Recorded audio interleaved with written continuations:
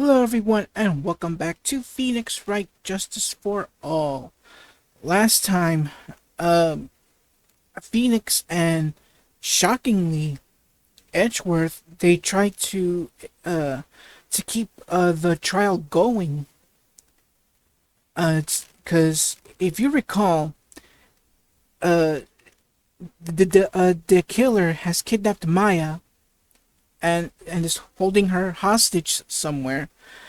And he tells Phoenix that if he doesn't get a not guilty verdict in one day, that'll be it for Maya.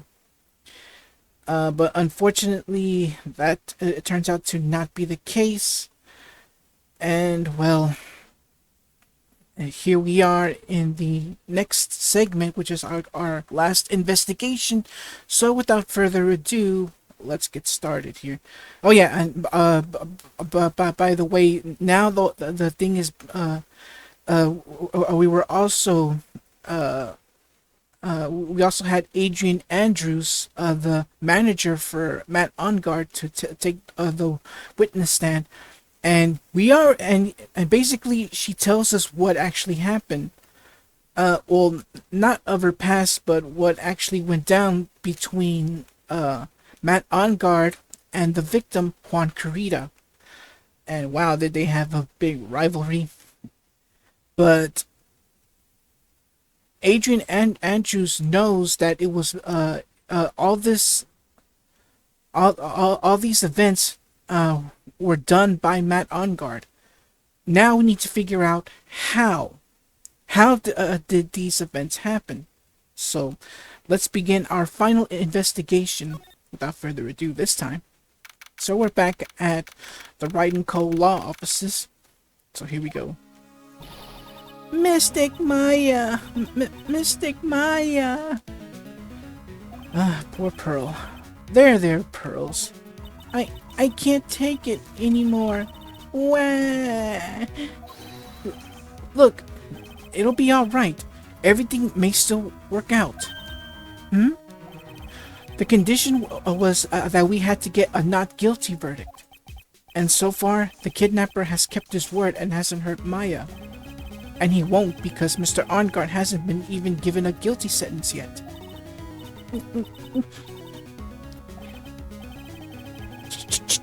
Cheer up. We don't have time to stand around crying. We have to get going. You're right. Mystic Maya is in much more pain than I am. Yes, that's right. So, hey, you guys, I'm glad I caught you, pal. Mr. Scruffy Detective. Oh boy, looks like Detective Gumshoe has been dubbed Mr. Scruffy Detective in Pearl's book now. It's just plain old Mr. Dick Gumshoe now, and I came to talk to you, pal. But we're kind of busy right now. Alright, let's see what... let's hear what he has to say. The future. So, what are you going to do from now on?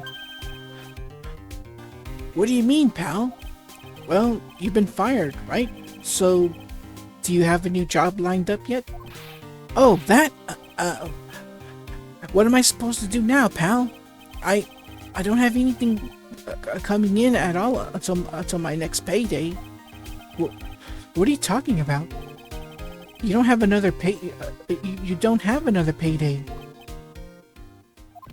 I guess that means I'm just gonna have to work here at your place, pal. Say what? You'll be searching for things that will prove Mr. Ongard's innocence all day, right? Well, yeah. So yeah, I'm going to help you, pal. I've got lots of experience in investigating and watching over people's places. And I'm great at making really simple meals, pal. I'll take care of it all. Come on, Mr. Nick. Please, let's let Mr. Scruffy Detective take care of things. Okay. By the way, what's your best dish? Instant noodles, pal. Why am I surrounded by people who only eat cheap, unhealthy foods? Hey, they may be cheap, but they're delicious. I don't care what people say. Alright, Edgeworth. That was the first time I've ever seen Mr. Edgeworth act like that. Never thought he'd say something like he didn't care if Miss Andrews killed herself. He said that? That's horrible. Truth be told, he was just bluffing. That's all he was. That's all he was doing. He was bluffing. Because if you recall, during the trial, Phoenix blurted out something that caught Edgeworth's attention. Remember what he said, that if I don't get that guilty verdict, that not guilty verdict, Maya's gonna, and that's what caught Edgeworth's attention. So this the whole thing about what he actually said to Miss Andrews, the whole thing was just an act. He did not mean it at all. So keep that in mind. Because the moment Phoenix mentioned Maya, bam, that's what happened. It caught his attention, and he knew what was going on. Not to mention the card that Miss Andrews was also holding the entire time, and that really caught his attention. So let's keep on going. But because of him doing that, we got the truth finally. The truth. Miss Andrews' last testimony. I wonder if that was the truth. I'll give you that there was nothing strange in her testimony itself, but I still think there is something fundamentally wrong with the whole thing. You mean about that thing, pal? Why would she want to? No, I mean almost need to frame Mr. OnGuard. Well, framing has nothing to do with it. She knows. She knows who's behind it all.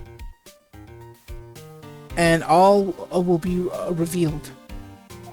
Sorry if I'm kind of spoiling things, but I played these games way too much to know what is going on. I figured that out from anything she said all day. Then you're saying that testimony was a lie? Not a lie per se. It just feels like there's more here than meets the eye. Ooh, trust me, there is. Or that's what Edgeworth would like us to believe. That's such a dirty trick. Even that woman prosecutor was better than that. Franziska von Karma. Speaking of Miss von Karma, do you have any more information on her condition? Wasn't she shot this morning? Yeah, let's ask him about that. Miss von Karma was shot today on the way to the trial by a pistol, pal. But she's going to be fine, right? I mean, Edgeworth said she was in stable condition, but, well, she was shot in the shoulder, so she's okay and still hanging in there. They should be done taking the bullet out, so she's probably resting at the hospital. Which one? What? Are you going to visit her, pal? No? Well, I was kind of thinking about it. Hey, you've actually got a heart, don't you? She looked like she was being tortured to death, not being able to go to the trial today. So maybe it'd be good for her if you went and let her whip you for a bit, pal.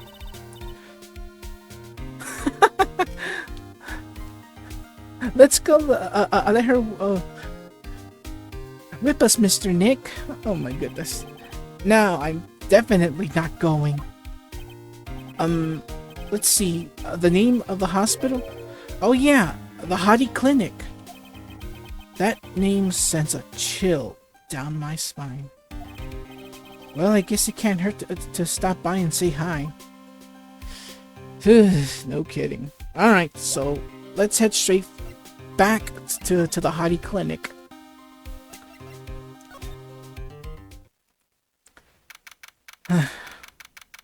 We have no choice but to run into that doctor. Never thought I'd ever come back to this place. Yes. Are you here to visit a patient? Hi. Wait a second. You're... yes. I'm Dr. Hottie. Oh. Why are you still here? Yes. What is it? Can I help you? You can tell me. Yes. Director Hottie. Edgeworth. Yes, I'm Director Hottie. Ho. Oh, are you the man from this morning? Yes. What is it? Director. Francisca. How is Francisca von Karma? You don't need to worry. Yes, she's in good hands. Because you see, I'm personally taking good care of her. Yes. Yes, and that surgery, it went well. You have my gratitude. It looks like Edgeworth doesn't know about this director and his secret. She looks so pitiful, absolutely terrified. Yes, but I understand. Yes, her opponent was a gun after all, And when I snuck up on her real secret, like, she would scream really loud. Yes. I see. But she's really cute too. When I do that, she'd whip me with her whip.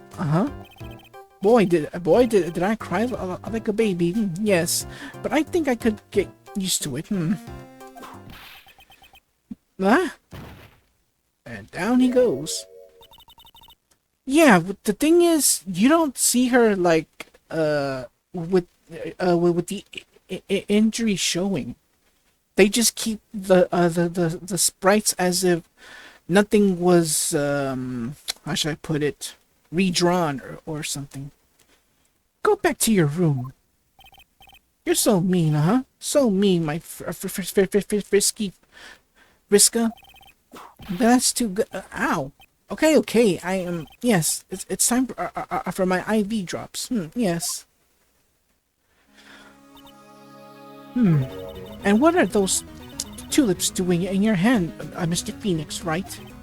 I knew I shouldn't have come here.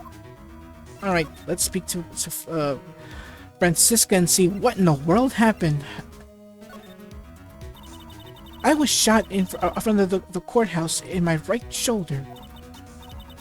It's no big deal. This sort of thing happens all the time. It's a sense of deja vu. Excuse me. Feels like it's the same thing that happened to her father. If you recall, Manfred von Karma also had a bullet near his shoulder. And now our friend Francisca was shot in the shoulder too. Well, I mean, I'm trying to remember, but the thing is, we don't know where in the shoulder she was shot at. Either in the same place where von Karma was shot at, or the other shoulder. All right. It's no big deal. This sort of thing happens all the time. Really now. I even had full intentions of running the trial of this morning. But that would have been too much. Yeah, you looked like you were deathly scared until only a few minutes ago. But I was dragged here by that prosecutor. He even went so far as to grab me by the wrist the whole way here. It was the only logical course of action given the bullet was still lodged in your shoulder.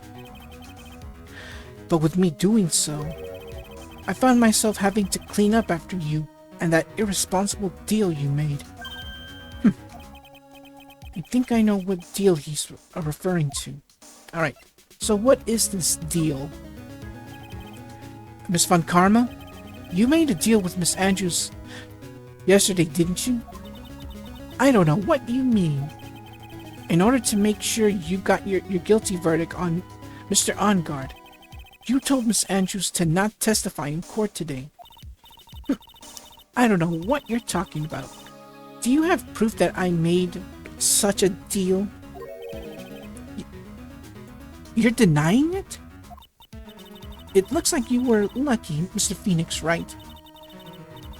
If I had been in court today, this trial would already be over. All while hiding Miss Andrews' own crime? That isn't my problem. Whether she had tampered with evidence or not. I have only one objective: to find Onguard guilty of murder. The end justifies the means, Mr. Phoenix, right? The end justifies the means. Miss Von Karma, Adrian Andrews believed you when you said, if you don't tell the truth of what really happened, then Onguard will be found guilty. And what does that have to do with me? Because of that, she is now in danger of being found guilty herself. All because she believed in your words until the very end. That still has nothing to do with me. She's just a weak person, that's all. But you had to know she was. Ow! I think visiting hours here are about over. So if you'll excuse me. What's wrong? Why did she suddenly cut you off? Probably because she thinks I have the advantage in the argument. Edgeworth. So let's speak with Edgeworth here. Today's trial. What happened today at the trial, Edgeworth? That was not like you at all. I mean, I know you knew Miss Andrews' condition. You could have made her testify as many times as you wanted. But to go that far? But she wouldn't testify about that until I said something. Listen, Wright. The courtroom is a garden of judgment.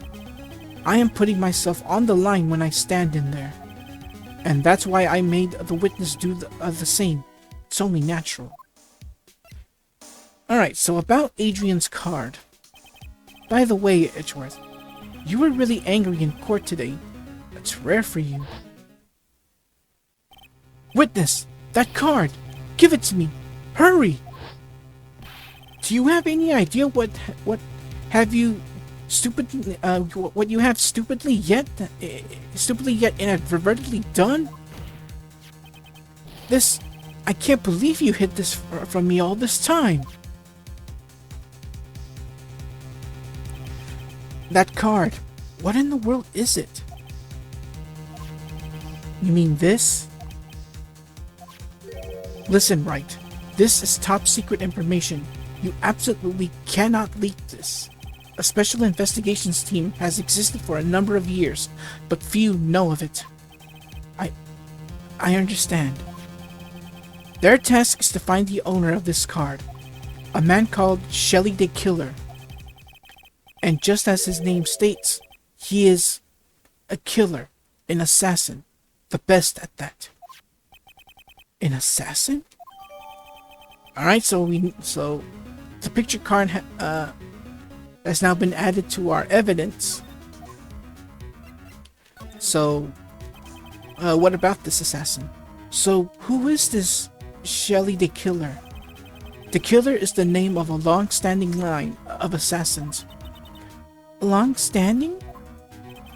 The name first appeared about 100 years ago, I hear. Shelley is a professional name of the third heir to the Killer name. So because his professional name is Shelley, he leaves cards with the shell on them. He has a habit of making sure to leave a card by the body of his victims. Why would he do something like that? We think it is It is part of his duty to his clients. His duty? He said duty. If he leaves a card, then his clients can be assured it was he who killed the victim. It also serves as insurance against any charges being pushed onto his clients. I see. The killer values the trust between his clients and himself above all else.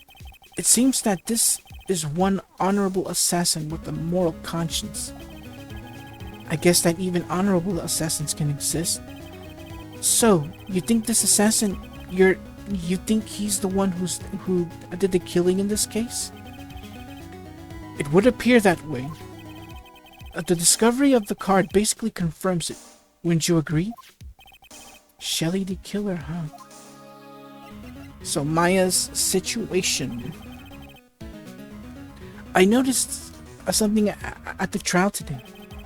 You were behaving in a very strange manner. Is something the matter? I guess I should just tell him. Maya, she's been kidnapped. Kidnapped? What does the kidnapper want? An acquittal. I see. I had no idea. I will prepare a rescue team as soon as possible and resolve this by tomorrow. Really? Did you hear that, Mr. Nick? Mr. Edgeworth's going to... Stop trying to console me, Edgeworth. I don't need your pity. Mr. Nick? There's no way you can find her. We don't even have a single clue to go on. There's only one way to save her. I have to get an acquittal somehow. It's the only way. Right. Listen, you need to know something. Juan Carrito was killed by Shelly the killer. And the client who ordered the job is Matt Ongard. Your own client. Please stop. I can't listen to you. I can't believe that. I see. Well, if you want to continue your investigation, you will need this. What is it? The hotel right now is restricted to police personnel only, as we are looking for any clues that might lead us to Shelly the killer. If you take this with you to the hotel, I'm sure they will let you enter. Alright, so we received the letter of introduction. In any case, I must attend to the preparations for Maya's rescue team. We'll meet again if anything should happen. We'll meet again if anything should happen. Now, if you'll excuse me. Boop, we disappeared. Mr. Nick, do you think Mr. Ongard hired an assassin? No way. I mean, he doesn't have any psych lock. Yeah, I guess not. Maya, please, all I ask you is make it home safe and sound. Meanwhile, back at the unknown location.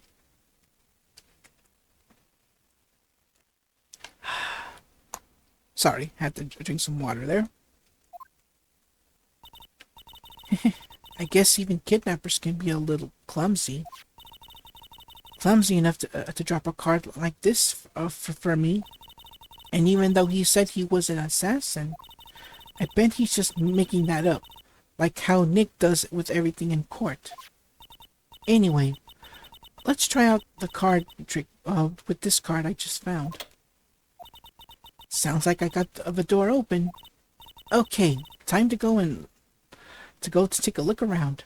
Alright, so we're back in control of Maya. So let's continue on here.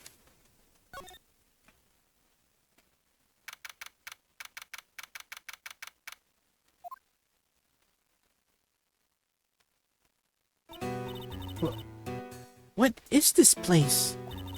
I got a feeling I'm not in the hotel anymore. Are those videos over there? Well, I'll worry about that later. For now, I should be looking for clues. That way I can show them to Sis and maybe get out of here. Alright, so let's examine, um, well, anywhere we want, actually. There's a lot of stuff to look at. Alright, so let's take a look at this couch that has a teddy bear in there. That's weird. What's a figurine doing on a sofa in a place like this? I think it's a bear. Aw, how cute. But it's got a lot of cuts and slits on it. I wonder if it's some kind of puzzle or something. Alright. Let's go look at this picture here. There's a framed picture sitting on this coffee table. It's a picture of a woman. She's kind of pretty. Hey, looks like something's written here. Let's see. I think it says, with love, Celeste. I bet this could be a clue. So why hasn't it been in our court record? Oh well. What about this camera here? This tripod. Oh, it's an antenna. Never mind. I thought that was a tripod, and then behind it was the antenna. What is this thing? An antenna, I guess? And this is a VCR? There sure are a lot of electronic gadgets here. But what is an antenna doing here? Alright. The desk. Oh, hey, it's a computer. I've never really used one before. I have no idea where the power switch is on this thing. Drat. There goes my plan to use this somehow to get out of here. What about the big screen TV? Wow, I've never seen a TV this big before. Now, where's the power button? Oh. Phooey, it's busted. I would so die a happy samurai fan if I ever got to see the Nickel Samurai on a TV like this. I can't believe I just made a joke about dying, all things considered.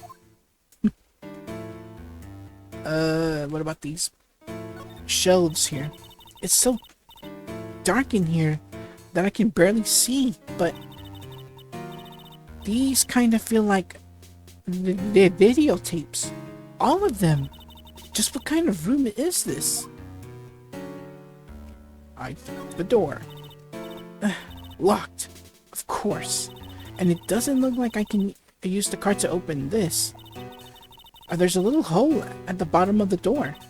If only I was a little skinnier, then maybe I'd be able to crawl through there. Oh, this simply will not do. I cannot have you wandering around at will. Yeah? It seems that your Mr. Wright is truly concerned about you. He is? For now, I would suggest you remain cooperative. If you cannot, there are ways in which I can help you. Ways? You mean? Dead man tell no tales, is how the saying goes, correct? Dead? I'm almost certain I told you on our first meeting. I am an assassin. No way! You're lying. I mean, an assassin? People are not always who they appear to be. Nick! Alright, we're back at the Hottie Clinic. Mr. Nick? Oh. Yes, Pros? Got caught up in my thoughts about Amaya's situation. Mr. Edgeworth has left, you know. I guess for now, I have no choice but to believe in Mr. OnGuard. But I think I should listen to his story one more time. Alright, let's get going. Okay. Alright, so let's go to the detention center.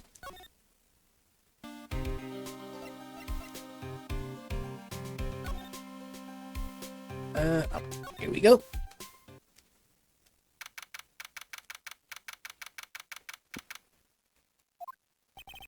I'm sorry, but the visiting hours are over today.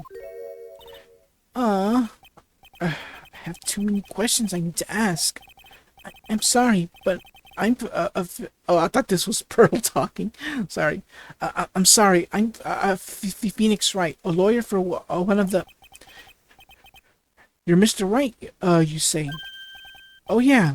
There's a message here for you. A message? It's from Matt Onguard. Ah, here you are. What did he write? Is it something really important? I don't know. Well, let's see what it has to say. To the lawyer, dude. I've got something really important to tell you. Why do I feel uneasy all of a sudden?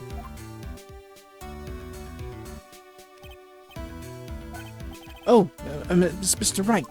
So, actually, I have a favor to ask of you. I have this cat named Shu. I didn't put out a lot of food when I left the house, so he's probably pretty hungry. You think you could drop by my house and feed Shu for me, dude? My house is just a little ways down from the hotel, alright? Alright? This is terrible. Let's hurry. We have to feed his cat. I'm sure poor Shu's stomach is growling by now. Yeah, I guess. Alright, we get Matt's note. A client's request is a request. Guess I should go check up on his cat. Alright, so we're now heading towards Matt Onguard's house to feed his cat. Okay,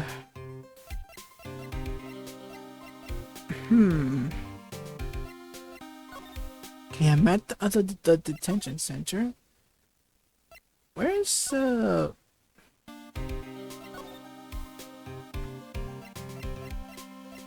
I don't see the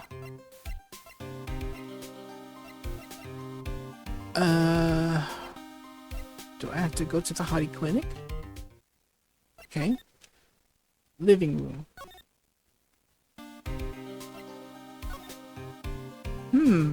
Where am I supposed to go? Well, let's take a look at that note. Okay, please feed my cat Shu. My house is a little ways down from the hotel. Okay. Alright, so I have to go to the hotel first, and then I can head towards the house. Alright now, Mr. Nick. Let's go look for clues. We have to, for Mystic Maya's sake. You shall not pass. Miss Oldbag, don't deliver my name and turn it into a gasp, you spiky-headed poof. Because of you, I've been made to look like the bad guy again. Although I did get a piece of gum from Edgy Boy just as he promised. More of her constant talking. I'm just gonna wait. Okay. What the? I Miss Oldbag. Keep your hands off me. This helmet is airtight. No air gets in and no air gets out. So how are you supposed to breathe in that thing? What does your helmet have to do with anything? Don't think you can get me to move with this silly questions. You're going to have to defeat me if you want to get by. I'm not hearing this. All right, before I do anything, let's head for the living room in Onguard's mansion. Sure is dark. I'll go turn on a light. Whoa. Wow. So this is what a star's house looks like. Must be nice to be rich. Come on, Mr. Nick. Let's find Shu, the kitty cat. Shu. So I guess this is Shu. What a lovely cat. Hello, Shu. The cat seems like to like pearls. Pardon me. May I help you with something, mister? Oh, we're lawyers. Actually, I'm Mr. Onguard's lawyer. The masters... Then you must be Mr. Wright. Yes. Ah, it's a pleasure to meet your wonderful self. I am the family butler, John Doe. Nice to meet you. Alright, so let's talk with John Doe here. Audience-wise, we know who he is. Alright, Matt Onguard. You must know all sorts of things about Mr. Onguard, right? Honestly, sir, I don't believe my master is capable of such a foul deed as murder. And, anything else? No, not especially. It is not appropriate for a lowly servant to speak of the master or his affairs. How typically butler-like, as it were. Alright, what about yourself? Mr. Doe, how long have you served at this residence? Well, sir, I would have to say maybe about 1 year. Or 1 year? And, anything else? No, not especially. It is not appropriate for a lowly servant to speak of himself and his affairs. You know, I would have thought Mr. Onguard would, Mr. Onguard the kind to have a maid over a butler. And shoo. That's a very cute cat you've got there. It is my duty to take care of him. The master rather fancies Shoo. And, anything else? No, not especially. It is not appropriate for a lowly servant to speak of the family cat. Well then, I guess I don't need this piece of scrap paper anymore. Alright, so we crumpled and throw away Matt's note. Well, I'm afraid I must take my leave of you now. Oh, we should probably get going ourselves. So young and yet already so accomplished, a master of law. But there is also a lot to be proud of in being a butler, in charge of the house and all. Thank you for the compliment, sir. People are not always who they appear to be. Now, if you'll excuse me. Alright, he's gone now, so let's head back towards the hotel lobby and present Miss Oldbag with the letter of introduction. Yeah, we have like mountains and mountains of evidence here. Maybe if I show her this letter I got from Edgeworth. Miss Oldbag, if you would look at what? You want me to look at this worthless piece of edgy poo?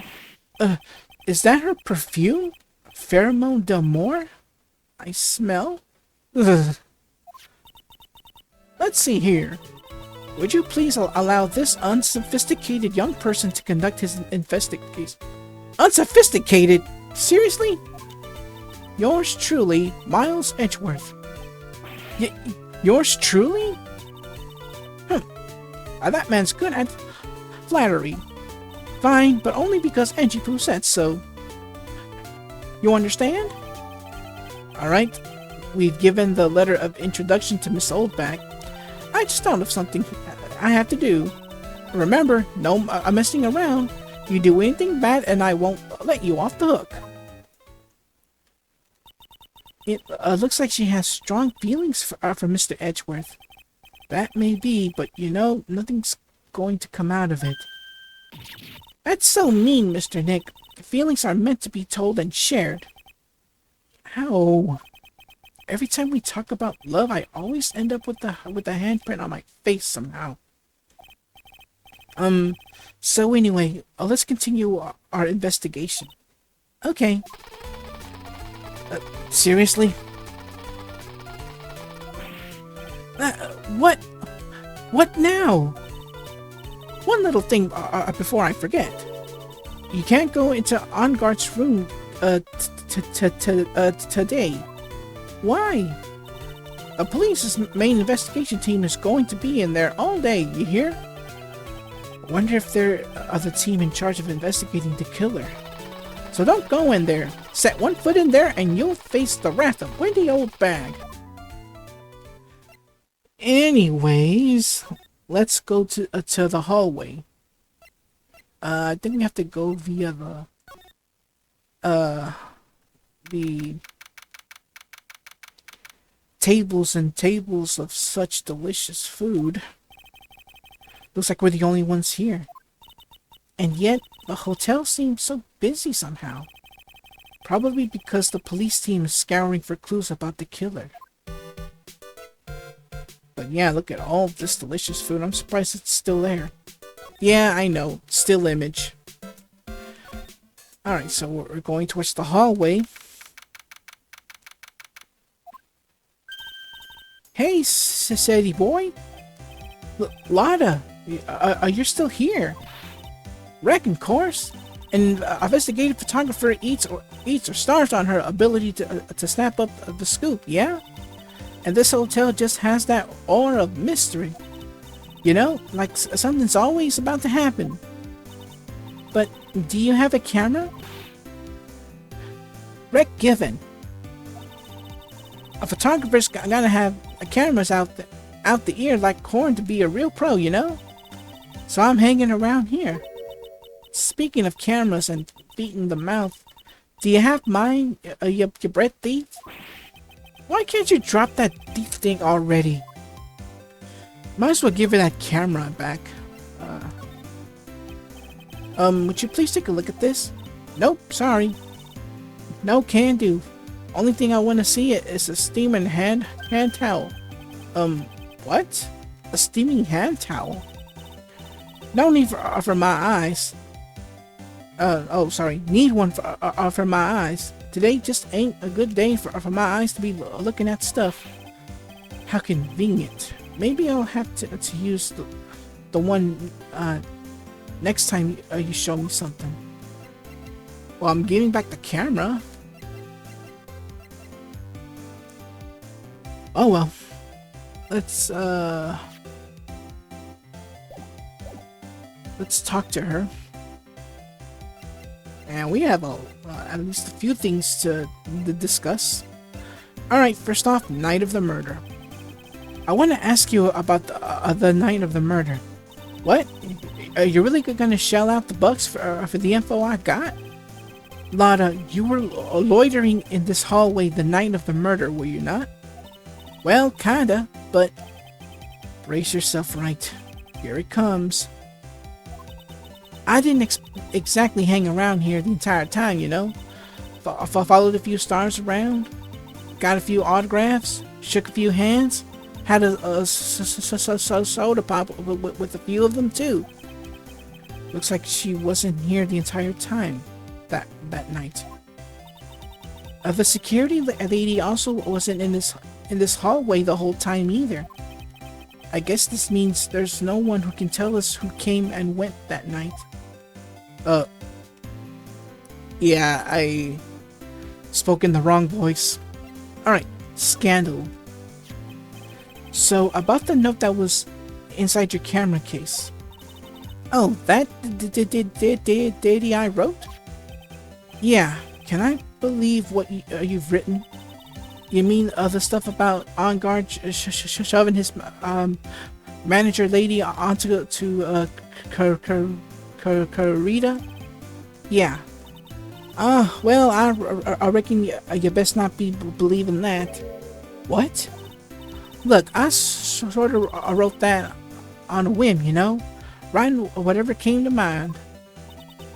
Whatever came to mind? Yeah. When you get down to it, it's just a lot of random duders.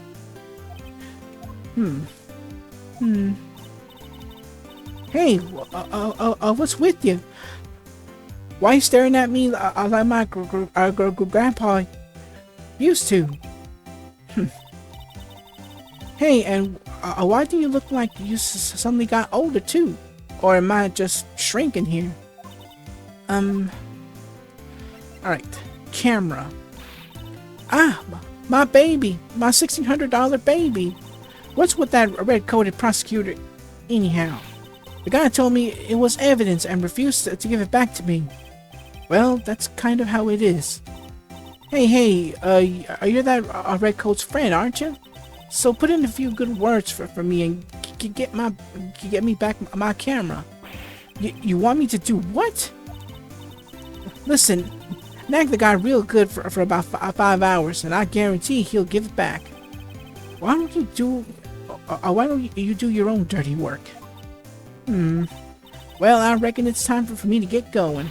A tabloid photographer without a camera is just a tabloid, huh? Yeah, I guess so. Keep yourself together out there, you hear? I'm coming to see you in court tomorrow. Okay, I'll see you then. And you too there, little un. Keep up the good work, okay? Okay. Don't be picky about your food now. Okay. Make sure you do all your homework, you hear? Okay. And if you happen to find yourself a camera, make sure you bring... Would you please just leave already?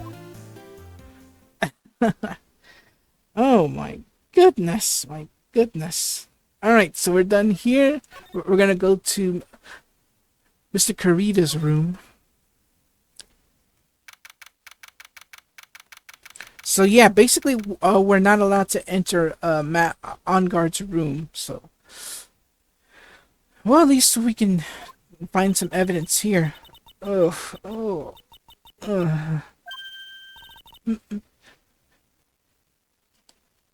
Nick, what is this otherworldly, ghastly moaning?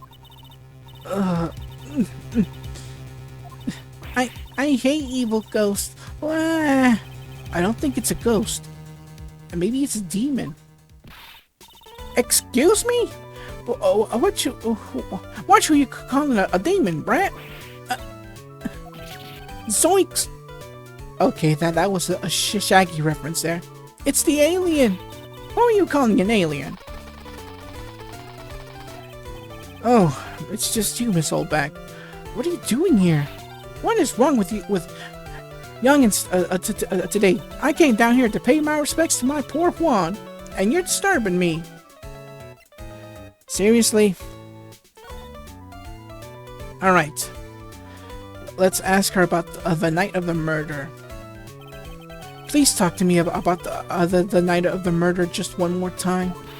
I talked about it plenty at the trial. I was fooled, tricked, deceived by that fraud of a photographer and her note.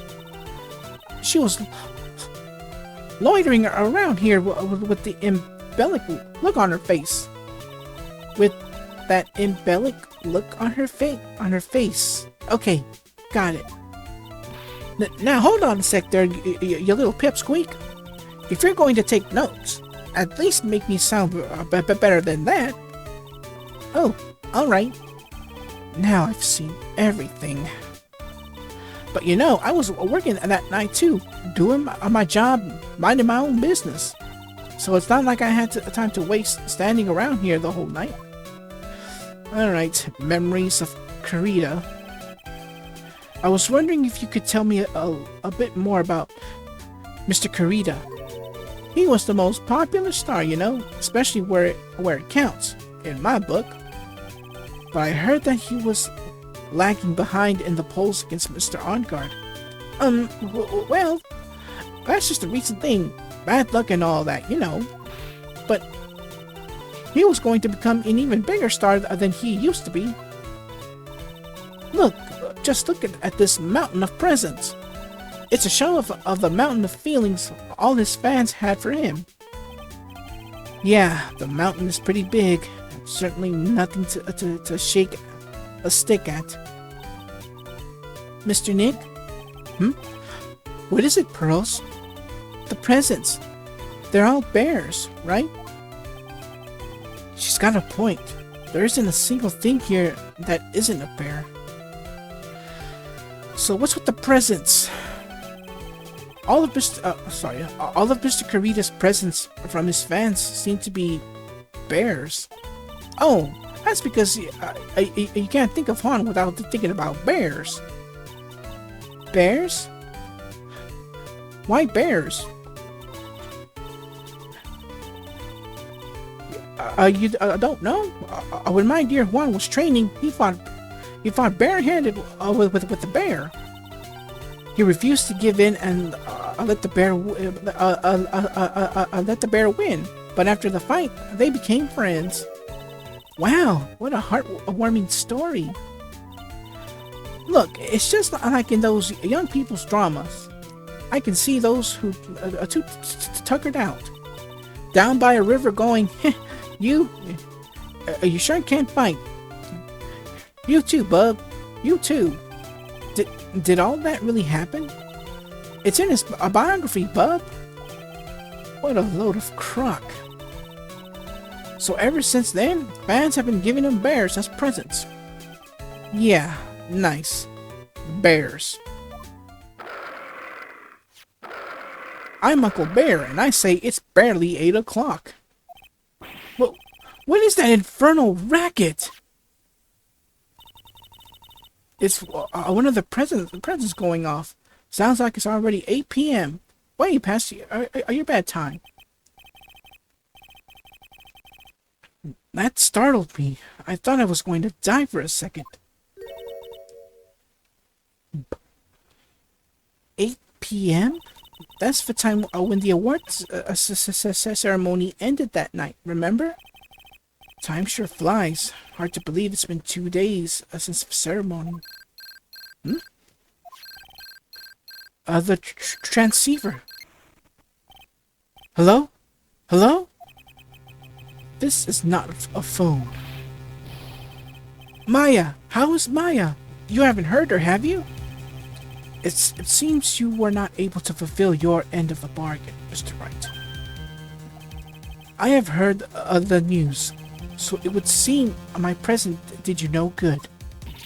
No! Mystic Maya! Mystic Maya! One more day, please. All I ask is for one more day. I'll get a not guilty verdict for sure this time. Please! I suppose if I must. I need that acquittal more than anything else, after all. Please have Maya say something. I want to hear she's all right. All right.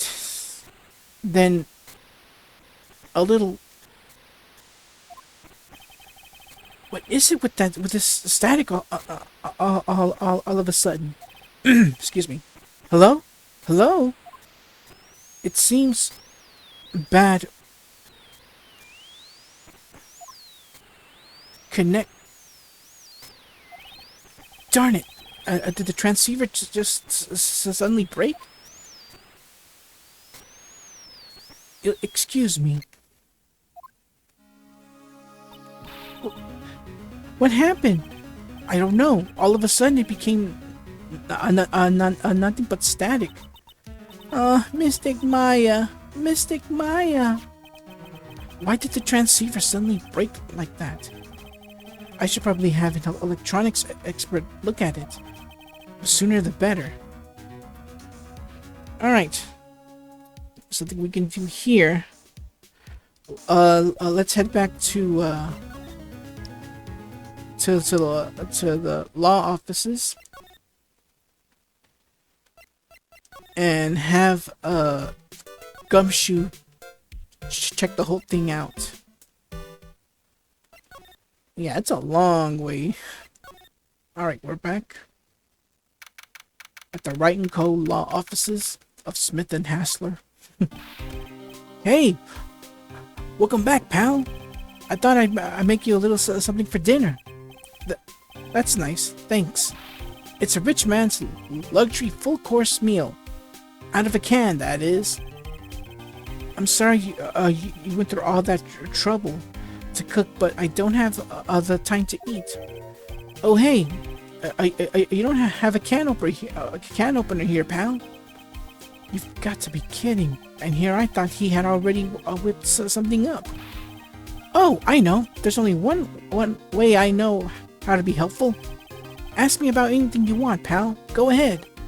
Well, since he's here and offering, wonder what I should try asking him about. Alright. Well, we already spoke with Gumshoe about all this, about everything, so the only thing I can do now is show him the transceiver. The transceiver? Oh, Mr. Nick, you should ask Mr. Scruffy, a detective, about that thing. What thing? Oh yeah, this thing just up and broke all of a sudden. It broke, pal? When I was talking to the kidnapper, it just suddenly broke into static. Look, it's sounded like... I don't hear any static, pal. Huh? Maybe it fixed itself. That's strange. I'm pretty sure it was making a loud static noise. Maybe. Maybe what? Maybe it was electromagnetic interference, pal. Electromagnetic interference? For those that don't know, apparently when they were in Mr. Kurita's room, something in that room had this had an electromagnetic field or something that caused the transceiver to go haywire, you know, to cause nothing but static. In other words, another electronic device, like high frequency electronic device, is within that room. So let's learn more about electromagnetic interference. So what is electromagnetic interference? It's something that happens when a radio waves get mixed up with another signal, pal. Oh, when you put it that way. I don't understand what you're talking about.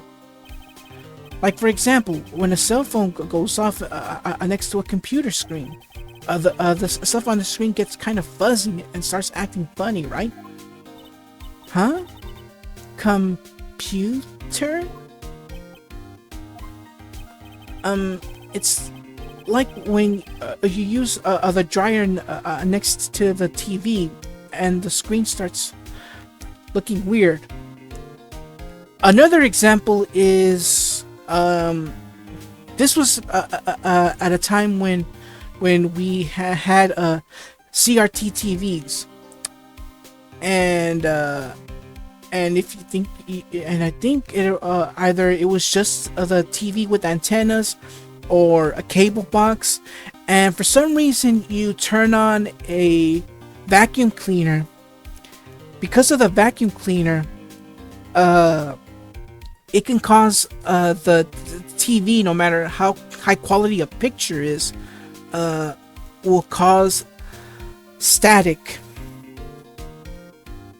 and that thing that static will continue to appear when the until the vacuum cleaner turns off. Yeah, it was the 90s, everyone. That's how we live. We have back at that time we had CRT TVs that were heavy for lifting, but hey, we get good picture quality. Nowadays we have HD TVs that are flat, high quality, not as heavy. But yeah, back then CRTVs were, oh my goodness, heavy. In the past we had this 38 inch to 40 inch TV. Thing was heavy. Yeah, that thing was very heavy, and well, yeah. Oh yeah, I already read that part. Oh, yes, the TV does do that. Oh, so that's what you're talking about. She seems amazingly happy at being able to understand this. So the room you were in, when that interference to the transceiver happened, there's got to be something there that's sending out very strong radio waves. Something like a listening device or something. Hey, speaking of that, where were you when it happened? We were in Mr. Karina's room, the scene of the murder. What? That's it. I'm gonna sneak into the precinct and get a bug sweeper. I'll meet you at the crime scene later, alright, pal? Wait, Gumshoe. Oh yeah, baby, it's investigation time. I'm sorry, it's the same thing. I'm on fire, pal. My fingers are itching to go. Yeah! And off he goes. Alright, so let's head all the way back to the, we should be going too, Mr. Nick. Alright, let's go. Yeah, here we go. The hotel lobby. Let's hope nobody stops us. Yo, the hall. Yeah, we have no choice but to go through all of this just to get to where we need to go. And here we go. Mr. Karita's room. Alright. So now we're back in Mr. Karita's room. Hey! You're finally here, pal. Sorry to keep you waiting. Do you have the, bug sweeper? Well, you see, I got busted trying to sneak in, pal. Then suddenly, I'm staring at the precinct doors. From the outside, I mean. So yeah, I couldn't get one of the police bug sweepers. What do you mean, you couldn't get it? We need that item. Hey, calm down, pal. Didn't I say I didn't get one, just not the police's? Wow, so this is a bug sweeper. It looks a little broken. Hey, this was made when I was in elementary school, pal. Oh? By who? Me, of course. Ah, see, this sure brings back memories. Hey, don't look down on it, pal. Sure, it looks a little run down, but I put my heart and soul into building this puppy here. Your heart and soul? It'll work. Trust me, pal. It'll do the job. But you can't set the sensitivity. So it's going to be anything that gives off electromagnetic waves. But isn't it better that way? Well, anyway, since I brought it all this way, I might as well give it a whirl, right, pal? I'm getting that sinking feeling again. Okay, now I'll tell you how to use this baby. There's a listening device or some sort of bug hidden in this room, pal. So we're going to find it, right? Right. Now, first, let's turn the other sweeper on. Next, touch the sweeper and take a real good look around with the room with it, pal. You can see how strong the radio waves in an area are in an area by looking at the check gauge. Once you find something that's giving off strong waves, the gauge will change. And when that happens, touch the gauge to really give the thing a long, hard stare. There's a lot of things here that's going to give off radio waves. So let's take a look at anything and everything that seems suspicious. Okay, pal? Alright. I'm going to go stand outside and keep an eye out. Give me a yell if you find the bug. Got it, pal? Alright, so I'm going to switch here towards big screen here. Oh, wait a minute. Found something. Lamp, check. Listening device, nope. There are a lot of lamps in this room, aren't there, Nick? Yeah, and they're all on. You shouldn't do that, Mr. Nick. Don't you know that that's wasteful? Yeah.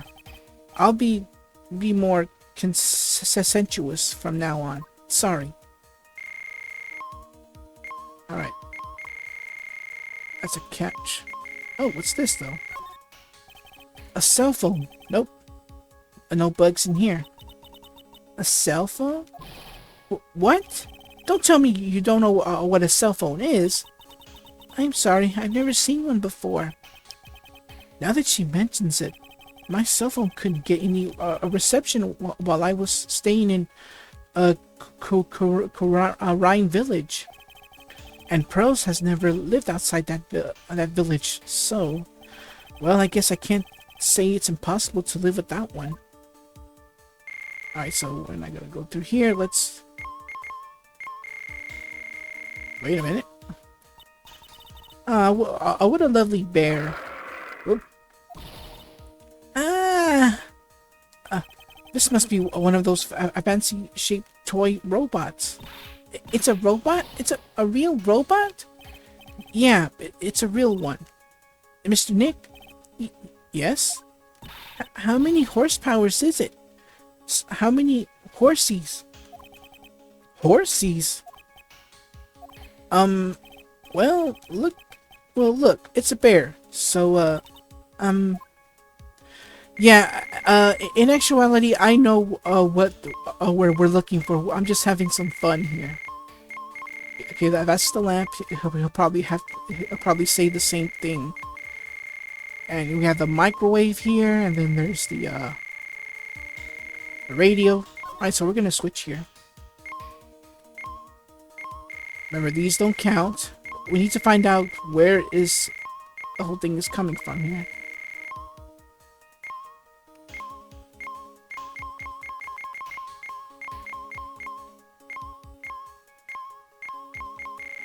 Oh, wait a minute. Found something. This is just a giant stuffed teddy bear, right? It's the biggest one I've ever seen. Hey, so did you guys find it yet? Of a listening device, I mean? No, not yet, but this bear's eye is... Let's see. A perfectly normal stuffed bear with some really strong radio waves. Sounds like you found the device to me, pal. Let's dig this big fella's eye out and see what we've got. No, you can't. Such a violent act. Oh. And it ripped. No! Well, what do we have here? It's a miniature camera, and it looks like there's more. There's a transmitter and a timer. Oh, what a mitter? A transmitter, pal. Oh, is this more of that high-tech stuff? Yeah, start talking. Oh wow, there's a lot to talk about. First off, the camera. So this tiny thing is a camera? Yep, it's a pinhole CCD camera, pal. It's a small, high-grade video camera, mostly used in security systems. Sorry, I needed some water. So it's a video camera. It runs on a battery, which comes with it in a set. But there's no videotape in this camera. This is only the camera part here, pal. The tape recorder with the tape inside it is somewhere else. Somewhere else? The footage is changed into radio waves and then it's sent to that recorder. So it's sort of like a TV broadcast, isn't it? Hey! You know, you're right. And thus we get another piece of evidence, the spy camera. Alright, the transmitter. So, what is a transmitter? It's a device that sends footage the camera took to a specific destination. It's like a video version of a listening device, pal. It looks like it's attached to a small clock-like thing. Oh, that's a timer, pal. You can set it to turn the camera on and record with a certain time with it. You can set it for a certain time? Yep. Let's see. This looks like it was set to start at 8 p.m. and go for 1 hour. 8 p.m. That was the time the awards ceremony ended. There's no date set, so it's been recording every night, I guess. Mr. Detective, how long has this bear been here? I'm pretty sure it's been here since the night of the murder. Then maybe this camera caught the murder on tape. What? And if you think about the angle the bear is at, it's bound to have a clear shot of the whole crime, pal. And we get another piece of evidence, the transmitter. And lastly, the stuffed bear. Alright, so there was a camera in this bear's eye, and it was disguised as a present. And I'm sure it was here on the night of the murder, pal. It's pretty big, so it stands out pretty well in my mind. But who gave Mr. Kurita this present? I don't know, pal. But this means that someone out there's got a video of what happened here that night. Isn't there any way we can find out who that person is? It's impossible, pal. Radio waves can be sent almost anywhere, so there's no real way to find out. Oh. Is there really no way to find out? And thus we get another piece of evidence, the stuffed bear. Alright.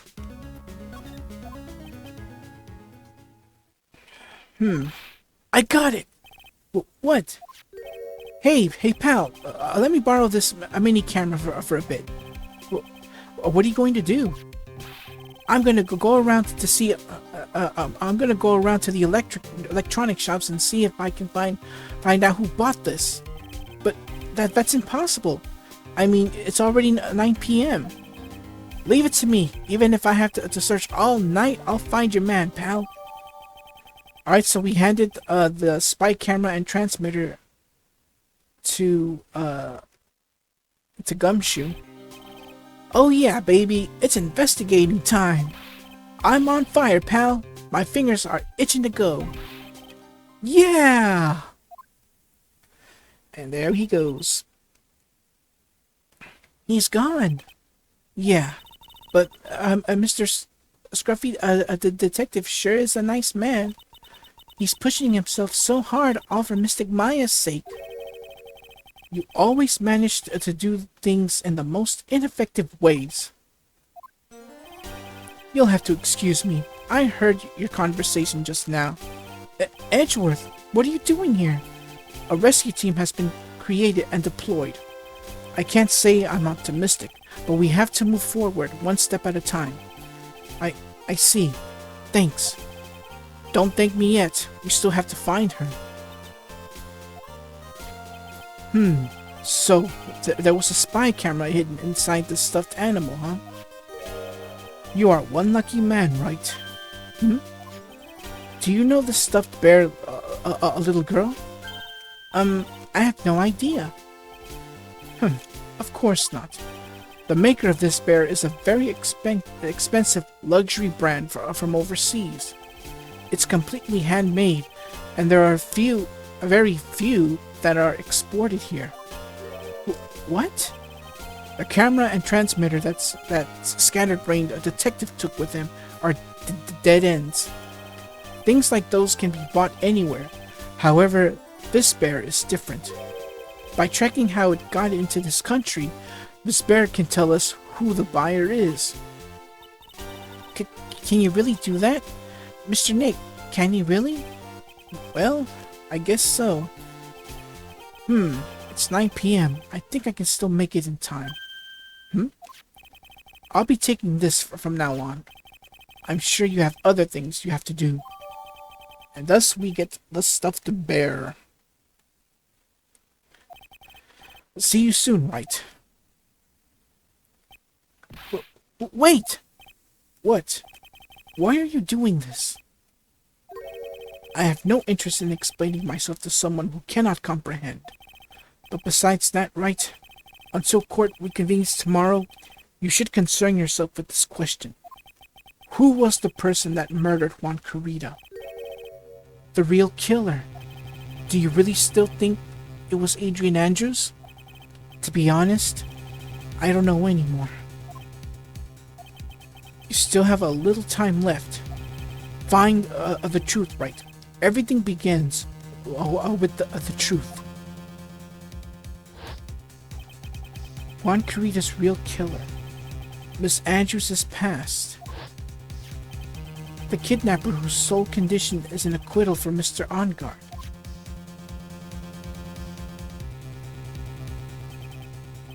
And this card, Shelley the Killer. Maya, the only way I can save you now is to find all the answers to this case tonight. I don't understand what your real intentions are, Edgeworth. But as you said, all I can do for now is find the truth. Whew. Wow, this is far from over, but we're not done yet, everyone. Although this is like the first half of the last investigation, we still got the other half left. So I'm gonna take a little break. I'll be right back. I'm just gonna drink a bit more water. Go where I need to go. Bathroom breaks and all that, and then be right back with the second half. So cut. Okay, I'm back. One thing I forgot to mention. It is raining outside, so I apologize if you hear like very loud rain or loud thunder or even, I mean, I would call it worse, but supposedly as of the recording of this video, it's March 21st right now, and we're under like very severe weather, like a thunderstorm, and there is a possibility for hail. So I'm not very sure, but if you hear it like during the recording, I apologize. But yeah, we're under heavy weather right now. So those that live in the Houston area, be careful. Pack an umbrella and stay safe out there. Alright, anyways, let's continue on here. Let's save the game first. Gotta save the game. Alright, so we're back at the... well, actually, we're still in Mr. Carita's room. So, let's end this investigation. It's past 9 p.m. already, isn't it? I wonder if Mr. Edgeworth has already found Mystic Maya. These things take time. I'd say probably not. The police are professionals, Pearls. They'll find her, so don't worry. And if we can win a not guilty verdict tomorrow, then everything will be okay. You're right. Alright, so let's speak with Pearl real quick. The real killer. So, the real person who killed Mr. Carita was that assassin, Mr. Shelley the Killer, right? And the card Miss Andrews found at the crime scene seems to be proof of that. But if that's the case, then a new question comes to mind. Who was the one that hired the killer to begin with? Who is his client? I mean, you mean who asked for the murder? That person didn't want to dirty their own hands in blood. But whoever this client is, They're still a killer. Alright, the assassin's client. Who? Who could have hired the assassin? Do you think it was Miss Andrews? I wonder. But if she was the client, then why go through the effort to stab the knife into the corpse herself?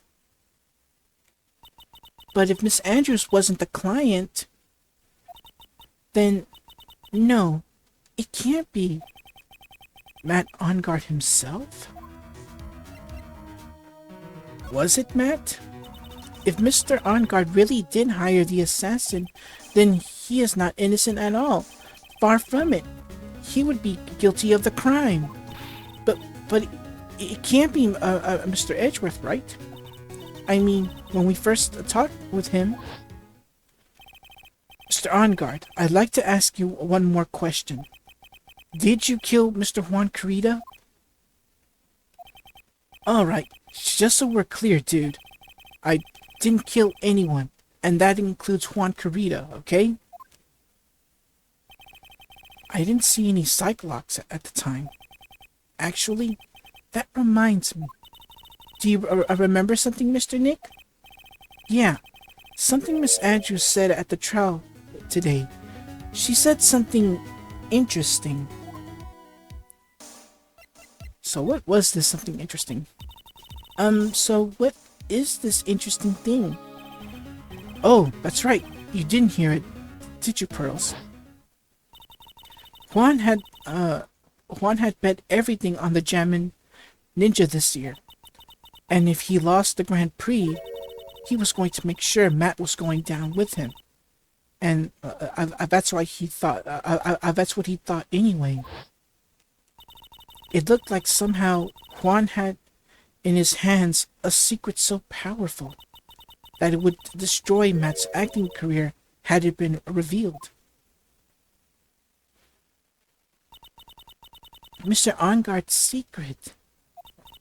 But what is this secret? I don't know yet. But for now, let's think about it this way. Mr. Carita was going to reveal this secret. That means Mr.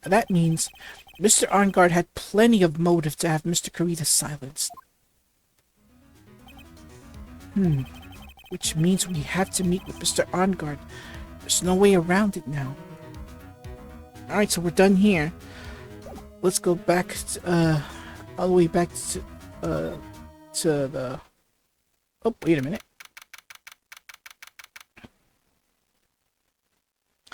Alright, so we're back at the hallway.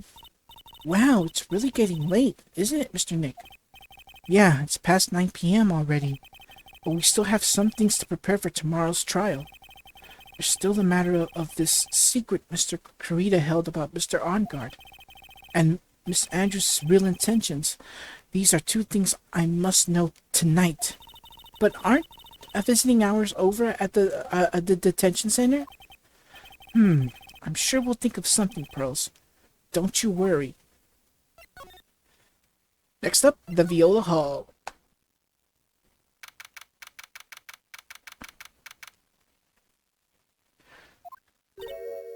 Oh no, not you again. Oh, hey, wait! What is it? A whippersnapper? All I know is nothing that has anything to do with you is ever good. Like just now, I was handed this strange device for who knows what reason, and I was told to use it to search the whole hotel. That's the bug sweeper, isn't it? The one Gumshoe made. I don't know, and frankly, I don't care, but the request came from Edgy Poo, so... Edgeworth? And he said, if you feel angry, direct your anger at the unsophisticated lawyer. Yeah, seriously? So I'm going to feel free to direct all my anger towards you. Gee. Thanks a bundle, Edgeworth. What a pal you are.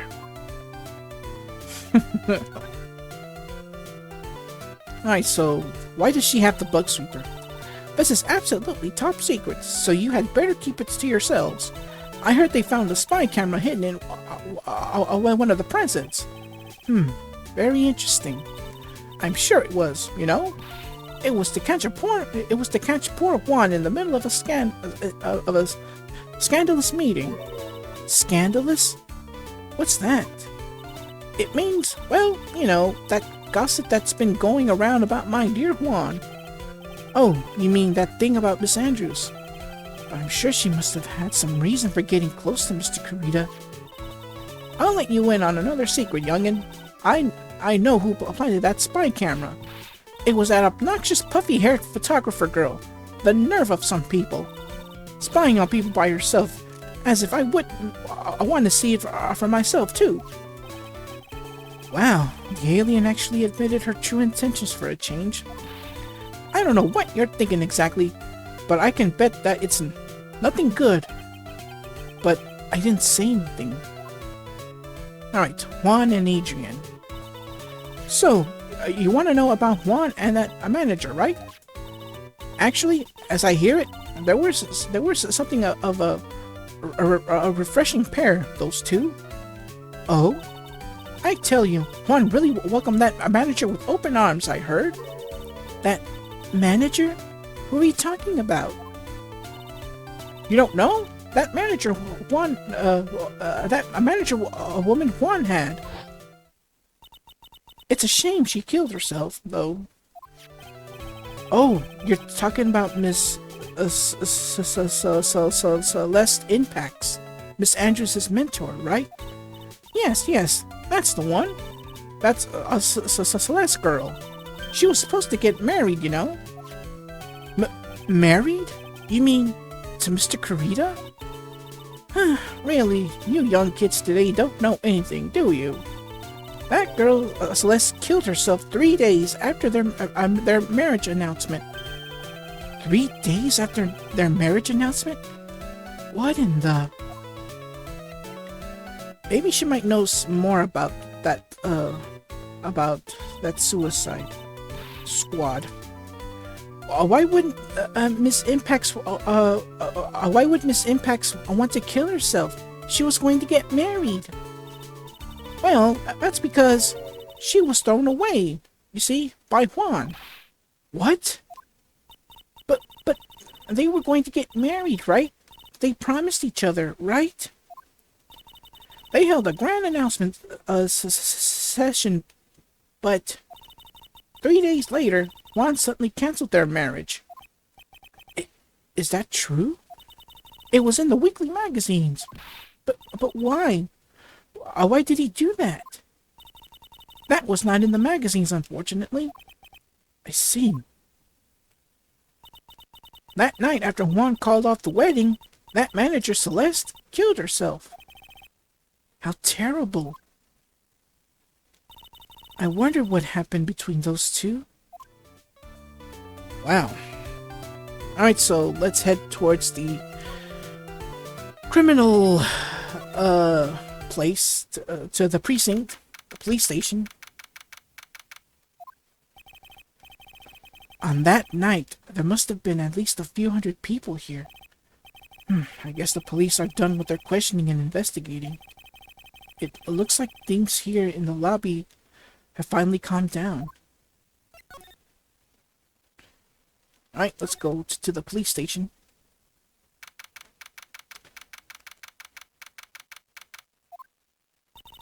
It feels sort of tense in here, doesn't it, Mr. Nick? Yeah, it does. Wonder if something happened. You're Mr. Ongart's lawyer, right? Yes, sir. Well, we finally found just the person we've been looking for. A real decisive witness. A decisive witness? You mean for Mr. Ongart's case? We're taking the witness statement right now. I gotta hand it to Mr. Edgeworth. What's Edgeworth up to now? Who is this witness? I think you know the person quite well, Mr. Lawyer. Mr. Nick? Between the kidnappers, the man, and now this, I can't see any way to win here. Oh yeah, Mr. Edgeworth wanted me to tell you something. He did? Even though visiting hours are long over at the detention center, he wanted me to grant you special permission. So there you go. Eh? I've already called them so they know. Go on and talk to your heart's content. Thank you very much. This is such good news, Mr. Nick. Gotta go talk to your heart's content? Sounds like the police are pretty sure they have tomorrow's trial in the bag. Really now?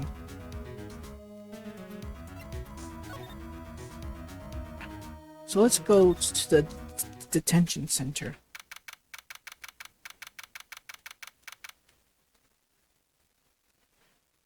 Alright. I'm sure they must have transferred Miss Andrews here by now. So that means that both Mr. Ongard and Miss Andrews are in the detention center. Now then, whose story do I want to hear first? Either way counts. So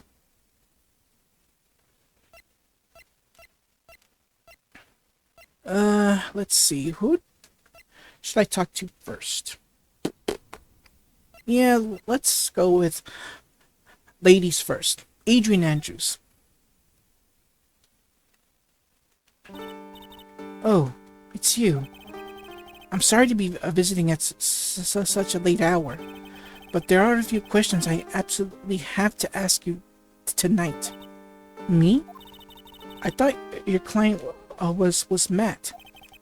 I'm sure Miss Andrews knows something. She can't be clueless about the secret Mr. Kurita had on Mr. Ongard. Alright, so let's start talking. Matt Ongard. I'd like to ask you about Matt Ongard, if you don't mind. Mr. Wright, you still don't know, do you? The real him, I mean. You seem to bear a lot of resentment towards Mr. Ongard. If that's the case, then why did you become his manager? And why would you become intimate with this rival? That has nothing to do with this case. Nothing. Celeste Impacts. About Miss Celeste Impacts. I had finally put her death behind me. And now, thanks to you, it's all come back to the surface. I'm sorry. Yes, I was shocked by her suicide. And it's true that's when I heard the rumor that Juan was the one who had hidden her suicide note. I began to draw close to him. I wanted to get her suicide note back, and to burn it. You wanted to burn it? But why? I didn't want it to spread just like another piece of gossip. But I never held any murderous intent towards Juan. I would never do something so stupid. The suicide note, huh? I wonder what it said. So why frame him? Well, Matt Ongard, actually. Oh, why did you try to frame Mr. Ongard? That's simple. Because he's the killer. That's why. Isn't it the duty of every good citizen to inform the police? But there had to be another way. The police are excellent at doing their job, so they'd figure it out, right? Yes. They're so good that they couldn't figure out the real truth behind Alessa's death. Miss Andrews? Well, I know you're not the type of person to do something without a reason. So please, tell me why you did what you did. Revenge. Huh? Did you say something just now? Uh-oh. Oh, it's just one lock. Okay, cool. A psych block, huh? Don't you understand yet? You're not my lawyer, to be honest. You're more like my enemy.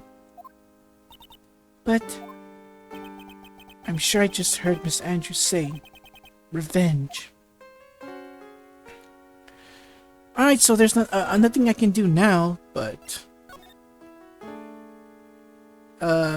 let's head back and Rigo back because I had to talk with Mr. Onguard. Oh, Mr. Wright, please, you have to help me. Uh-oh. Mr. Powers, what happened? Why are you here? You see, I got roped into this somehow. What? And now I'm going to testify at tomorrow's trial. So this decisive witness is Mr. Powers? I was talking with the detective until a little while ago, and I was on my way home. When all of a sudden, you're under arrest, and I was brought back here. Oh, they said my face and whole self in general looked suspicious or something. Well, I guess I can see how they thought you looked suspicious. I'm just a normal guy on an exercise show for kids. Is that a crime?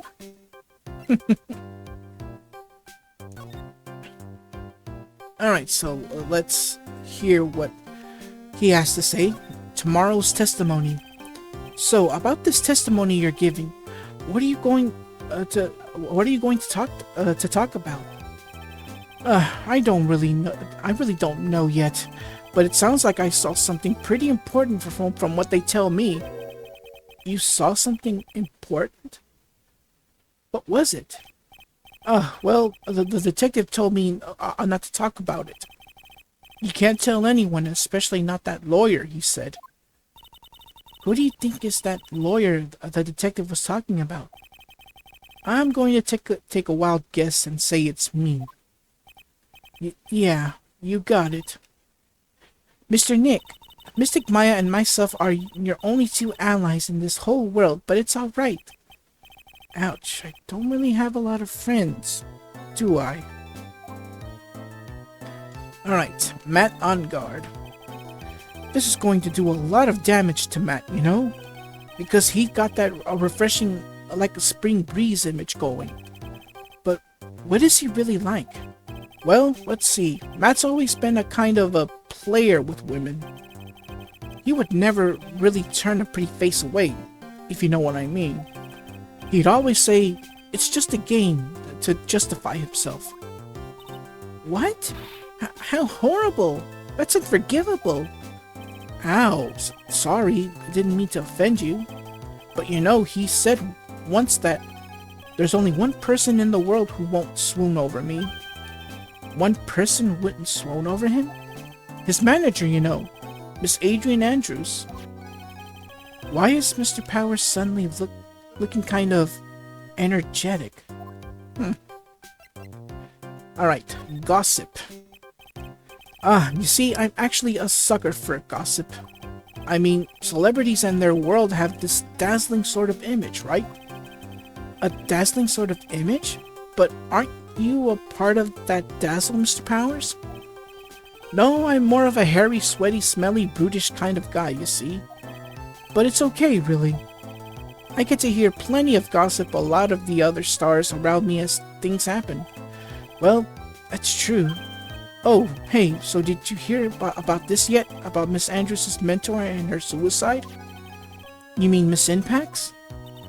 We heard something about how her wedding was cancelled. Yeah, that's what I'm talking about. I thought about it a little the other day, about that mysterious death. Hey, Mr. Wright, why don't you ask me about that? Go on, go ahead. Mr. Powers is charged up, his skin practically glowing with electricity. Alright, Celeste's suicide. Hey, so have you heard this? Celeste left a suicide note. And they say that Juan went and hid it. We heard about that in court today. But there wasn't any actual proof that she had left a note. Well, this is what I think. I think that something bad was written on that note. Something bad for Juan, that is. Something bad for Mr. Kurita? Why do you figure so? Well, before she died, Celeste talked with a few of her friends. And she said, it looks like I may have been caught up by an insidious man. An insidious man? Did she mean Mr. Kurita by that? Well, there's no one else that fits the bill, right? And that would be serious enough for him to hide the suicide note. I see. Well, that's some good info. Thank you. You're welcome. Mr. Arngard and Miss Andrews, they're both at the detention center right now. There are still things I don't understand or know about, I'm sure.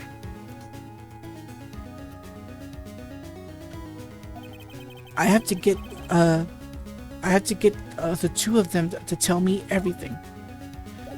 Alright, so I'm gonna head towards back to my office.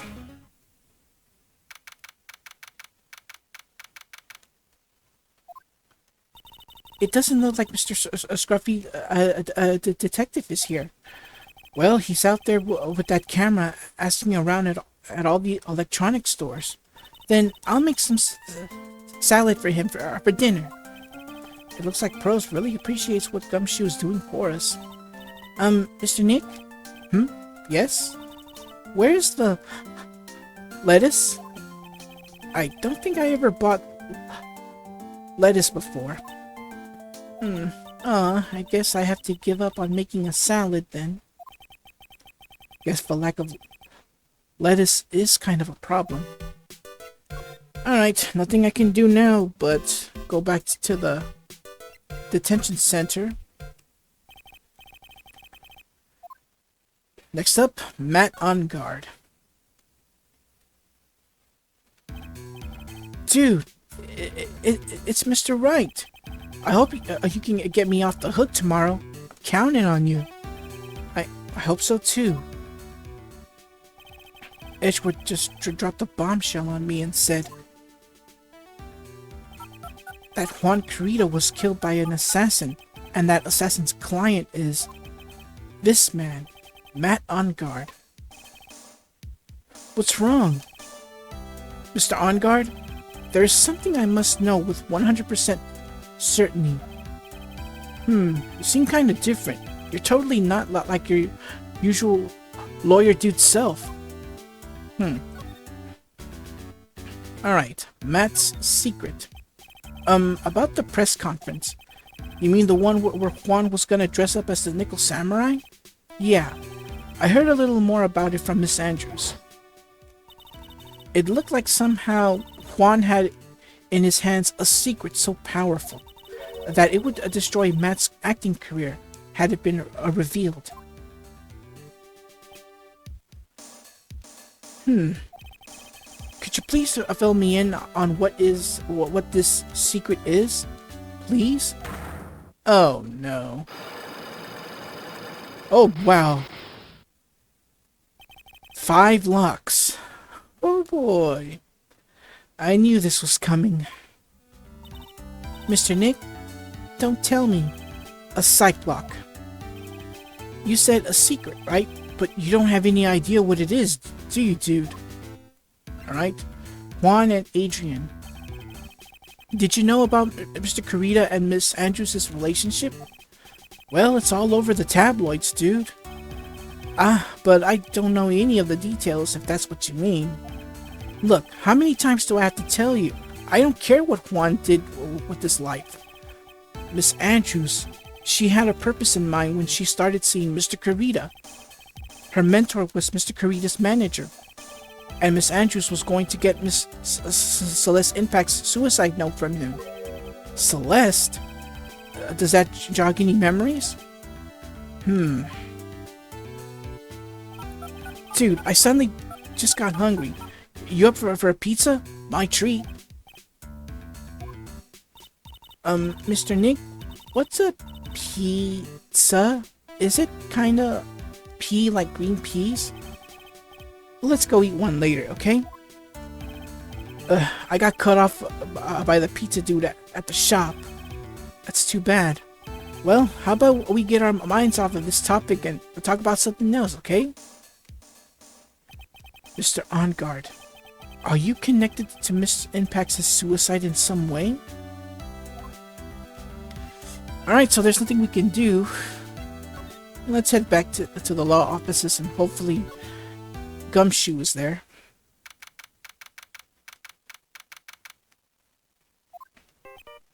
Oh, wait a minute.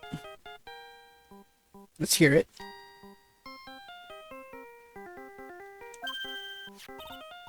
Mr. Nick, your phone.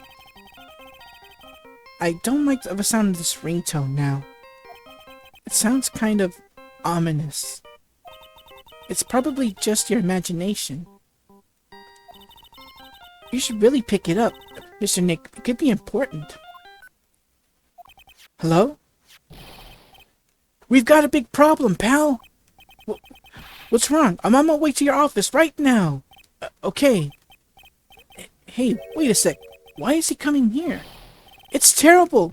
I don't know what to say, pal. Oh, I got here faster than I thought. Hey. No time to relax, pal. I'm confused as anything here. Well, what happened? We got him. We know who bought that spy camera. Huh? This quickly? And this bear, and this bear's what gave them away, pal. The bear? I figured it out, pal. I figured that we should have been looking into the bear instead of the camera. Wasn't that Mr. Edgeworth that figured? Shh, Pearls. And, go on. There's only one person who bought one of those bears who's related to this crime. Who is it? Who would be so rude as to spy on another person in their room? Matt OnGuard. Huh? Matt OnGuard, your client, that's who, pal. And here I thought things couldn't get any worse. Alright. Let's hear him out. Are you sure you heard right? That the person who bought this bear was... I heard it from the department store clerk, pal. This is the credit card receipt for the purchase. It's for $3,800, pal. That's an exact match to the price of that stuffed bear. A receipt? That's all you have? Nah, it's not just the receipt, pal. The store clerk said so himself. He told me, I'm sure I sold that bear to Mr. OnGuard. I mean, the clerk even got Mr. OnGuard's autograph out of it, pal. So I'm sure the person that brought the stuffed bear was Mr. OnGuard himself. My sight is failing me. This can't be. So we get the credit card receipt. Whew. Alright, the spy camera. So, what about the spy camera we found? That was a dead end, pal. I mean, you can get this kind of thing from anywhere. But for now, I guess I can give these back to you for you to file away into evidence. Alright, so we get everything back here. The camera and the transmitter. I know you don't want to give up, pal. I never thought I think it was possible. The person who put the spy camera in Juan Carita's room was Matt OnGuard. Why? Why would Mr. OnGuard do something like this? I bet it was to catch Miss Andrews and Mr. Carita in one of their rendezvous. I bet it's not good enough for me. I have to know the absolute truth behind this camera. Are you going to see him? Mr. OnGuard, I mean. Yes. I'm scared, Mr. Nick. I wonder what we'll find out next. I'm scared myself, but I have to put on a good face for Pearls. Matt OnGuard, what in the world have you done? Alright, we're done here. So now it's time for the Psychlock test.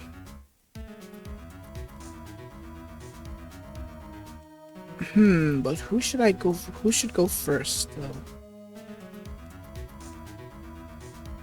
I guess once again I'll go with ladies first. Alright, so let's go back to the detention center. Oh, wait a minute. You're working really late, you know? It's already past 10 p.m., dude. I think it's time you told me the truth. Relax. Don't you know that ignorance is bliss? But if you really want to know, let's talk. Alright, it's time for Matt's secret. Magatama time.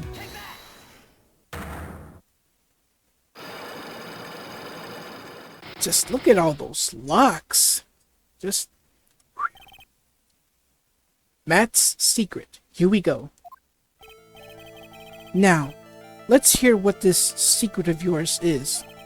What if Mr. Kurita had been successful in this plan? What would he have disclosed? I told you before, dude, I don't know. I don't know anything about Juan, okay? Look, Mr. Wright, I can keep on saying it until I'm blue in the face, but I totally didn't pay Juan any attention the whole time that night. I mean, come on, I was in the middle of a nap. Don't lie to me. Huh? I know you paid close attention to Mr. Kurita especially on that night, and wow, how much health do I have left? Whew. Well, I mean, I do have two Cyclops to deal with, so hopefully my health will be at least 90 to 95% filled by the time we get to the trial. I'm counting on that, so... Alright, so let's present... Let's go with the stuffed bear. This bear was in Mr. Kurita's room on the night of the murder. A bear that was supposed to be a present from a fan. So, it's a present, dude. It actually looks kind of classy, if you know what I mean. Yes, I heard it's quite expensive, which is why it's very odd that this gadget was found inside the bear.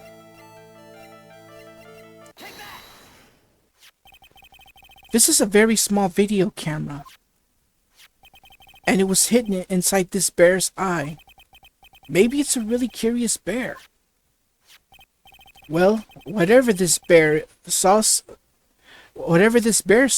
was sent somewhere using this transmitter, which means someone on the night of the murder was secretly filming Mr. Kurita's room.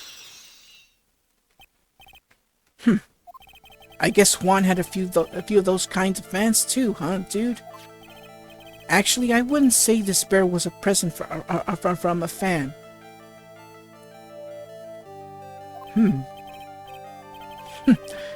Are you sure, dude? Who else could it be from? The person who gave this bear to Mr. Kurita was none other than you. Mr. OnGuard, do you know this bear from somewhere? I don't think I've ever met Mr. Bear before, dude. But he says he knows you. He could get you such a great friend. How could you forget such a great friend? What else did the bear tell you? He says that the one who put the camera in his eye was you, Mr. OnGuard. If I didn't know how you work in court, I think I was in some serious trouble. Come on, this is all a joke, right, dude? You're just pulling my leg. Looks like you're not ready to give up your secret yet. Well, do you have any proof you want to show me first? Here is proof that it was you who put the camera inside the bear. Let's present the, go back to the thing. The credit card receipt. I have here one credit card receipt, Mr. OnGuard. It's from where you bought that stuffed bear. Dude, all you can tell from this is that I spent $3,800. I go to that department store all the time, okay? This $3,800, this could be the toothbrush I bought that one time. A $3,800 toothbrush? It's ivory, and it's got elephant hair for bristles. Ew. Oh, exactly what I was thinking. Ew, elephant hair? Is that what rich people use nowadays?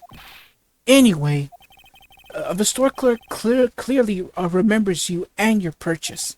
After all, you even gave him an autograph, did you not? Dude, you should have said that earlier. Alright, 2 locks down, 3 more to go. So can I ask you one thing? Yes? You're my lawyer, right, dude? So if you are, then why are you looking into stuff like that? Because if I don't know the truth, I can't help you. Sounds more like stupid lawyer talk to me. Hey, let's stop talking about this, okay? No, not yet.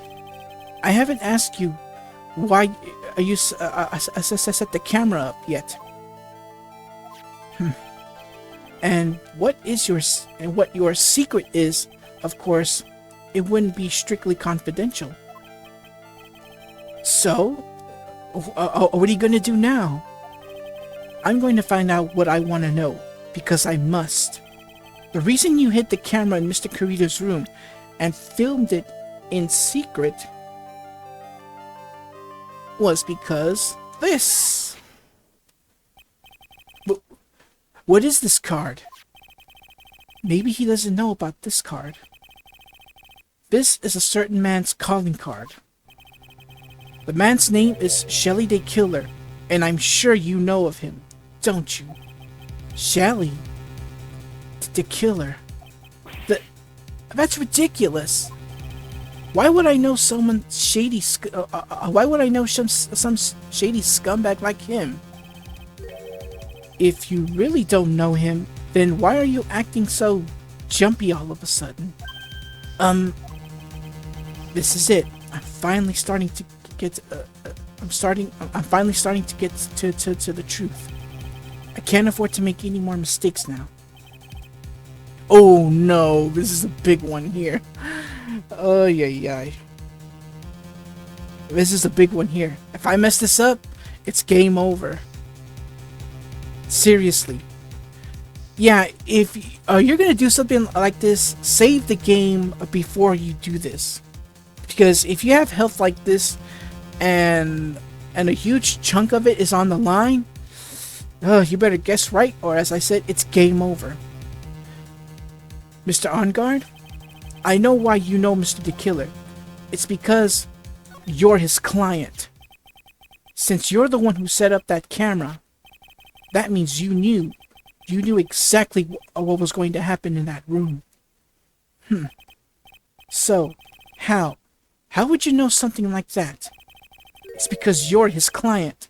That's why. You hired Shelly the Killer to assassinate Mr. Juan Kurita.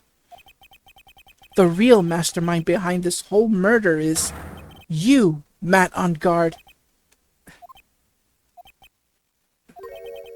And here I was trying to be a good boy for you, dude.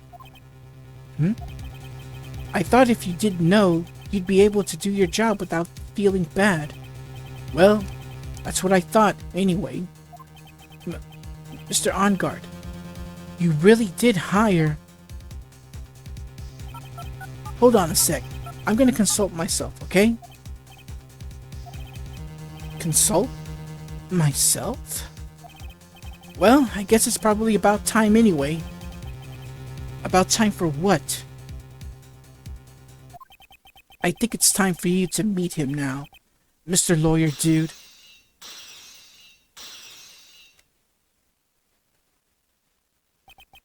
How do you do, Mr. Lawyer? I'm Matt On Guard. And thus we see... Oh my goodness, look at it go! Woohoo!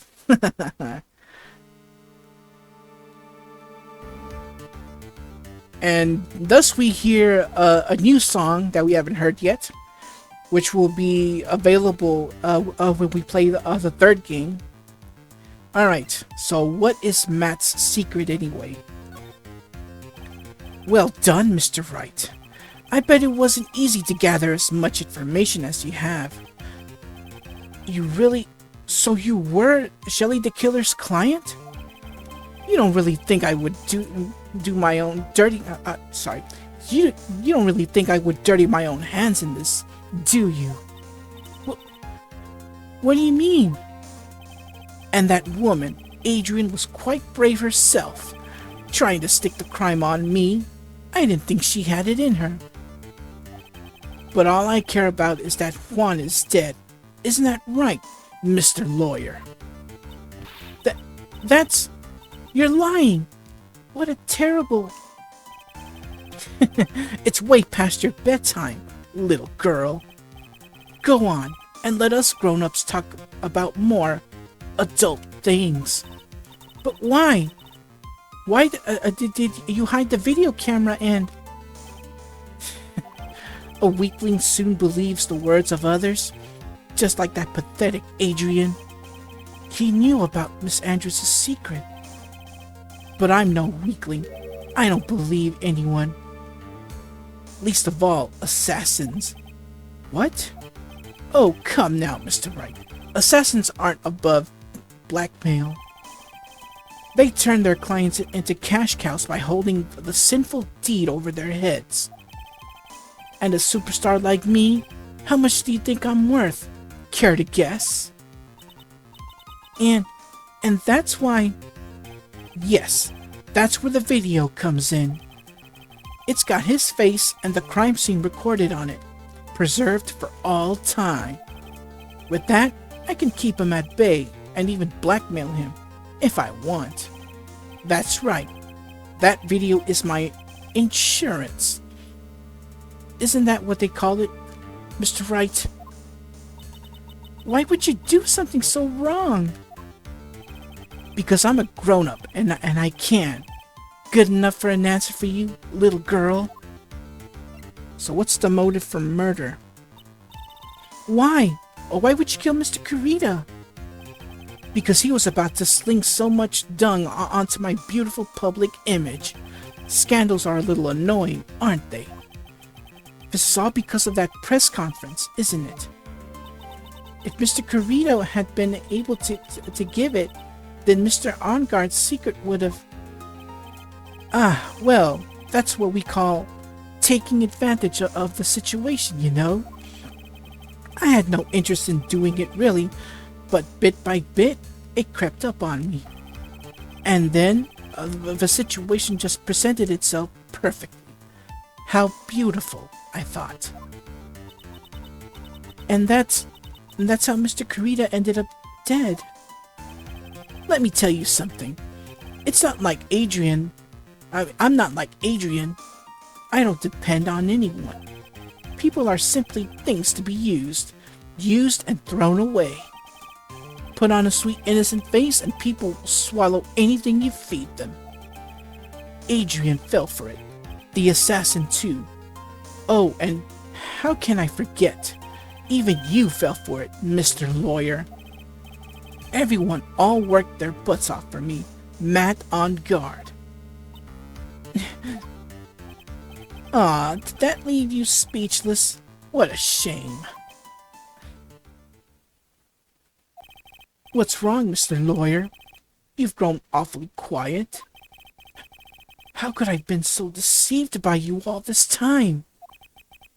When we first met, I asked if you had killed Juan Kurita, and you answered very clearly that you hadn't killed anyone. Hey now, I never told you any lies. The person who did the killing was the killer guy, right? All I'm guilty of is taking a catnap in my room. You killed Mr. Kurita. I dare you say that in court tomorrow.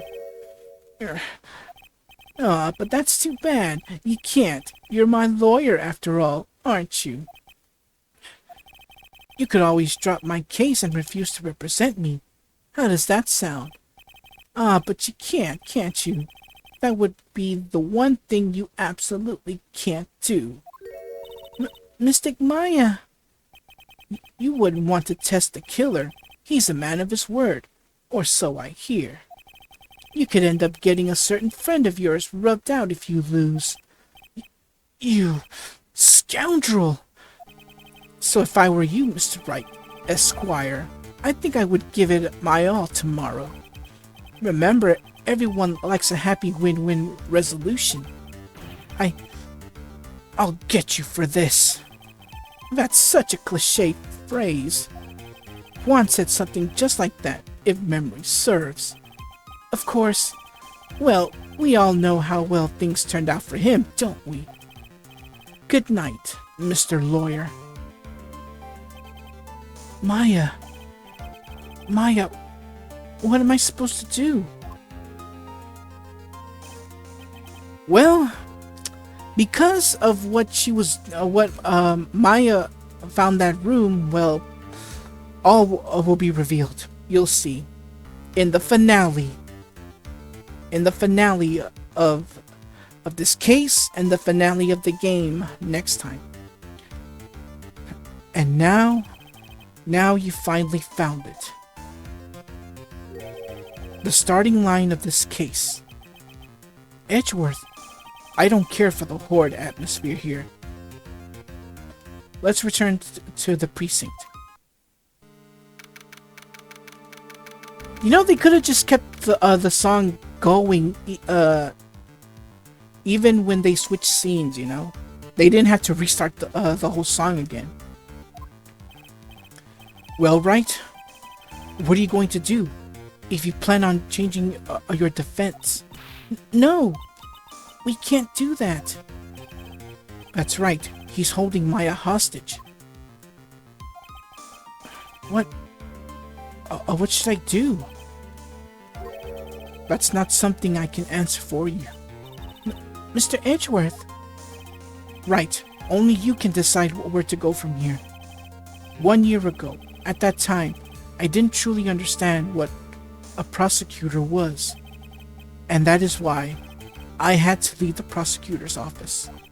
I felt that I couldn't stand in a court of law until I knew what a prosecutor really was.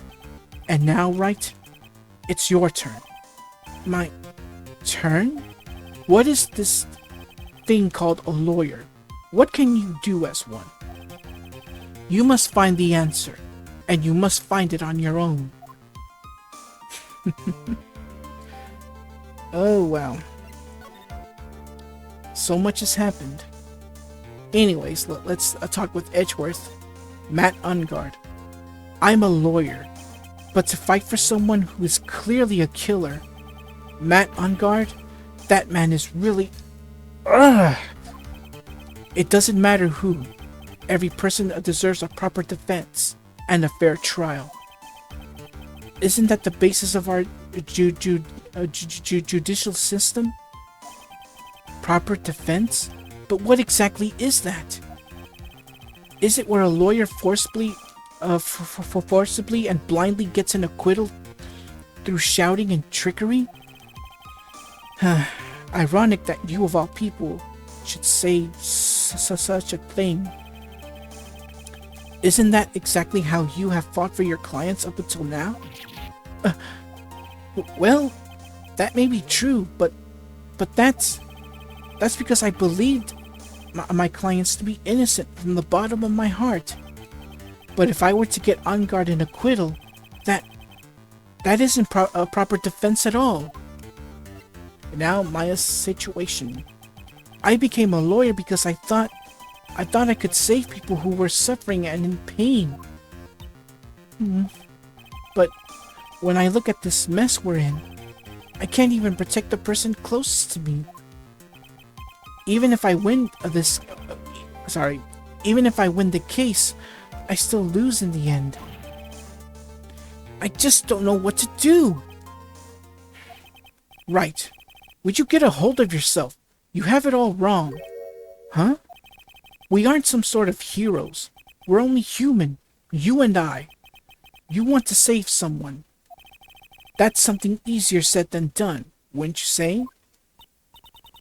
That's... You are a defense lawyer. You can't run away from that. You can only fight. That's all you can do.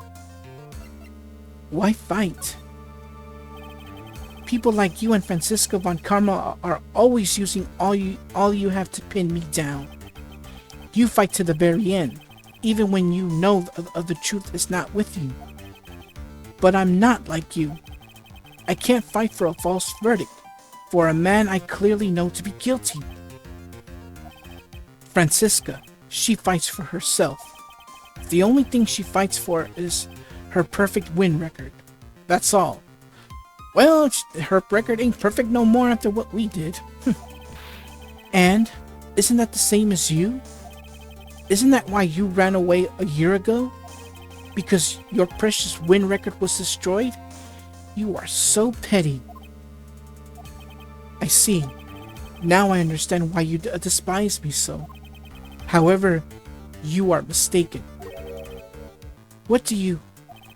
Thanks to you, when you sealed off my path to a perfect win record, I began to realize the error of my ways. I realized that things such as a perfect record were meaningless. Huh? I don't believe you. Are you saying that is why you left the prosecutor's office? But then, why? Why are you here now?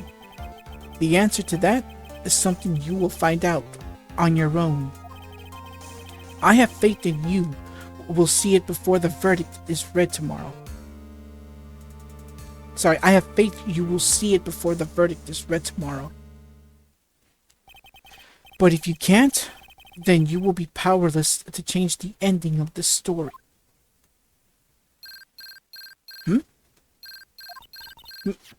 Mr. Nick, the transceiver. I'm sorry for what happened earlier. Well then, Mr. Attorney, do you wager you can attain an acquittal tomorrow? My, what is the matter, Mr. Attorney? I don't sense your usual anger this time. Tell me, please, why are you holding Maya hostage for Mr. Onguard's sake? Why are you doing this for that cold-blooded killer? Right. Please don't misunderstand things. He is my client. Don't toy with me. A man who hires an assassin is just as much of a killer himself. I believe you were asking me for a reason as to why I am doing what I am. Yeah. This is what I like to call my aftercare. What the heck is aftercare? My name carries a certain amount of honor and dignity, Mr. Attorney. I take great care to ensure that no suspicion falls upon my clients for my handiwork. That is what is called client relations, and it is part of an assassin's duty. An assassin's duty? We were unlucky this time, and my client was arrested as a suspect. As a result, I did what I had to do to enlist your expert help, Mr. Attorney, and to ensure that you would do everything in your power to the very end. What is your name? I believe I told you once before, However, you did? But my name is the Killer. Shelly the Killer. You're Shelly the Killer? Please keep in mind you do not have much space to maneuver with me. As the Killer, I always finish what I set out to do. If you fail to keep your end of the bargain, Maya, it would be my duty as an assassin to see it she receives a nice long nap. No! Now then, if you'll excuse me, if someone were to trace the signal back to me, it would be quite troublesome. Mystic Maya! Mystic Maya! If y'all didn't hear that cat meow, that's a clue. I I don't know what to say. Edgeworth, hmm? Did you hear that? At the end of the transmission? Huh? Oh, it sounded like a cat. A cat? It can't be! That cat! Can it? What is it? I think I know where Shelly the Killer is holding Maya hostage. Edgeworth, have all the police units head for On Guard's mansion immediately. Hmm? All right. You hurry over there as well then. Don't lose hope yet, Pearls. The fight has only just begun. Yeah. All right, time to head towards the mansion, but we have to head towards the lobby in order to get there. And there we go.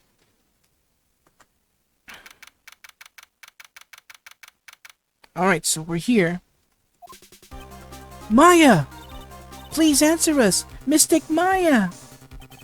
We have this area completely surrounded. There is no way for him to escape, assuming he's still in the area. Ooh, excuse me. I can't believe it. That butler, all this time, he was the killer. He and On Guard were working together all this time. I'm sure they had worked out a contingency plan ahead of time. Alright. Oh.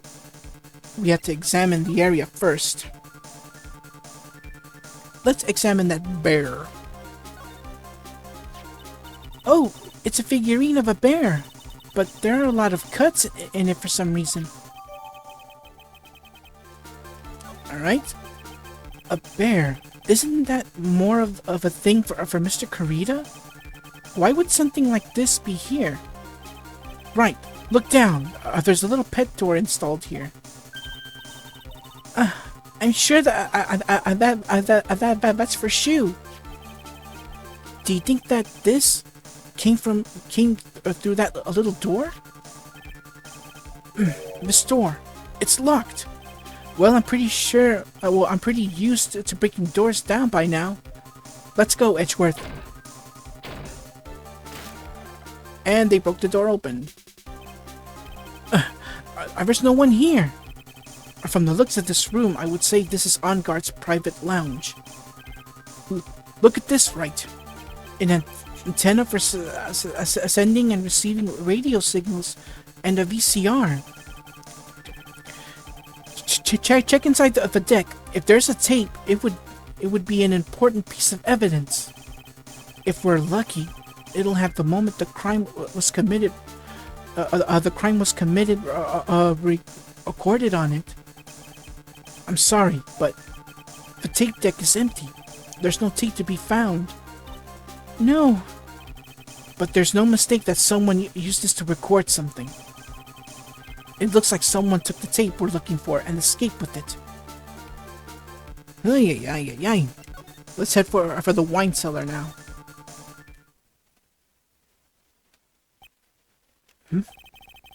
We've searched all over it, but it looks like he got away. I'm sorry. It looks like he slipped out of our grasp this time. And now we've lost our only lead. Don't give up yet. That little girl is looking to you to be her pillar. Yeah, you're right. We're close, I can tell. We've already set up checkpoints along every route leading out of this district. Leave the rest to us. Maya. And looky what we have here. This looks like a picture of Miss Impax. With love. Celeste. Miss Impax? You mean? Yes, Mr. Kurita's former manager. Why would a picture of Miss Impax be here in Mr. On Guard's mansion? And why does it say with love? This might be a clue. Alright, so we have a new piece of evidence. Celeste's photo. What's wrong, Pearls? But please, let me see that picture frame. Huh? What's so special about the frame? On the back! There's something written on the back of the frame. Maya. It's Mystic Maya! She left us a message! What? I thought you'd come. I knew you would. Now listen up. You better get on guard a guilty sentence, okay? If you get that creep slime back a not guilty, I'll never forgive you. Ever. I'm fine, so you don't need to worry. There's so much I want to write, but I don't think I have a lot of time left. Hurley? Are you there too, right? Make sure you help Nick, okay? Someone's gotta watch out for the helpless lunk. That's it for now, Nick. I guess I'll talk to you guys later.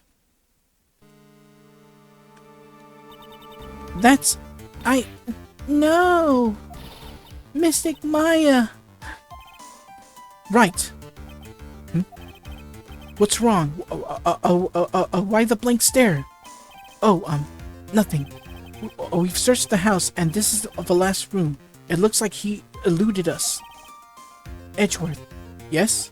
As far as clues go, I think this is about all I'm going to get. But I'm still short one last thing. And what is that? Yep. Adrian Andrews. Miss Andrews is Cyclops. If I could just find out what secret she's holding, then I think I could... then I think I stand a chance in court tomorrow. To blow this case wide open and expose the truth. I think I know what you're thinking. I'll contact the detention center. Thanks, Edgeworth. Well, let's go, Pearls. It's time to open that last lock. Alright, so we fast traveled to the detention center. I mean, super fast traveled there. Good evening, Mr. Wright. What's wrong? You look ill. Miss Andrews, I've come to remove your Cyclock. Cyclock? I want to know, and you will tell me. Your secret. Fine, go ahead. Try to break me, if you can. And here we go. The final Magatama lock in the game. So here we go. Let me drink a little bit of water before we begin. Alright, here we go. Why frame him? Can you please tell me why you framed Mr. Arngard for the murder? I've already told you countless times. It's because I thought Matt was the killer. No, that's not it. I know you have a personal reason to dislike Mr. Arngard. Miss Andrews, you may think I didn't hear it, but I know you said something earlier. You said revenge. So you are saying I was taking a revenge out on Matt, and that's why. What an absurd idea. I don't have anything I want to take revenge for. Miss Andrews, a woman who lives by being dependent on another person. There is something or someone in her past that would make her take revenge. And let's present Miss Celeste Impax's photo.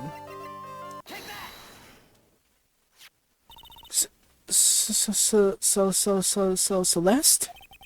There is only one catalyst that could cause such strong feelings, and even revenge. And that is Miss Impact's suicide.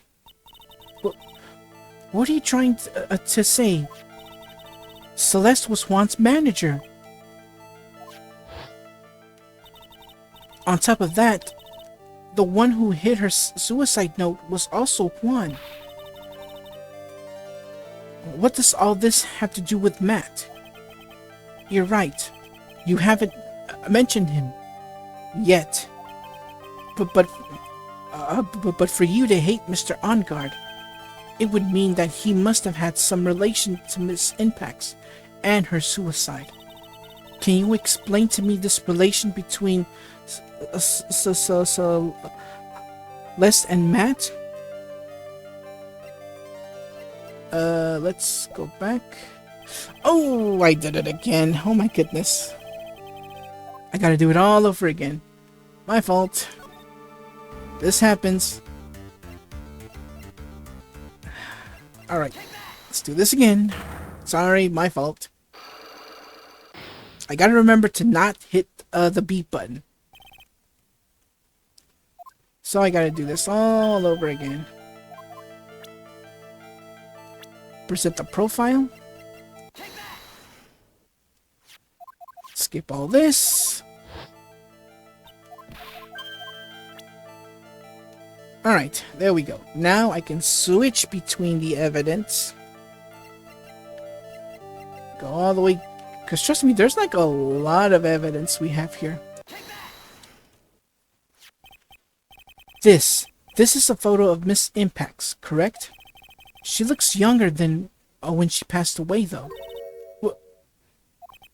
With love, Celeste. This is Miss Impacts' handwriting, isn't it? Where did you find this? No, that's all right. It was a rhetorical question. Yeah, it is. I found this at Mr. Onguard's mansion. And after all this time, my last remaining secret has been revealed. And there we go. And now our health is filled up. Woof. Less to worry about. Woof. Alright, so why frame him? Celeste, she was supposed to get married to Juan.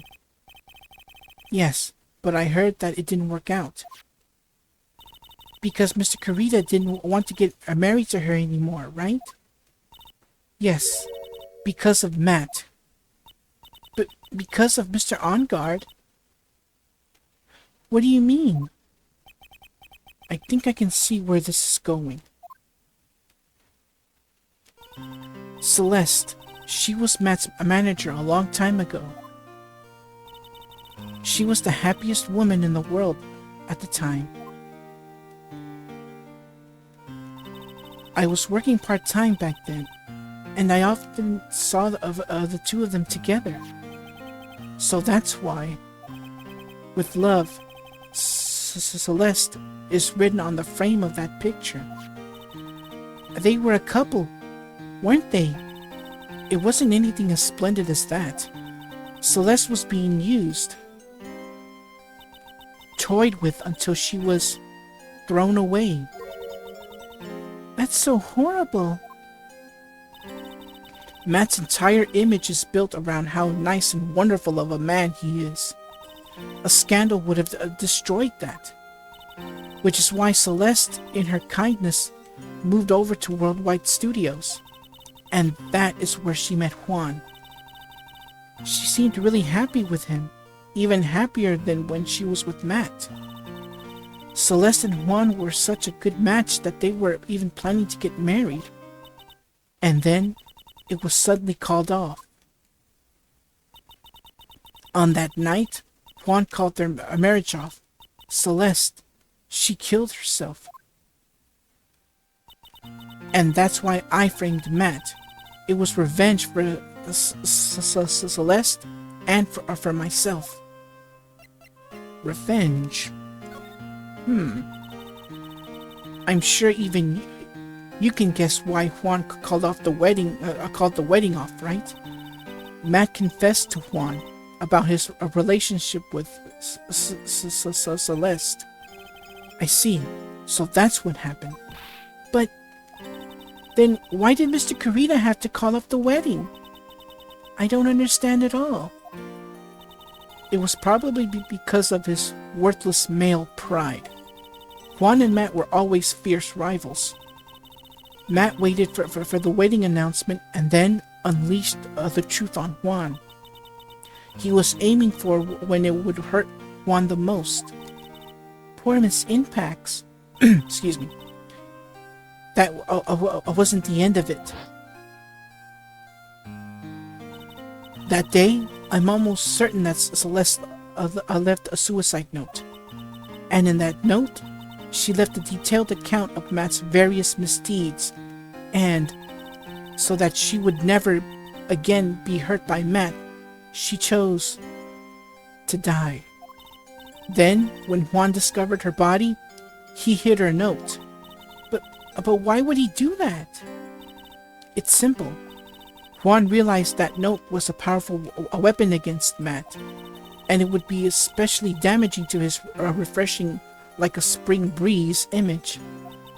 In any case, with his pride hurt, Juan sought revenge.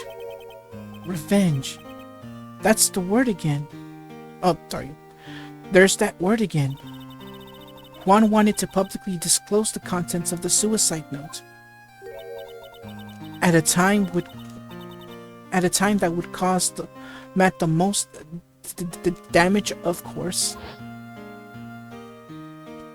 And that was at the press conference after the stage show.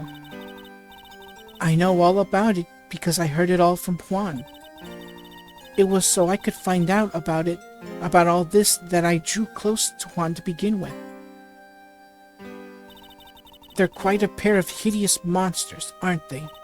Even Celeste's death was something for them to use in their game. That night, when I found Juan's body, it was only natural that I thought the murderer was Matt. Those two were always spying on one another, after all. As for me, I was frantically searching for Celeste's suicide note. I wanted to destroy it before it ever went public. I was going to burn it. I had even brought a lighter. But I couldn't find the suicide note, and that's when revenge crossed my mind. Yes, I was going to bring to them my own kind of cruel revenge. Celeste was killed by those two monsters, so when I stabbed Juan's body with that knife, I didn't feel a single shred of guilt. Huh? And that's all I have to say. Well, Mr. Wright, even knowing all this, are you still going to help that man? I'm a lawyer. I see. What a foul profession.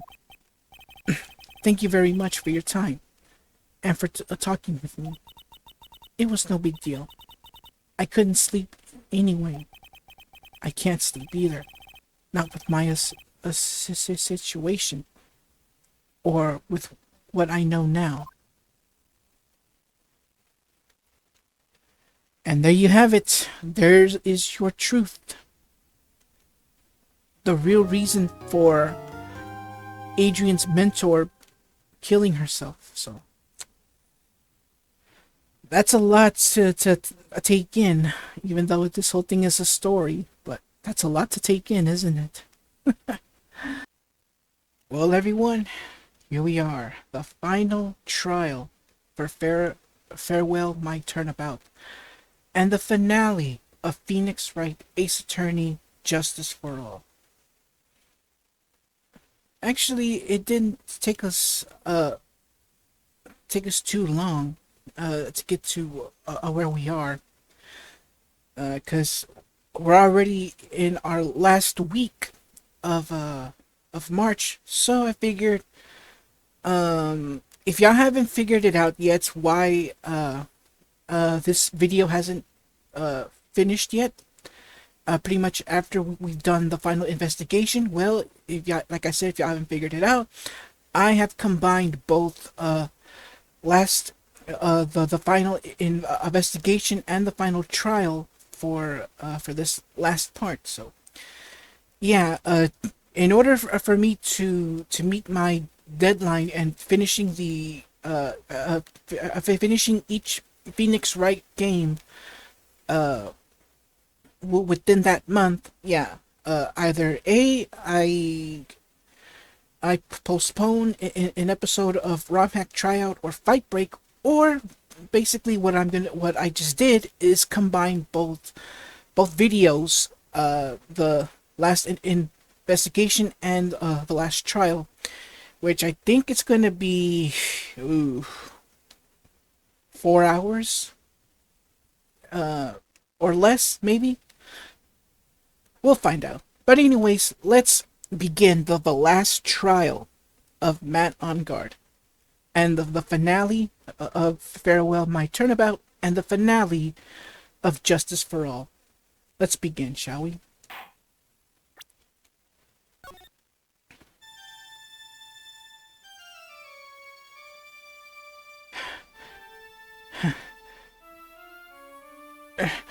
How did I get into this mess? That's far enough. You can't run forever, Mr. Phoenix Wright.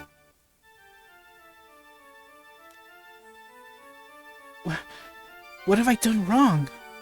I cannot allow you to go on like this. But I'm just a simple defense attorney. Silence! You are no longer worthy of your title.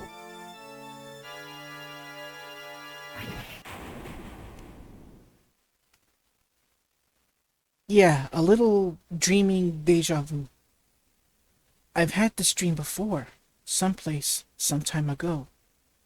As if this day was written into my destiny. Today I'll stand in court as a lawyer to prove a killer innocent.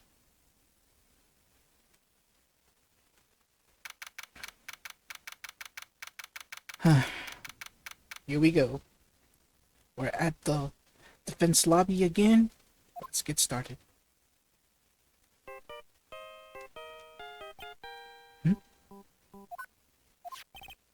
Hello? This is Phoenix Wright. You don't look so well, dude. Are you gonna prove me not guilty today, right?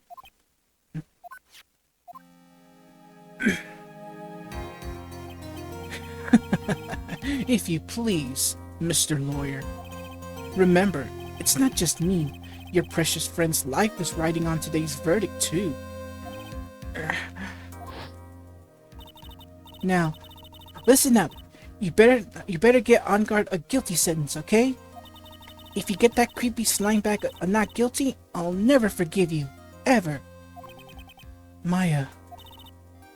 Phoenix? Phoenix. Mia. Maya. How's Maya? I don't know. You don't know? She hasn't tried to channel me since yesterday. Mia, what am I supposed to do? Well, like I said, for a lawyer, the worst of times are when you have to force your biggest smiles. But you can't give up. There's still some hope left. Stop it, please. There's nothing left. Not here, not anywhere.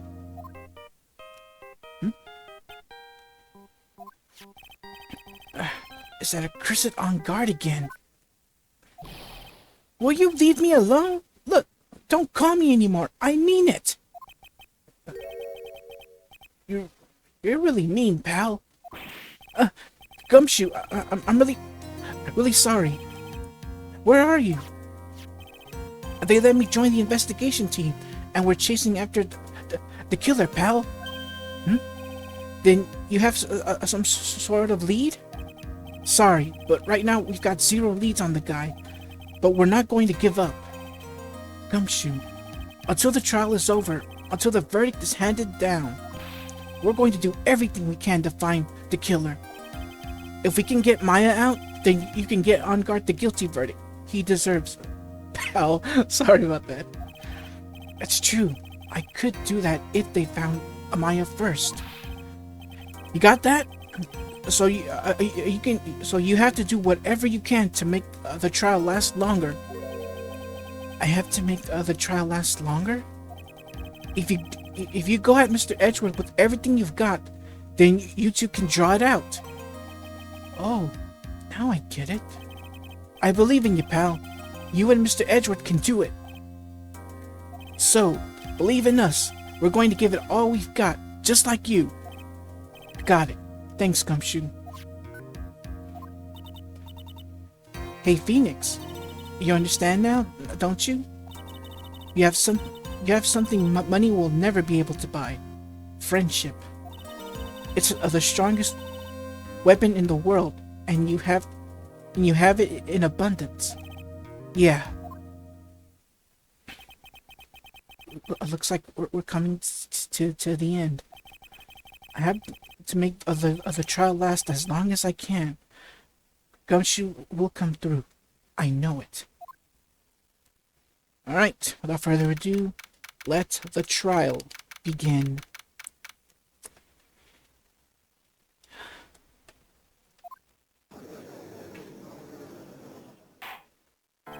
Court is now in session for the trial of Matt Ongard. The defense is ready, Your Honor. The prosecution has been ready for a while, Your Honor. Now, as I recall, we concluded yesterday's session with a big mystery on our hands. The mystery being what exactly was Miss Adrian Andrews' role in this murder. That is to say, is she really connected to the crime itself? Mr. Edgeworth, if you would please inform the court of today's proceedings. Adrian Andrews. She forged evidence that threw suspicion onto Mr. Ongard, and then proceeded to escape the crime scene by wearing a nickel samurai costume. The guilt of these actions are those from which she cannot escape.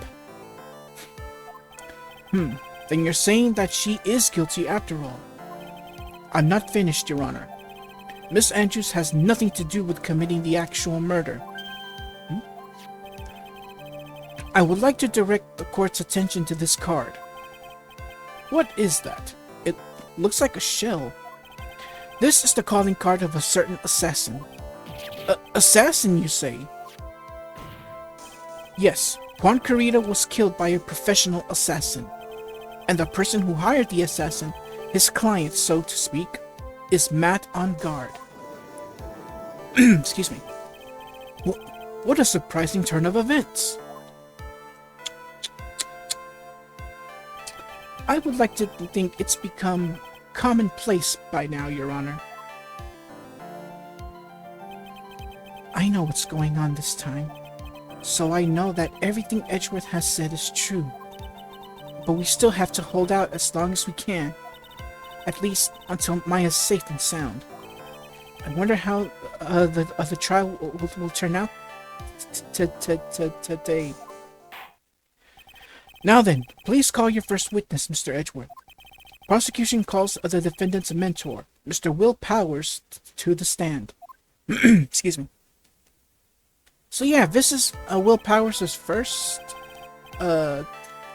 appearance in the witness stand, I think. I might have to relook at Turnabout Samurai to figure that out. Now then, witness, your name and occupation, please. Okay. I'm Will Powers. I'm a poor, underpaid action star. And what is your relation to the defendant? Well, I guess I'm sort of a lousy mentor to him in a way. Yeah. Mr. Powers, please, you don't need to put yourself down so much. Oh, sorry. Well, but I'm just kind of a nothing sort of a guy. On the night of the murder, you've visited the defendant's room. Is this correct? Yes. I didn't know that. But you know, I didn't actually get to see Matt when I went. All you need to do is answer what you're asked. That's what he's doing on Edgeworth. I know it's supposed to be a yes or no answer, but sometimes there's more to. I mean, sometimes you have to be specific. Sometimes yes or no answer won't cut it. Think, dude, think. Now then, I would like you to please testify about when you went to Mr. Onguard's room. Okay, sure.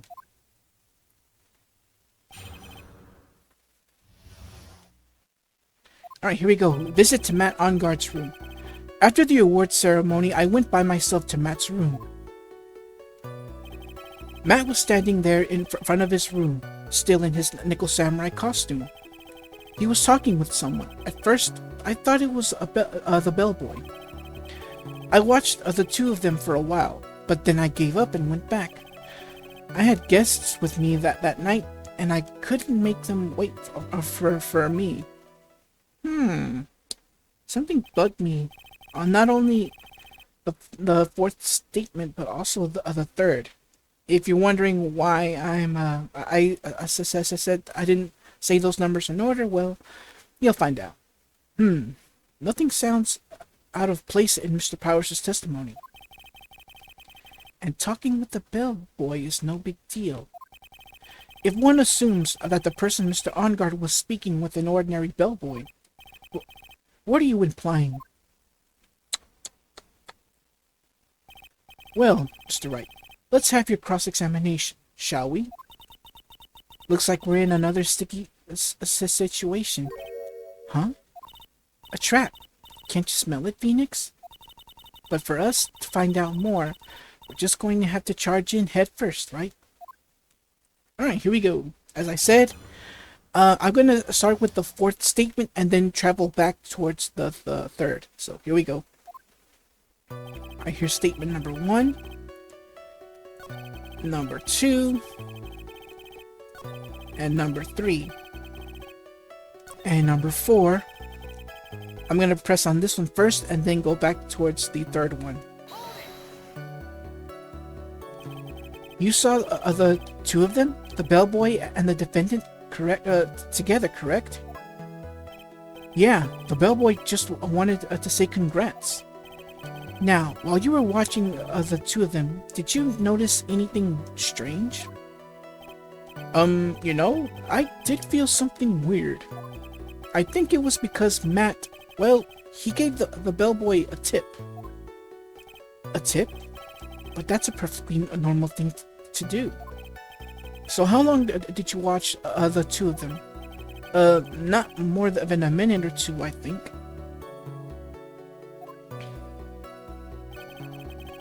Alright, so I'm gonna head back. Here we go. Yeah, there's a reason why I pressed the fourth statement first and then the third one next. You're about to find out. At first? What do you mean by that? I didn't think he was a normal bellboy. And why was that? Why did I think that, Mr. Wright? How am I supposed to know? Hey, wait a sec. Actually, Mr. Powers, only a few minutes ago, you stated, you know, I did feel something weird. Well, there you go, a connection from the fourth statement. I think it was because Matt, well, he gave the bellboy a tip. Excuse me. Could it be that you felt something strange about the tip-giving incident itself? Ah, yeah, that's it.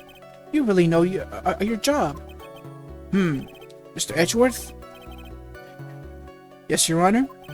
This bellboy, he wasn't an ordinary one, was he? Perhaps we should let the witness tell us. Very well. Mr. Powers, please amend your testimony. You mean about the bellboy, right? Alright, here we go. Here is the revised testimony here. We're still gonna have to press on it though. Matt gave the bellboy a tip. So he gave the bellboy a tip. What's so strange about that?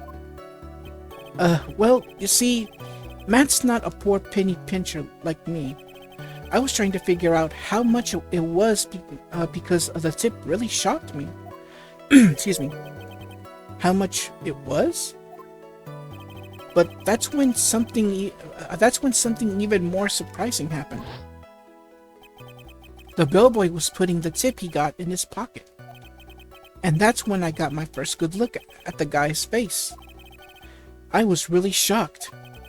I'm afraid I don't follow it at all. He's giving a description of the guy. How are you not following that? It sounds like Mr. Powers was surprised twice by this event. I wonder which of his shocking moments I should ask about.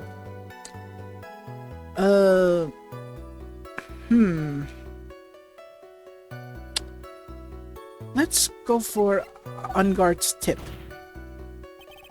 The defendant is a huge star. He can afford to give generous tips. Wouldn't you agree? Sure. But giving him that much was maybe a little too much, I think.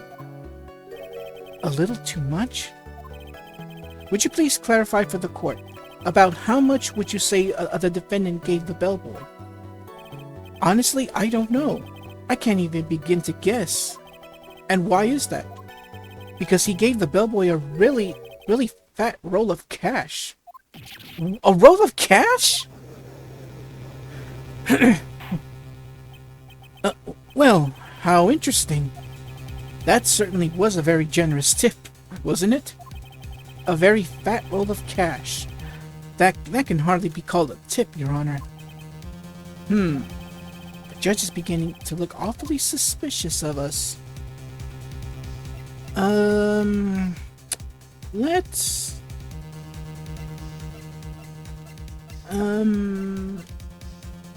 Let's raise an objection. The defendant is a superstar. That kind of tip is typically fair for people like him. Are you saying that all superstars are super spenders? More or less. I mean, 50-50.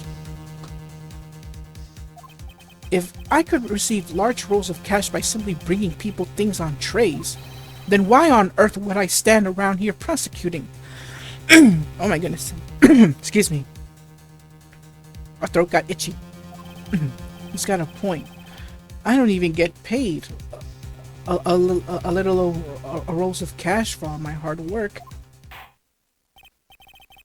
Yeah, it's really weird, you know. Phoenix has been doing a lot of cases, and we don't ever see him get paid at all. Which is kind of weird, don't you think? So supposing that roll of cash was not a tip, then what was it? Payment, Your Honor. Payment? Isn't it obvious? For the murder of Mr. Juan Corrida. Then the bellboy the witness saw, yes, he was the assassin. Oh my goodness, what is up with my throat today? Hold your horses now. Mr. Edgeworth, you don't have any proof of this, do you? Have I ever been unprepared to support my claims, Your Honor? I have here the card Shelley the Killer left at the scene of the crime. Shelley the Killer? He is the person the police's special investigations team has been chasing for ages. I am certain that the person the witness saw was this very assassin, Shelley the Killer. Really? What's wrong, Mr. Powers? No, nothing. Something just clicked in my head, and I think I just figured something out. Oh? Actually, I saw that bellboy again later on that night. What? Dude, you should know you were there too. And you're about to find out.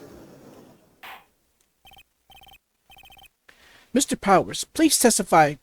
Tell us what you saw. Yes, sir. Right away.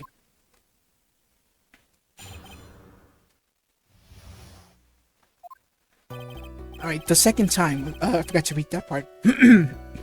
This time, I was in the hallway because I had to go to the bathroom. And that's when that bellboy I saw earlier came out of the room. Of course, oh, never mind, it was a different time. Of course, when I say room, I mean Juan Corrida's room. Now that I think about it, that bellboy did seem kind of out of place. Yeah, so he had to be the assassin. I'm sure of it. I mean what? Thank you very much. That is all we need for now. Huh? But I'm not done. There's still more. Let us first establish that the bellboy was truly Mr. the Killer. Then we shall see. So the bellboy came out of the victim's room.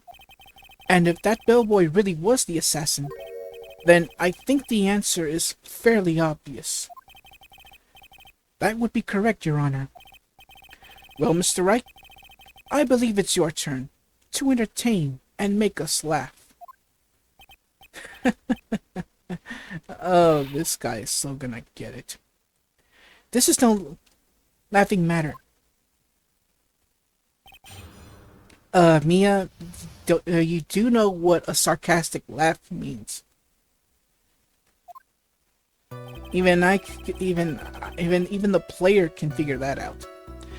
Anyways, I'm gonna head towards the fourth statement, and I'm gonna press it. Okay, this is the second one, third one, fourth one. Here we go. Now that I think about it, the bellboy did seem kind of out of place. So let's press for more info on that. So what exactly was so out of place about him? Right. Why the inspired grin? Maybe because I have no idea what the damaging thing he's going to say next. Well, the bellboy was empty-handed. Empty-handed?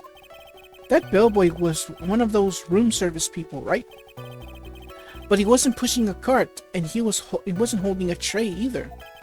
You'd call that a little strange too, wouldn't you? I agree that is a bit strange, Mr. Powers. But is it really that unusual for a bellboy to be empty-handed? What should I do? Should I tell Mr. Powers' should I let Mr. Powers' testimony slide, or I'm gonna try to pull a fast one. There's nothing strange or unusual about an empty-handed bellboy.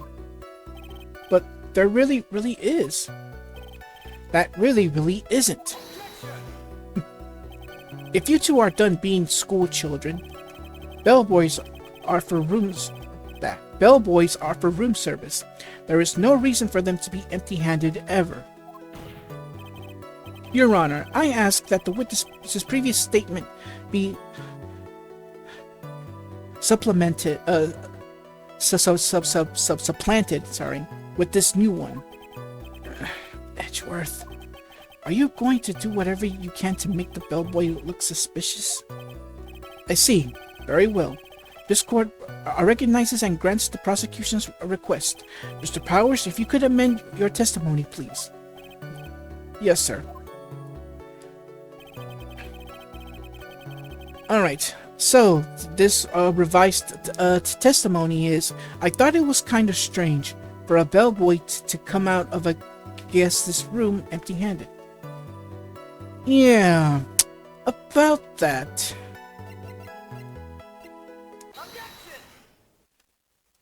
Yeah, so I present the wine glass. Mr. Powers? Yes? You're easily influenced by other people's words, aren't you? As soon as you heard that the bellboy might have been the killer, you got caught up in believing it must be true. But isn't he really suspicious? He's got all those stitches and... So, a basketball has stitches? Are you saying all baseballs are suspicious because they have stitches? Well, there's also, what about him being empty-handed? I would like to ask the court to please take a look here.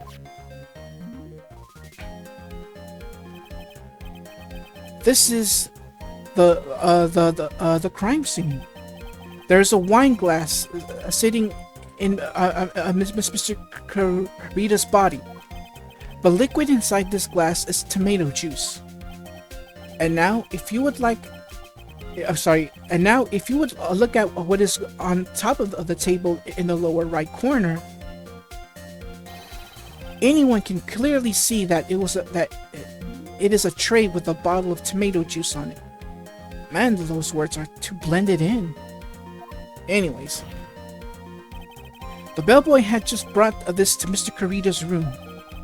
He left the tray in the room, which is why he was empty-handed when he left. But that would mean the bellboy had seen and left a dead body in the room. But can you prove that Mr. Karita was already dead at that time? Mr. Edgeworth. Yes? I blame you for leading me down this route. Or route, however you want to say it. I'm terribly sorry. Excuse me? What is it with him? Why is he laughing? Witness, isn't there one more thing you would like to share with us? Sorry, I had to drink some water there. Is there? The bellboy was empty-handed, or should I say, empty-handed. I recall you had something interesting to say about his hands. Oh yeah, I almost forgot. Huh? What? That bellboy, he was wearing gloves. Gloves? Yeah, pitch black. Leather ones. All the other bellboys don't wear gloves like that, right? Black leather gloves. Why didn't you mention them earlier? Sorry, it slipped on my mind. Boy, does this make the bellboy look really suspicious. Alright, gotta focus. I can't lax here. So what if he had gloves? A lot of bellboys wear gloves. Come on, Mr. Wright. That bellboy was wearing black leather ones. So, a football is made of leather. Pigskin, actually. Are you saying all footballs are suspicious because they are made of leather? But that man, he received a large roll of cash from the defendant. And then he was seen leaving the crime scene wearing black leather gloves. I don't think that even someone like myself can believe he was just another bellboy. It seems that we have finally come to an understanding. Now then, witness, please continue with the rest of your testimony. The rest? Oh yes, please. Tell us more. Okay. Alright, here we go. Their second meeting. Here we go. After leaving Juan's room, the bellboy went and knocked on Matt's door, just like that. He gave something to the person inside the room. Then the old guy just left without even going into the room. After that, I went to the bathroom and then back to my seat. You don't say. So, the bellboy, after leaving the crime scene, next went to the defendant's room? Yeah, I kind of saw all that by accident. Some accident? I'd say you saw too much. And all of it was suspicious to high heaven. I think it's safe to say that we can no longer consider this bellboy to be normal. Now then, let's get started, shall we? Mr. Wright, your cross-examination, please. Yes, Your Honor. Alright, here we go. I'm gonna head towards the second statement here. After leaving Juan's room, yeah. Alright, here we go.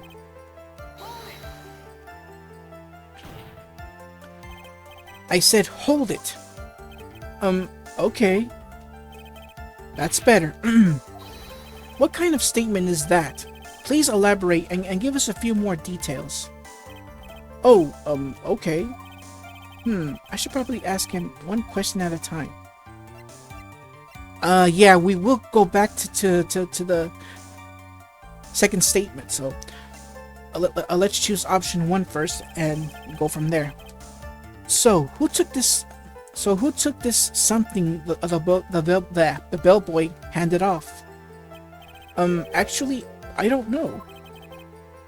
What do you mean? I'm sorry, but I only saw the person's arm. Only an arm? Then you're saying you didn't see the prisoner, the person's face? Yeah. Well, it was Mr. Onguard's room, correct? So it could have only been Mr. Onguard himself, I'd say. And then? What did the bellboy do after that? Oh, so after he gave the person inside the room the thing... Let's go back. And skip this part here.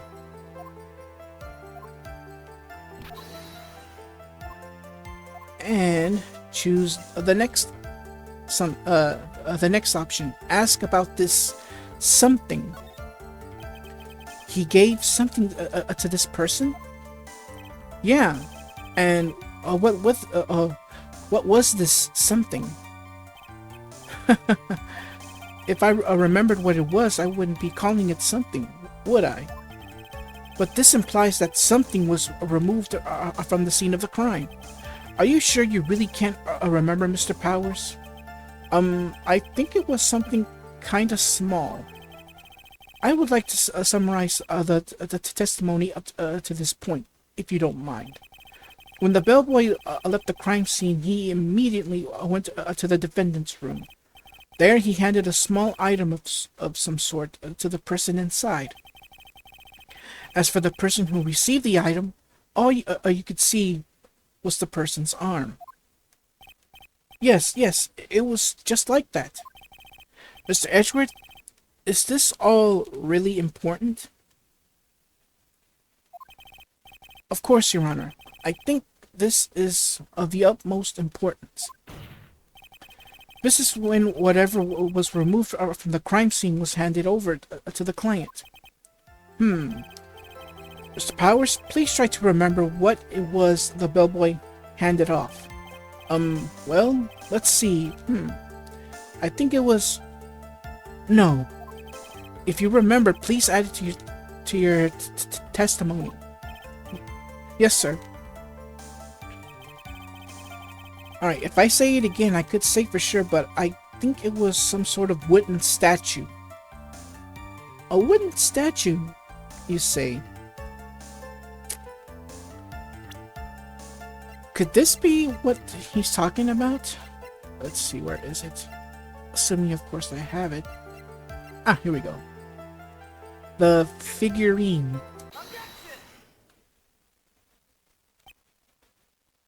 Dot, dot, dot.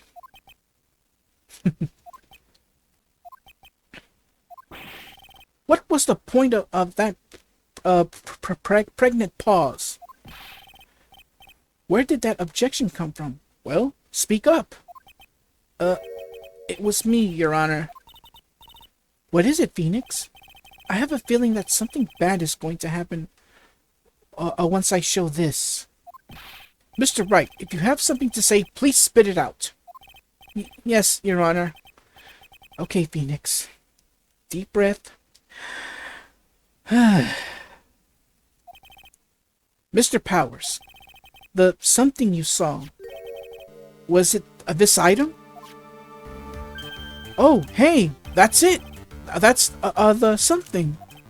Wow, Mr. Wright, you really figured it out. I recall we found this at Matt Onguard's mansion. the defendant's house?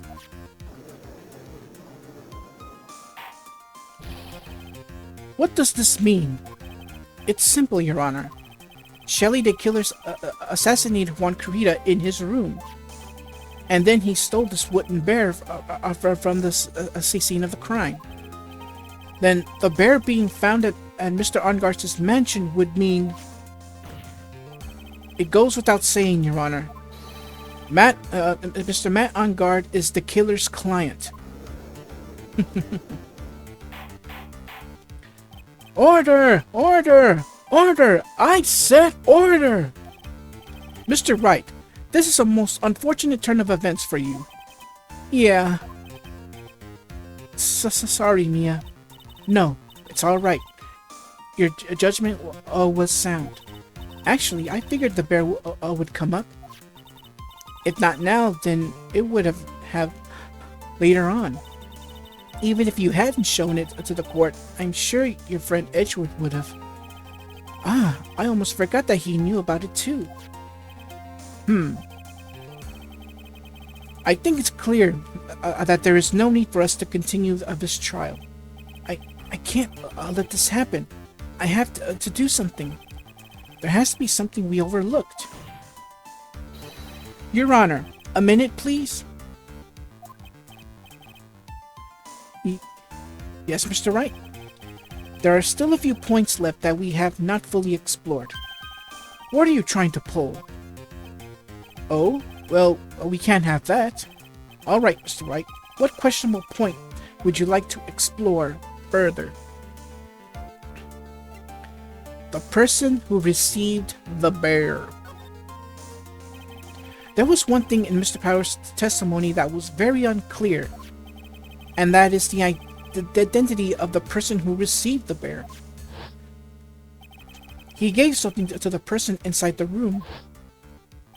I'm sorry, but I only saw the person's arm.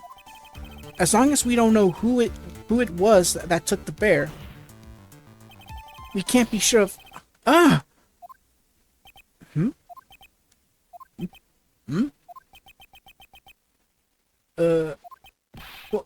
What is it, Mr. Powers? If you're going to scream like that, then at least give us a good reason why. Oh, yeah. Sorry. Actually, so I remembered who took the bear. What? Really? I mean, I only saw his arm, but the arm. It was the Nickel Samurai's arm. I swear it. You've got to be kidding!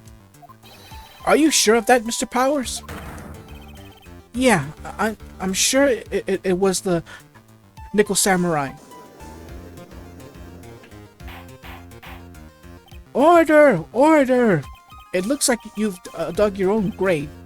Yet again. How many times is that today? Lost count. So the person who took in this little bear was the Nickel Samurai. And as we all know, Matt Ongard is the Nickel Samurai. Oh wow! Thanks to the defense, we've made that all the clearer. What am I supposed to do now, Mia? Help! You don't have time to act lost. You've got to find another angle to attack this from. Hurry! Now, I will bring this cross-examination to a... Your Honor! Again, Mr. Wright? We've already removed any and all questionable areas of this testimony. It's about time you were removed from this court, Mr. Wright. I have to find something. Even one more... a little point will do. There are still questions left unanswered. What are you trying to pull? Oh, well... we can't have that. Alright, Mr. Wright. What questionable point would you like to explore further?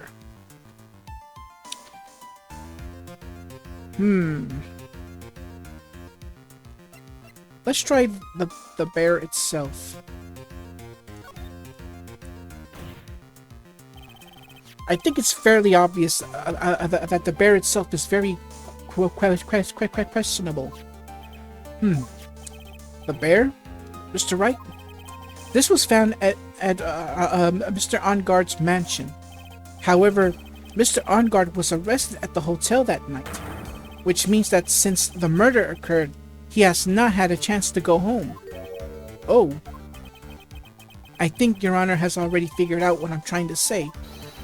It is not possible that it was Mr. Onguard who took this bear to his mansion. Why? Why, that's very true. We didn't consider that point, Mr. Wright. There was no way, time-wise, for the defendant to have taken this bear home. Phew. Disaster of oh. You haven't gotten the best of me yet, Mr. Wright. Huh? I remember it clear as day. I remember what you muttered to yourself at Onguard's mansion. We have this area completely surrounded. There is no way for him to escape. I can't believe it. That butler, all this time, he was the killer. The killer and Onguard were working together, so to speak. And the killer was hiding at Onguard Mansion as its butler. What a bold move. The bear figurine was brought back to Onguard Mansion by the killer himself. When it looked like he was about to be arrested, Onguard had him do so. I assumed because it wouldn't have been bad had the police found it during their investigation. Oh boy. Well, Mr. Wright, you've been quiet for a while now. This is too much. Isn't there anything I can attack at all? I think we've heard enough.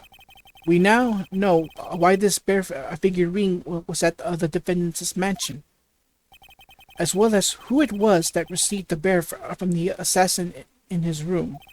Everything has become very clear. The client who hired the assassin to commit the murder was Mr. Matt Onguard. I see no reason for this trial to continue. Therefore, I will now hand down my verdict. Thank you, Your Honor, for your understanding. You see, Mr. Wright, you could not win against the truth, could you? I knew it would turn out this way. After all, what Edgeworth has stated is the truth. Any last objections, Mr. Wright? Well, do I? What should I do?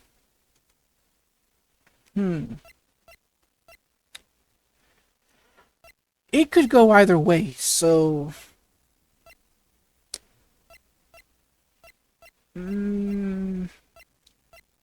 Let's raise an objection. I will now announce...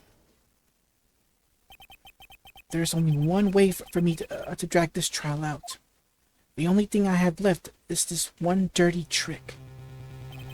Your Honor, right now we have these two reasons to believe my client is a client of the assassin.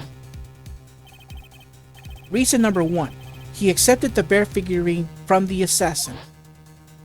Reason number 2, the very same figurine was found at Onguard Mansion. However, it's possible this is all the work of a certain other person. What are you saying? What I'm saying is, it's possible a different person is the killer's real client. The real client? Yes. Is this all you have? Now then, Mr. Wright, let's hear your theory. Who do you say is the real client of the killer, and therefore the real murderer? Yeah, as he said, this may feel like a dirty move, but it's the only way to extend the trial time. As much as Phoenix doesn't want to do this, he has no choice. So we're gonna choose Adrian Andrews. Adrian Andrews? Yes, we already know that she tried to frame Matt on guard for the crime by wearing a spare samurai, nickel samurai costume. Then the nickel samurai's arm that I saw. That could have very well been Miss Andrews. But what about Mr. On Guard? If you would please recall yesterday's testimony.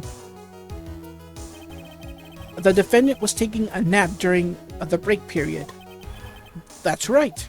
Then, finding this figurine at Mr. Ongart's mansion, it was a well-laid trap set by Miss Andrews.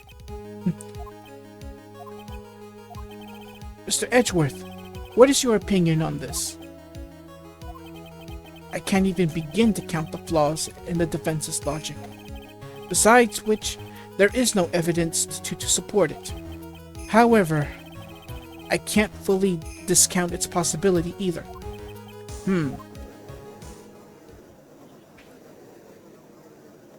Come on, everyone. Anyone can tell On Guard did it. I can't believe the defense would go so far as to pin the guilt onto someone else. Yeah, unbelievable. It's not something pretty. It's murder of all things. This is to save Maya. This is to save Maya. Even if the whole world turns against me, this is one fight I can't give up on. Order! Order! Order! All disrupted parties will be forced to leave the courtroom. Your Honor, for the benefit of the defense, I'm willing to play along with his what-if game. His what-if game? Mr. Edgeworth? The prosecution is prepared to challenge the defense's theory.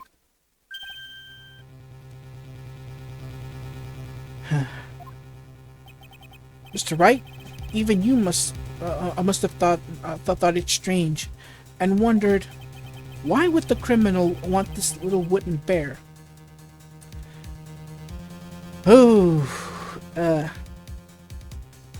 Here we go. Yeah, I was this close and considered spoiling it when it was, but I'll let a certain someone say it for me. He's right. The killer did specially bring that bear to On Guard right away. Why do you ask? Is there something special about it? Absolutely. And I'm sure that once the court knows its significance, the true killer's identity will become crystal clear. Your Honor, the prosecution calls upon a witness who will clear all doubts against Miss Andrews. And who would that be? It's quite simple, Your Honor. Miss Adrian Andrews herself. I see. Well then, the court will take a short 10-minute recess. The prosecution will prepare its witness in that time. Yes, Your Honor. Oof. Alright, so we're back at the lobby.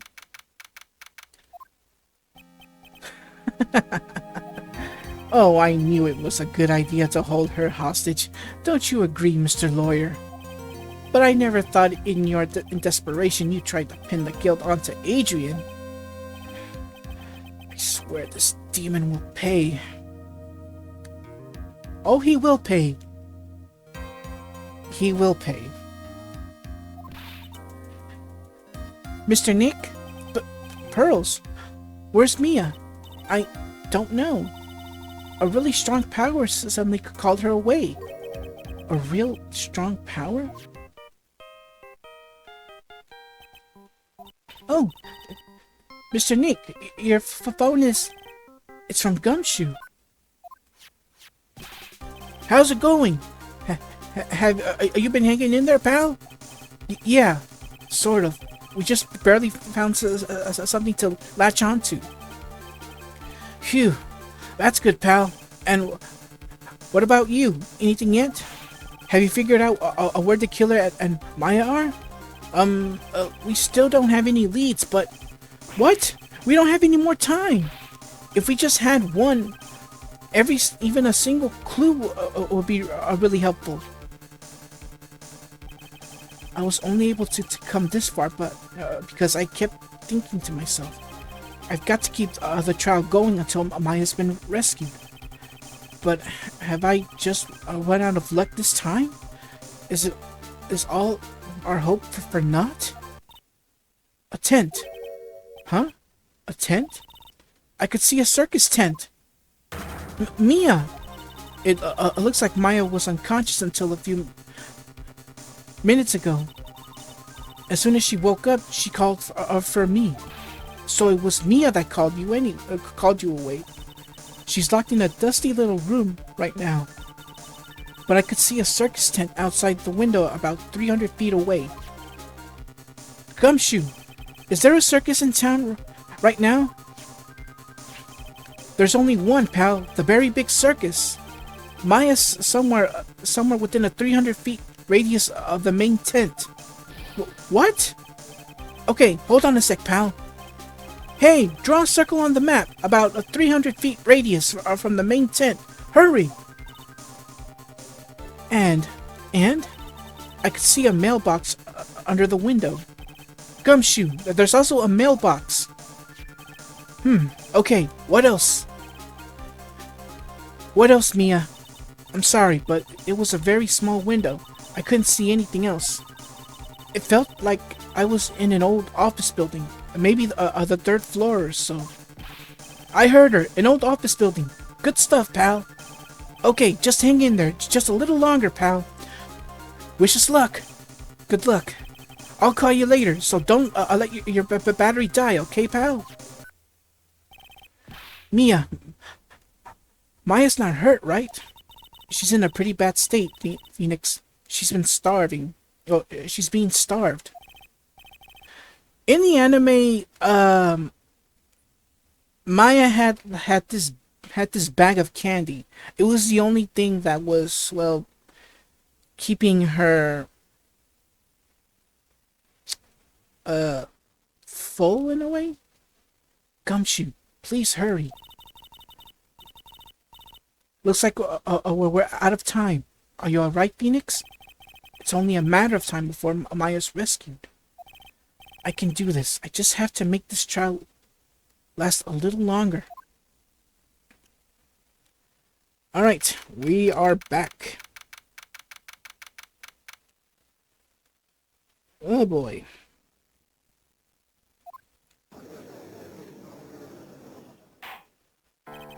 Court will now reconvene. The killer, the man who murdered the victim, handed this to his client. From this, one obvious question arises. Why this particular item? I believe the answer to that question will provide us with the name of the real criminal. Now then, prosecution calls the defendant's manager, Adrian Andrews, to the stand. Currently, the witness is accused of tampering and obstruction of justice. However, you have been called to the witness stand today to ascertain who exactly is guilty of murder. I understand. Very good. Now, have you ever seen this bear before, Miss Andrews? Of course I have. You have seen it before? That's right. It's only natural that the witness has. Miss Andrews, could you please enlighten the court to this bear's secrets? All right. Why? Why does she? We're about to find out.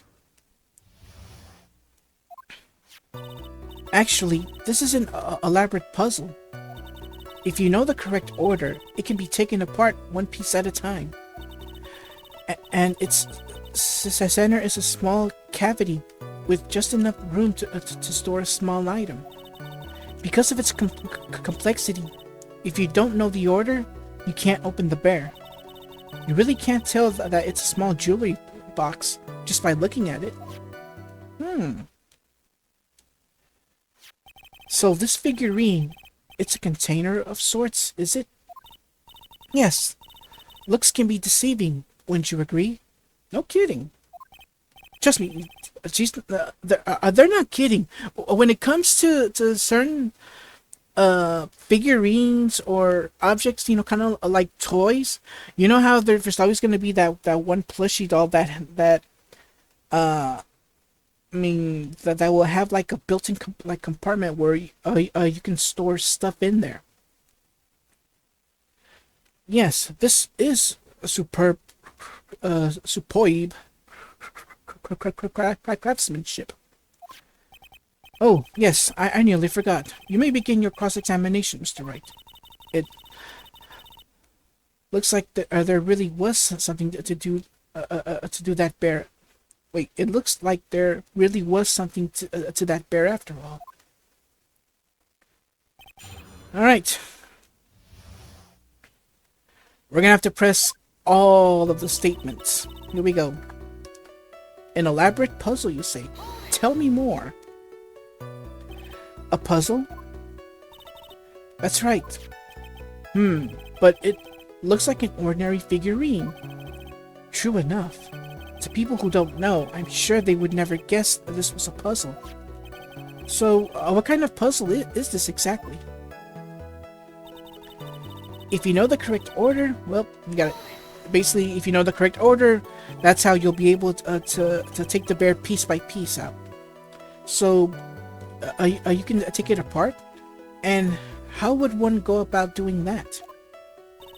Well, you first turn its tail to the right, and then push it.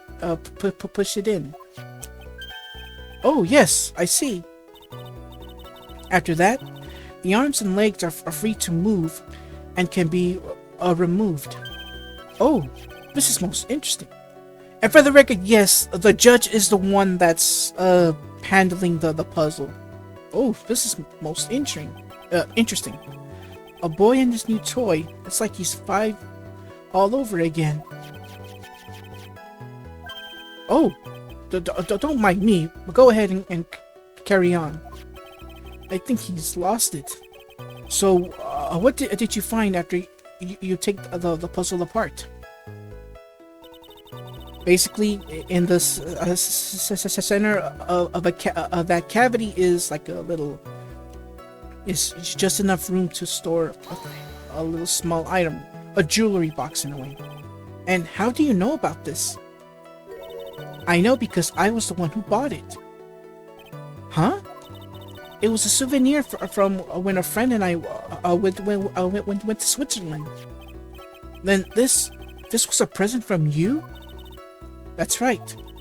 It was a puzzle in the shape of a bear, so I thought it would be perfect for Juan. So it was a present from Miss Andrews. Witness, let's continue with your testimony. Alright, next. So who exactly knew how to solve this puzzle? Only the two of us, Juan and myself. It was a souvenir from Switzerland, so I doubt there are that many people with the same bear in this country. But this looks like it can be easily broken, especially if someone wanted to get what was inside. Well, it's a toy, but it can never be the same again once it's broken. Alright, next statement. Jewelry box. Who else knows this bear is actually a small container or jewelry box? I never told anyone. And as long as Juan never told anyone either, then only the two of us knew. The two of you knew, huh? Then of course that means Mr. OnGuard didn't know, right? I think this is about all I'm going to get for now. Alright, so the figurine has been updated. It contains a little hidden compartment or a jewelry box within that bear. Well, Mr. Wright, I think even you have come to realize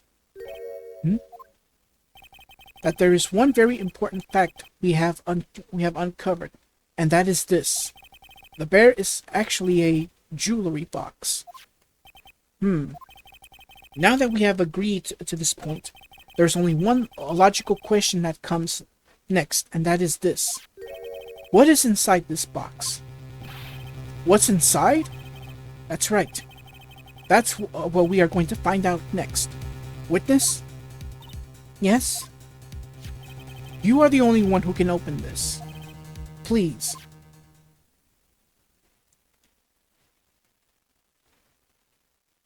There's a painful silence hanging over the courtroom. All eyes are on Miss Andrews, now as she solves the puzzle and takes the bear apart. I've opened it. Is this what you wanted? What is that? It looks like a note. I don't think we need to guess at what that is, do we, Mr. Wright? It's the suicide note. The suicide note? The suicide note left by Juan Carita's former manager, Celeste Impax. Until now, no one knew of its whereabouts, but just as we suspected, it was hidden. Hidden by the victim, Juan Carita himself. It seems Celeste Impax had very beautiful handwriting, and she just as beautifully signed her own name on this document. This is the most definitely the note she left right before she committed suicide. Oh, wow. Order! Witness, did you know about this? Yes, I did.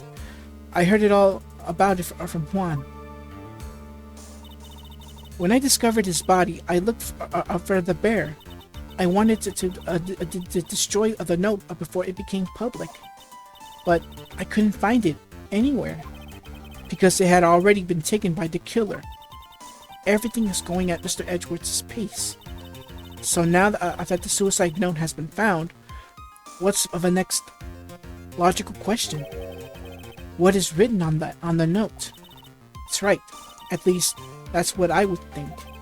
Now then, I believe it is only appropriate the contents of this note be made known.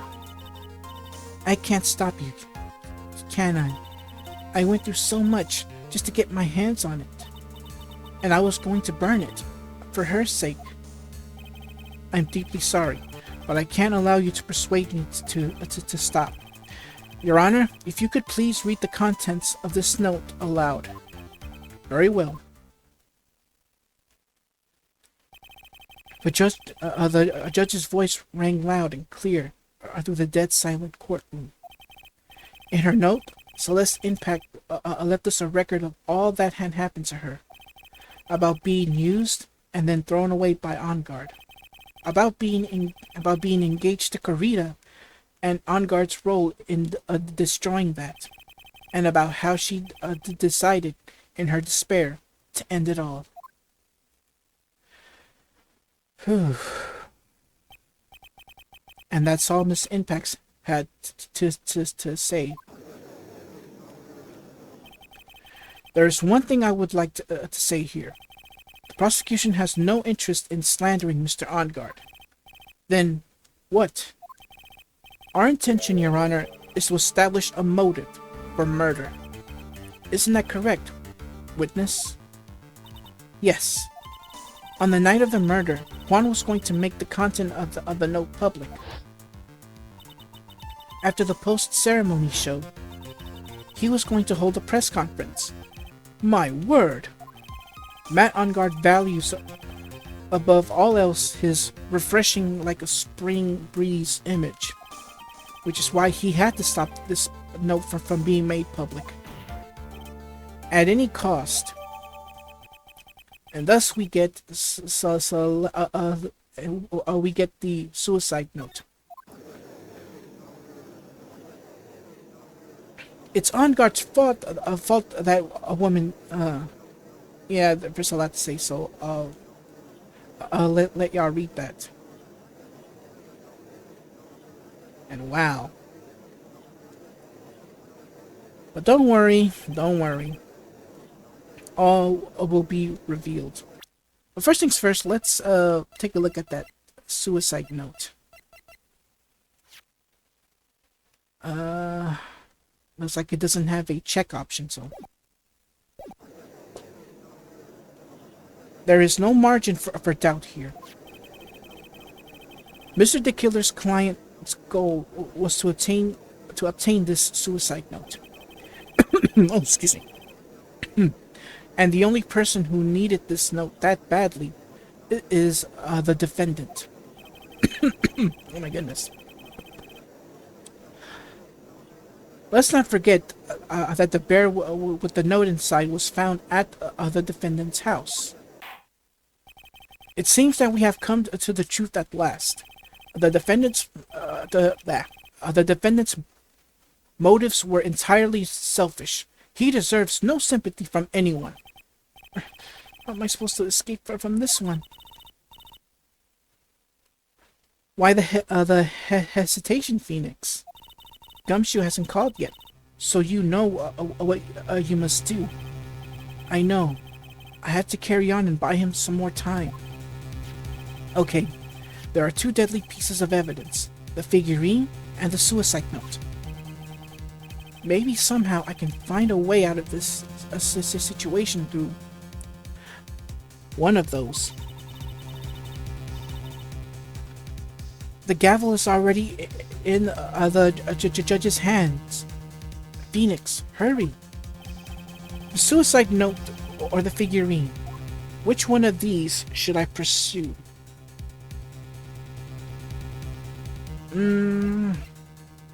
Honestly, it doesn't really matter. But if I had my choice, I'd go with the suicide note.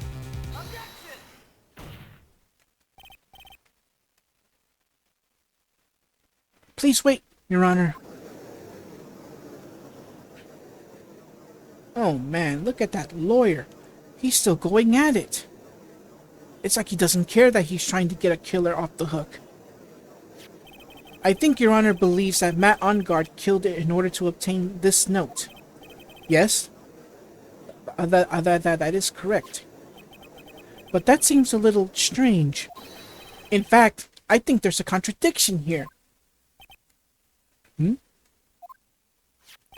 This note was hidden by Mr. Kurita until the night of the murder. If that is the case, I say that Matt Ongard could not have known what was written on this note. Oh, I didn't think of that way. I didn't think of it that way. Exactly, but I did think of it that way, and I thought it was rather strange. No one in their right mind would kill for a note without first knowing what it said.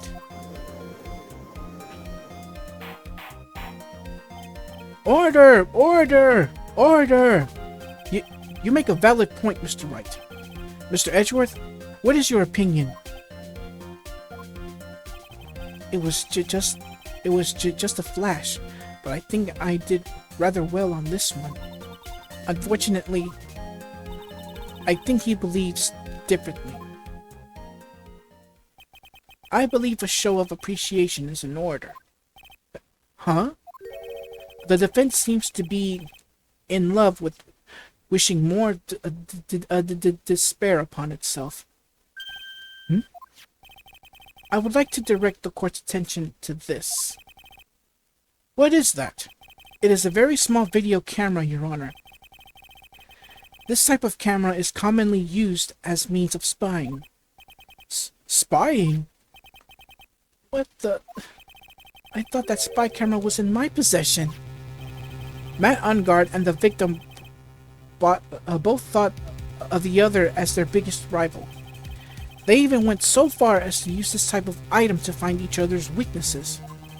And the victim, Juan Kurita, was being spied on. His personal life was being watched by none other than Matt Ongard.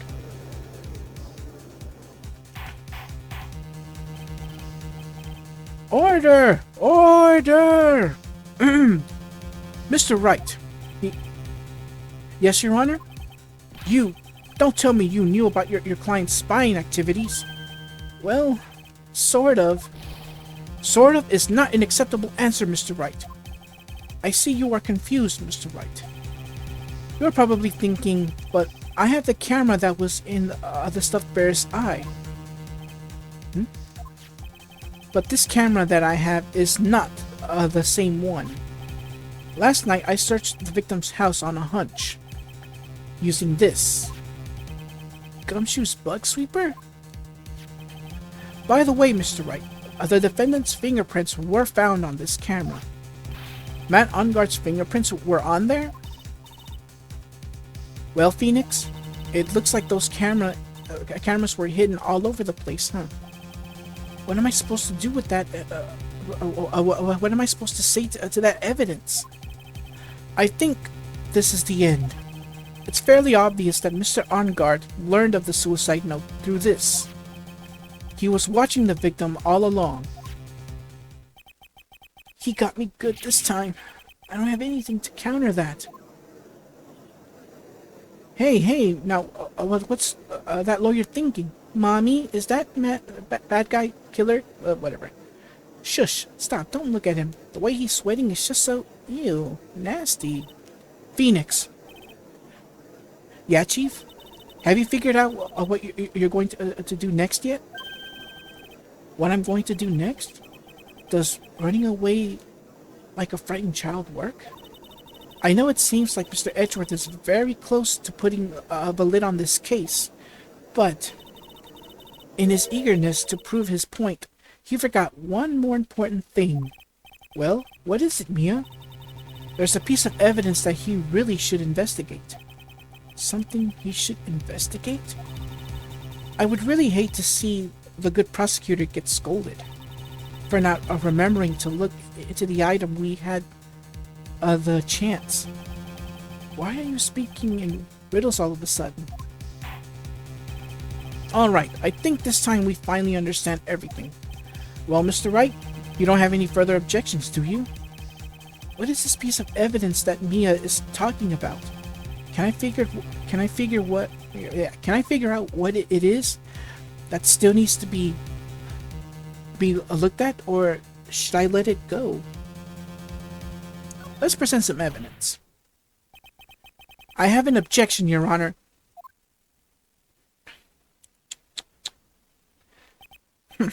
That was about the weakest objection I've ever heard, Mr. Wright. Your Honor, the defense has no intentions of letting this go so easily. You are beginning to sound desperate. That's just your imagination, Your Honor. Mr. Edgeworth, this is not like you at all. In your eagerness to prove your point, you've forgotten one very important thing. Hey, isn't that what I just said? So, you're telling me that I forgot something? You're so close, Mr. Edgeworth. But there's something you really should examine about this piece of evidence. So, let us present the suicide note. That is Miss Impact's suicide note, right? Who knows? I mean, sure, this suicide note was found inside this bear. But this bear was in my possession until a few moments ago. Which means the handwriting on this suicide note has yet to be analyzed. Oh? So, as to whether this pivotal piece of evidence was really written by Miss Impacts or not, has yet to be even remotely confirmed. Mr. Wright, you can't seriously be... Mr. Wright, are you saying this suicide note is a fake? Miss Andrews, you were the one who tried to pin this murder on Mr. Ongard. Who's to say you didn't create a fake suicide note and put it into this bear? How dare you!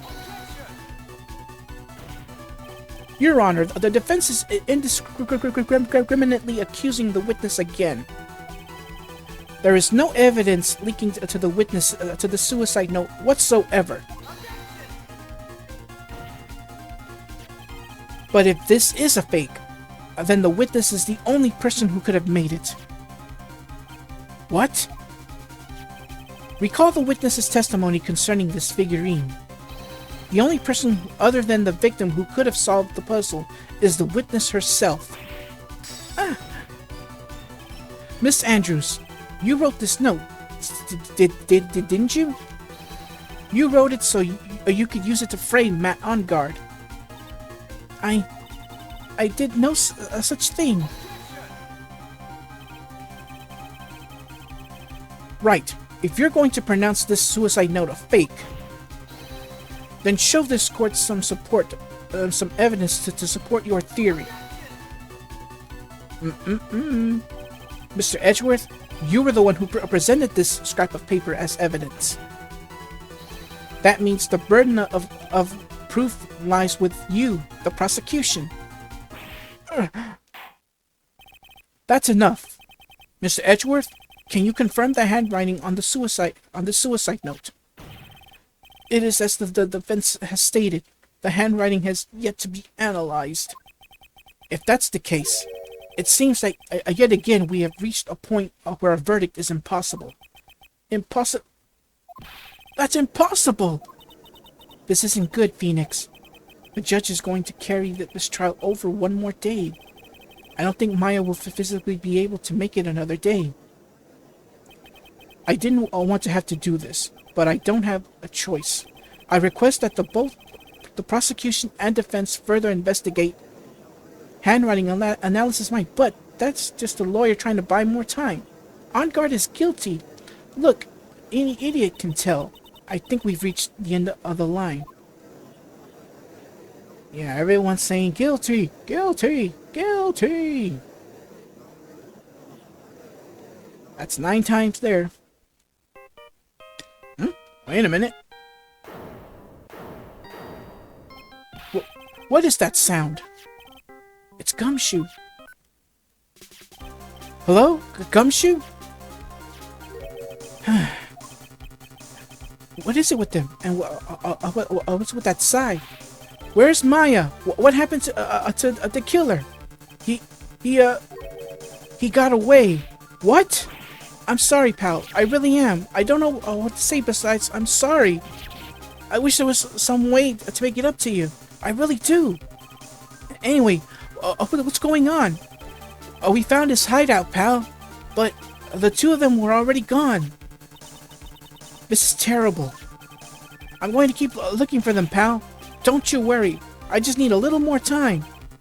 But don't tell me we don't have any more.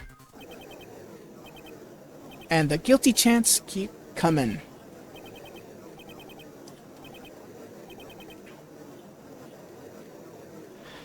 Huh. Do you hear that? Are they calling for his head? Mr. Wright, I can't for us to come this far in. Oh, what is it? Let me talk to Mr. Edgeworth. I can't do that. Mr. Wright, would you please get a hold of yourself? Yes, Your Honor. I'm about to end today's proceedings. You may take your phone calls after. Hold on, Your Honor. Edgeworth, catch! Mr. Edgeworth? Please, you've got to buy us some more time. Court is in session. I'm sorry, Your Honor. You were saying? Mr. Wright, this is a court of law. I'm sorry, Your Honor, but I am reluctant to do this. However, it appears that I have no choice but to suspend proceedings until tomorrow. This time I really can't do anything. Court is now adjourned for the day.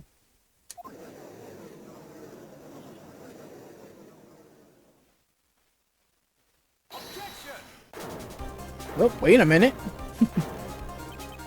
Please wait, Your Honor. Edgeworth? What is it, Mr. Edgeworth? I humbly request another 30 minutes of Your Honor's time. For what purpose? We can perform the necessary tests on this piece of evidence in that time. But can you really obtain your results in 30 minutes? I believe we can, Your Honor. But wouldn't it be better if we adjourn for today and then reconvene tomorrow?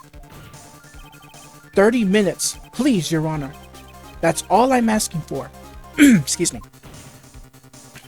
Please, Your Honor. Very well. At the prosecution's request, this court will now take a 30-minute recess. But be advised that I will not allow another recess today. I'm not sure if this is helping or hurting us. The court will now take its final recess of the day.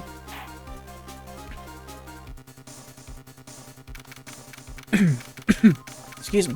So now we're back at the lobby. Right. Well, what's going on with Amaya's situation? The killer. It looks like he got away again. 30 minutes? Oh, we can't find her in that time. Oh, wait a minute. Report. Is that Mr. Edgeworth? We don't have time. Just spit it out. Right. It looks like we just missed him, sir. But the killer left a few things behind by accident in his rush to get away. A few things? Can we use any of them as evidence? I thought you asked, pal. Huh? I've got the things he left with me right now, and I'm on my way over. Really? That's odd. Any items like that are usually sent to the crime lab first. We don't have time to wait for those guys, sir. When those guys weren't looking, I swiped the stuff and ran. What? Well, I'm not a detective anymore, so I had to. I'm really sorry, sir, but I've got to put the law on hold for now. Sounds bad. I hope he doesn't get in too much trouble over this. With my hunk of junk car, I'd say I'll be there in about 20 minutes, sir. Don't worry, I'll be there. Wait for me. Alright, just get here in one piece. I'm on a mission and no one can stop me now, sir. No one. I'm pulling out all the stops and running every red light. Items left behind by the murder. Huh? Maybe there's something among them that will be decisive enough to end this. Whoa!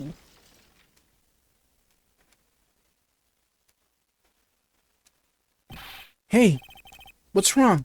Detective Gumshoe, answer me. No one can stop. I'm...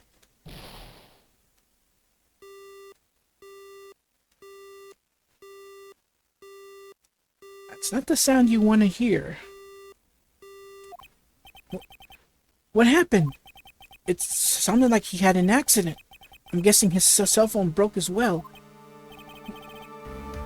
What was he thinking? We've got to hurry and call for help. But we have no idea where he is. His cell phone is broken and he wasn't driving a patrol car, so no radio either. Also, if we don't get those items before they do, the police will take possession of them.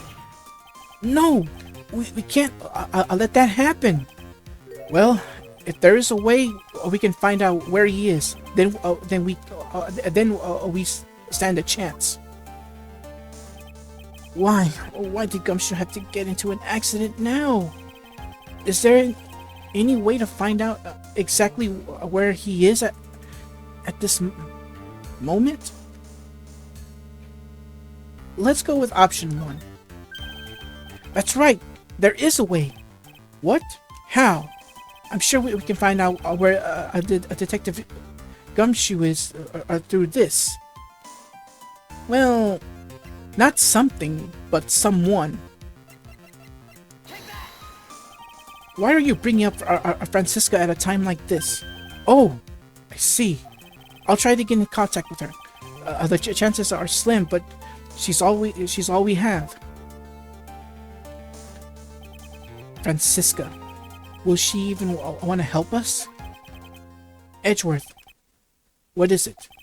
I don't have any right to judge anyone ever again. I know my client is guilty, but what I'm doing now, I'm pinning the guilt onto someone totally innocent, and using the evidence to do so. It might be my turn to say, Defense Attorney Phoenix Wright chooses death. Right. It doesn't suit someone like you to cry useless tears. Whether you did your job well or not, that can only be seen after the verdict has been decided. The verdict? Is Prosecutor Edgeworth here? Yes. Bailiff? There's a phone call for you, sir. They said it was extremely urgent.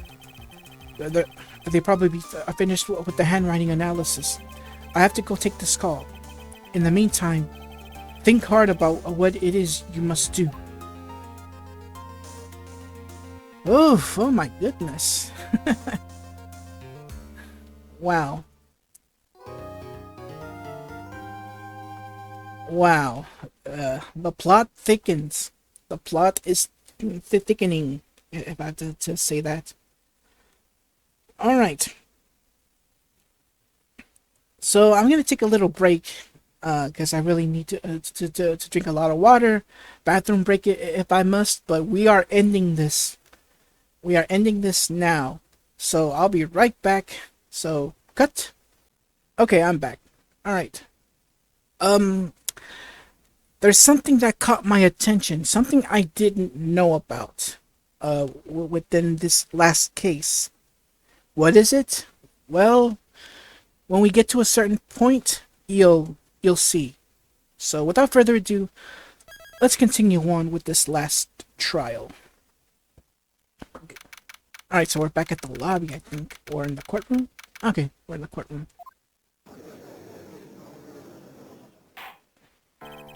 Court will now reconvene. I assume both sides are ready? Yes, Your Honor. Yes, Your Honor. I can understand the defense acting like this. However, why do you also seem distraught, Mr. Edgeworth? It's nothing, Your Honor. What's wrong with Edgeworth? It looks like something unexpected just happened to him. Now then, Mr. Edgeworth, if you could please tell the court the results of the handwriting analysis on Miss Impax's suicide note. Yes, Your Honor. Unfortunately, we have discovered that this suicide note is a forgery. What? What do you mean, Mr. Edgeworth? This note was not written by Miss Impax herself. It is a fake.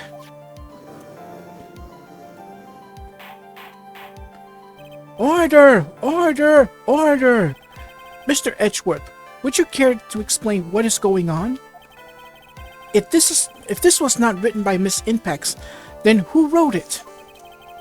We would need more time to do a more detailed analysis. However, it appears that the handwriting matches that of the victim, Mr. Juan Corrida.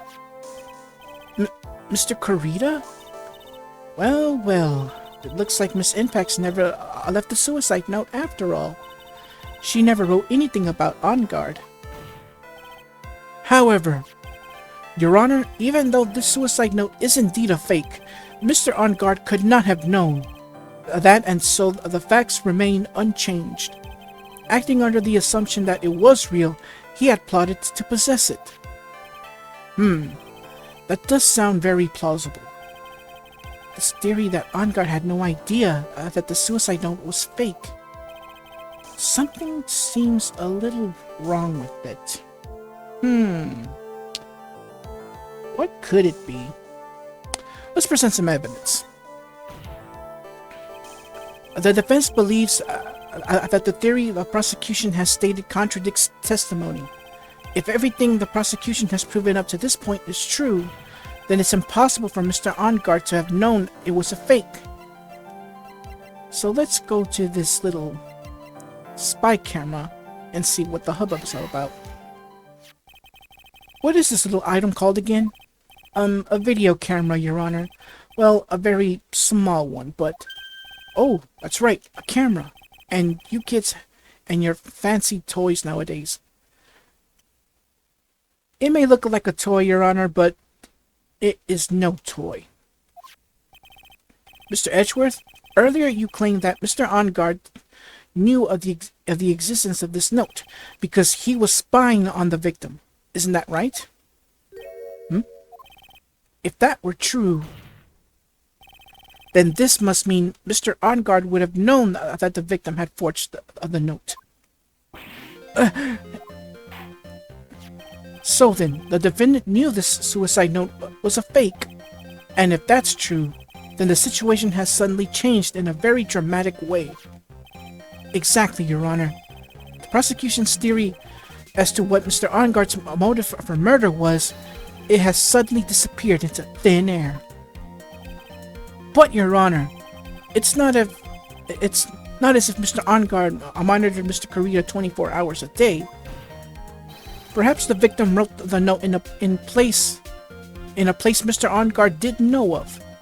Well, right back at you, Mr. Edgeworth. Why don't you show us some proof that the victim made the forgery at an unknown place?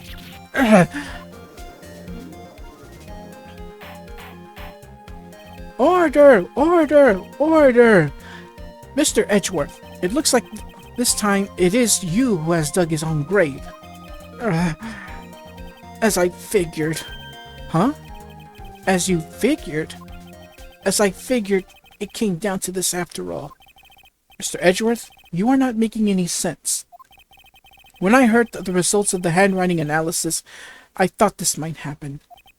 The question is, what next? What next? If the prosecution can't prove Mr. Ongard's motive through the evidence, then we must prove it from another angle. Well, I agree with you there. Your Honor, the prosecution would like to call the witness to the stand at this time. Oh? Well, that's fine. However, this witness is a little unusual. Edgeworth? Stuttering? This is not like him at all. Technically, he wasn't stuttering. He was just hesitant. Unusual? Well, what sort of a witness is this person, Mr. Edgeworth? This witness is one who is perfectly fit to answer once and for all the question of who was it that hired Shelley the Killer to commit murder? That's impossible. Who in the... No such person exists who can answer that question without such certainty. Yes, Mr. Edgeworth. Who is this witness? It's... Yes? Go on. Who is it? The man himself. Mr. Shelley the Killer. Oh, Mr. the Killer. Wait! Shelley the Killer? You mean the killer? I mean the assassin? Yes, Your Honor. He's coming here? To the witness stand? Well, yes, in a manner of speaking. I recognize that this is a very unusual circumstance, so I ask for your permission. Well, Mr. Wright? Yes? Is this all right with you? Do I have a choice here? I can't really do much else to drag this trial out. The defense has no objections, Your Honor. I wonder if it is really all right to do this. Very well then. The prosecution calls our witness to the stand. Edgeworth, is there no other way left to us? Now then, witness, your name and your occupation, please. Yeah, here we go. Very good, sir. My name is Shelley Day Killer. I am a professional assassin. I... I say, what is going on here? Your Honor, how can you remain so calm? And what is this meaning of this two-way radio? Actually, Your Honor, it was delivered to me just now, and it came with the condition. As long as we do not trace its source, Mr. the Killer will testify to this court. So this must be what that urgent phone call he got earlier was about. Oh no, this will not do. I cannot allow this in my court. First of all, we can't even be sure this is really Mr. the Killer himself. Witness, please present some sort of proof that you are, in fact, Shelley the Killer. I understand. Please wait a second. I'm so hungry. Maya! Maya? A voice? Mr. Wright, can you confirm anything from this? The defense has no objections to this person. We are satisfied that this man is indeed Shelley the Killer. It looks like we have run into yet another unexpected turn of events. Well, it doesn't seem like we have too many choices under these circumstances. So, now then, witness, there is one thing I would like to confirm before we speak of anything else. And what would that be? At the request of a client, you killed Mr. Juan Carita. Is this correct?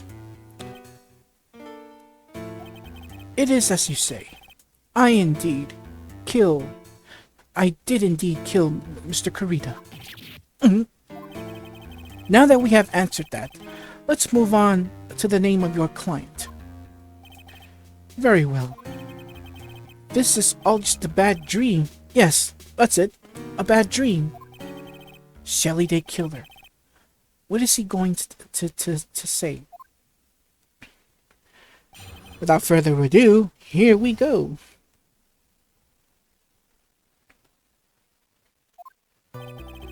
There is something I must first state. To an assassin, nothing is more important than the trust between a client and himself. And that is the reason I am here today on this witness stand. It is my wish that you grasp this concept before I give the name of my client. Yeah, there are rules that both the assassin and the client must follow. You're about to hear those soon. Mr. the Killer seems to be a very clever man. I'd almost say he seems to be mocking us. Well, he may appear to be our enemy, Your Honor. Mr. the Killer is only stating the truth. He is no hypocrite. He has always stood by this one belief. You mean about this trust between his clients and himself thing? It seems to be a level of trust beyond what people like me can comprehend. Well, Mr. Wright, are you ready to cross-examine the witness? Yes, Your Honor. There's no way to know what's coming next, so stay cool and collected, Phoenix. Alright, here we go. I'm gonna head towards the second statement first, which is this one. To an assassin, nothing is more important than the trust between a client and himself. The trust between you and your client? I provide my services in a fast and efficient manner. In exchange, I trust that my clients are discreet about me and my identity. If too many people knew my face, it would be quite troublesome. And that is why you're testifying in this manner. This is the first time one of my clients has ever been accused of murder. I must preserve the killer name so my clients can trust me. But couldn't someone stab you in the back and break your trust? It has never happened before, but if it ever did, Yes? That person wouldn't be my client for very long. They would certainly... That's enough, please, no more. Very well. It was only, hypothetical. Anyway. And I'm also going to be pressing on this third statement, and that is the reason I am here today on this witness stand. That seems a little strange to me. I mean, you're about to tell us the name of your client. I would think that this would be very bad for them. It doesn't matter to me. This client has already broken the rules and acted outside of their prescribed role. Their role? This person tried to implicate another of the crime in order to save themselves, and this is a trespass that cannot be forgiven. You. Who gave you the right to be so high and mighty? To the gentleman who spoke just now, excuse me, but would you care to die? No, I didn't, say anything. The judge had better watch himself. Indeed he must. Alright, so what I'm gonna do is head back towards the second statement. Because I think there's more to what he explains.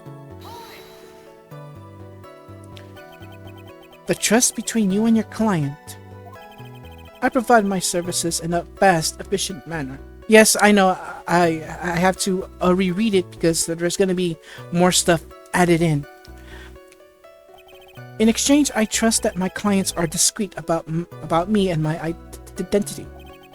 These are the roles and duties an assassin and his client are to carry out. I'm sorry, but I was wondering about something you just said. You said that your client had already broken the rules. A person who frames another is the worst kind of human. And that's why you feel you can betray this person? I have no trust relation with a client who can't understand their assigned role. Just my luck, an assassin with a conscience. Who would figured? Now then, everyone, do you think you can understand my logic? This case just keeps getting better and better. If you can't, then I'm afraid we can't proceed. Everyone understands your point, I think. Really. In that case, I believe I am prepared to disclose the information you seek. You have made it crystal clear that you value trust over all else. I believe we are ready. Excellent. And that is the reason I am here today on this witness stand. Alright, so I'm gonna go to the fifth statement that was added. I'm gonna have to go back and recount my steps. So, alright, 1, 2, 3, 4. Oh. Okay, yeah, I think that was the final statement. So I'm gonna skip all this.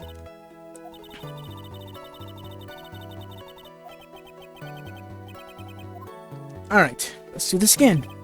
1, 2, 3, 4. Alright.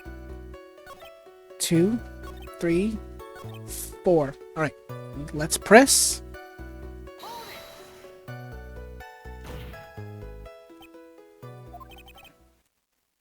What is it? Now I can't bring myself to ask the client's name. If you can't ask it, Mr. Wright, then I will. Witness? What is the name of your client who requested the murder of Mr. Juan Corrida? That person's name is...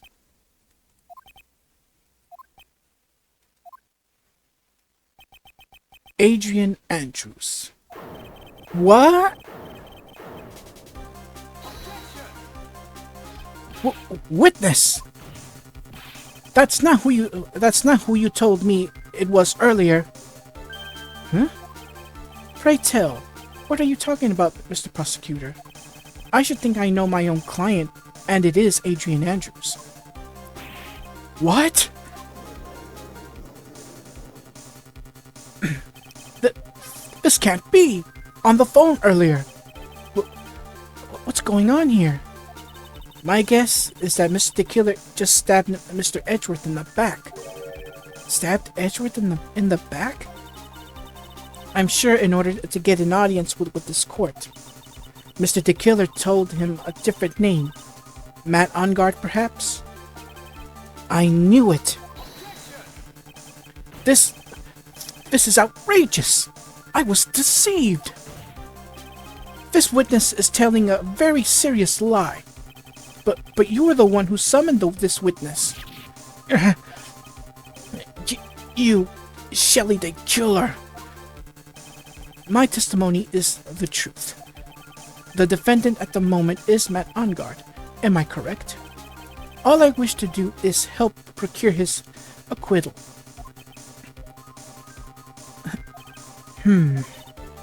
Wow. All of a sudden it feels like we can actually win this. Yeah. Oh my goodness. The prosecution has failed to provide a motive, and has instead provided this suicide note, which is a forgery created by the victim. Furthermore, there is a possibility that the defendant himself knew it was a fake. But most definitive of all, we have heard from the assassin himself the name of his client. Mr. the Killer's client who requested the murder was not the defendant at all. No! With all this evidence, it is obvious to me that this means that Mr. Matt Ongard is innocent. I seem to have caused you a lot of... Rephrase. I seem to have caused you all a bit of confusion. Please, continue your discussion and call me when you have reached the verdict. Bailiff, please bring Miss Adrienne Andrews in immediately. What now? With the way this is going, Ongard will be found innocent. This may be our last chance to save Maya. Yeah, but Edgeworth is right. The killer is lying. And Ongard, my client, I know he's guilty. Can I live with myself if I win this? Who would have believed that the prosecution's own witness would absolve the defendant? Your Honor, the prosecution requests permission to further question the witness. Shelley the Killer is certainly lying under oath. It wasn't me. It wasn't me. Listen, everyone, please, that testimony just now, it was all one big lie. Miss Andrews, the suicide note may have been a fake, but that man, Matt, he's the reason Celeste died. And Juan's death, it was all because he got pulled into Matt's twisted world. That testimony just now, you have to believe me. It was a horrible, horrible lie. But Mr. the Killer himself has testified. He has named you as his client. No, that's not true. Also, there is quite a bit of evidence that points to you. The knife and the button, donning the Nichols Samurai's costume. But that's... You even have a motive. We know that Miss Celeste Impax was a large part of your life. You wanted to follow her, and you wanted revenge against the two who hurt her. I would say you have plenty of reasons to want them both dead. No. Mr. Wright. You know the other truth. Tell them. Tell them the real story. Who the real killer is. Tell them. Please, help me. Yes, I know the other truth. Mr. Wright. Yes, Your Honor. I believe we have reached the end of this trial. Therefore, I ask the defense for any final words or opinions. I have to decide. Do I take the not guilty verdict and save Maya? Or do I throw this chance away and wait for Gumshoe's new evidence? What am I supposed to do? Wow. Thankfully, when it comes to this choice, it can go either way. So what I'm going to do is request the trial to continue. Phoenix, I can't do it, Maya. I can't accept a not guilty. You are a lawyer. I know. But Matt Ongard is a killer. A murderer. I can't let him get away with this. I can't let someone else take the fall. If I let Miss Andrews be convicted, then I'm no better than Ongard. And even though I don't want to admit it, I have to face the fact that it is because of Edgeworth that I now know the real truth. He could have gotten Ongard convicted so many times over, but he never took a single one of those chances. If I take this verdict right now, I'd be betraying his trust. His trust. I never thought about it until now. I trust him. Oh, I trust him? Yes, you do. Mr. Wright, your opinion, please. The defense requests that we be allowed to further question Mr. the Killer.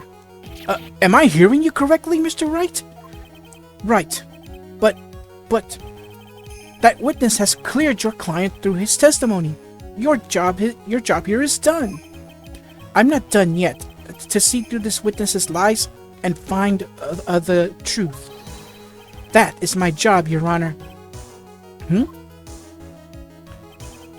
There's still more evidence to look at.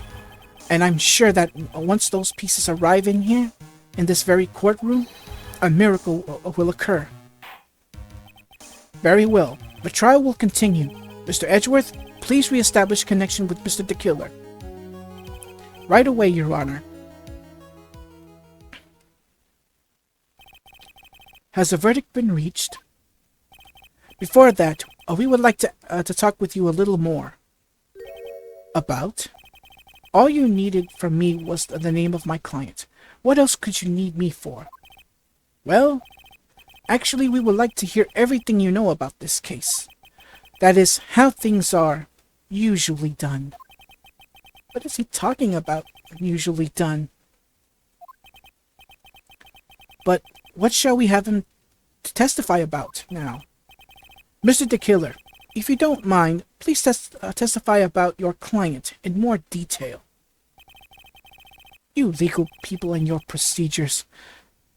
Is it any wonder no one likes to go to court? In other words, he said, fine, he'll testify. So here we go, about my client part 2.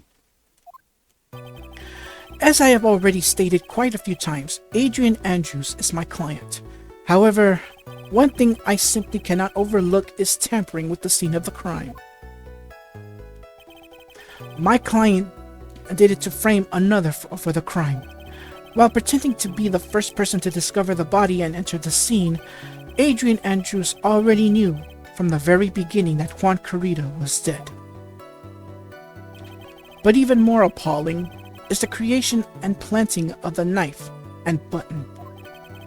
That act is what I was referring to when I said my client had broken the rules. Really now? This is a most unexpected turn of events. For the, 5th time now.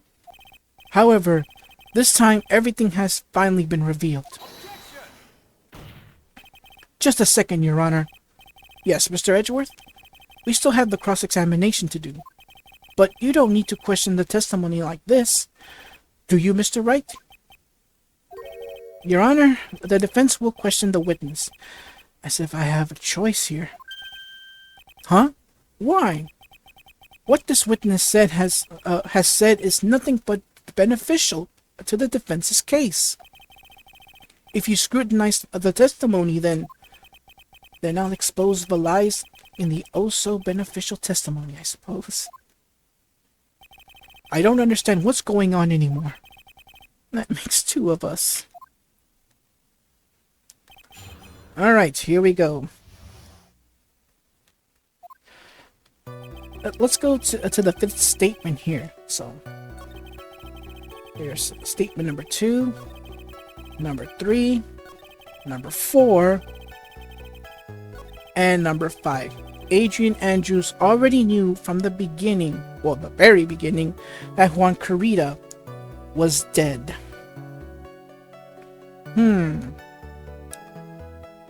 Let's present something. The wine glass. Thank you so much for taking the time to testify, Mr. the Killer. What is the meaning of that attitude? When Adrian Andrews entered the victim's room, your client had no idea that Juan Carita had been murdered. But how? How do you know that? From this wine glass, Your Honor. The glass? Mr. the Killer's supposed client thought Mr. Carita had only fainted, which is why this glass of tomato juice was poured for the victim. But isn't that just a part of Adrian Andrews' calculated plan? That is not possible, Your Honor. This glass bears the fingerprints of that person. Had this been planned, they would never have left their fingerprints behind. I see your point. Mr. Edgeworth, what is your opinion? Strangely enough, I had the same exact thought just now. Witness, how do you explain this strange phenomenon? Is it a waste of time to ask about such a minor detail? It's not a very important point anyway, correct? I'm afraid you are mistaken. If Adrian Andrews really is your client, as you claim, then your client should have had knowledge of Mr. Carita's death. If not, then that can only mean that Adrian Andrews was never your client at all. How strange. Yes? Why is it that the attorney has yet to raise an objection at this absurd situation? Phoenix, if the killer figures out what you're up to, we're in real trouble. Yeah, I know. Mr. Edgeworth, I'm surprised. You know you can't say things like that without any evidence. Sorry. That sounded like an awfully weak objection to me. Anyway, I am positive there was a contradiction in that testimony. The prosecution requests further testimony concerning when the request was taken. Very well. Right now, I have to buy us more time. While we wait for the items the killer left behind to get here. I just know that the very outcome of this trial lies with those items. Alright, here we go. Request taking. This request came to me, about a week ago. It was a request for my services on the night of the awards ceremony. We met at a certain bar to discuss and finalize a few matters. That is what occurred. I trust my memory, and I believe I have made no mistakes. No mistakes. So you physically met your client, huh? That is correct. Meeting one's client is the first step to building trust, in my opinion. I see. Well, Mr. Wright, your cross-examination, please. Alright, here we go. Third statement, ahoy! And here it is. The third statement, we met at a certain bar to discuss and finalize a few matters. Just what is he talking about? Let's press. So you physically met Adrian Andrews, right? Of course I did. What was that? What was with that brief pause?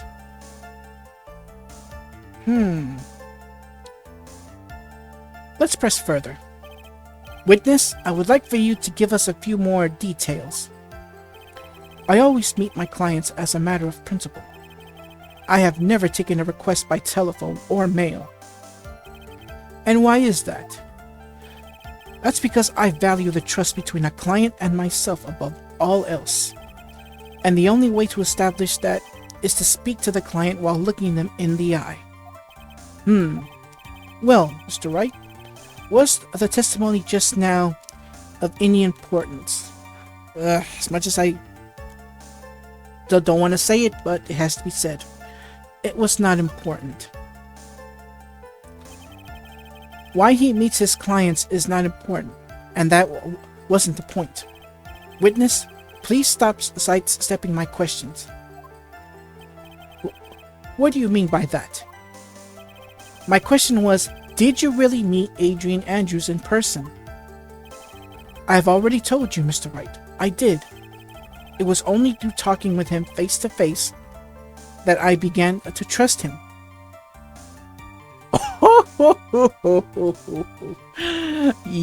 Y'all figured it out, haven't y'all?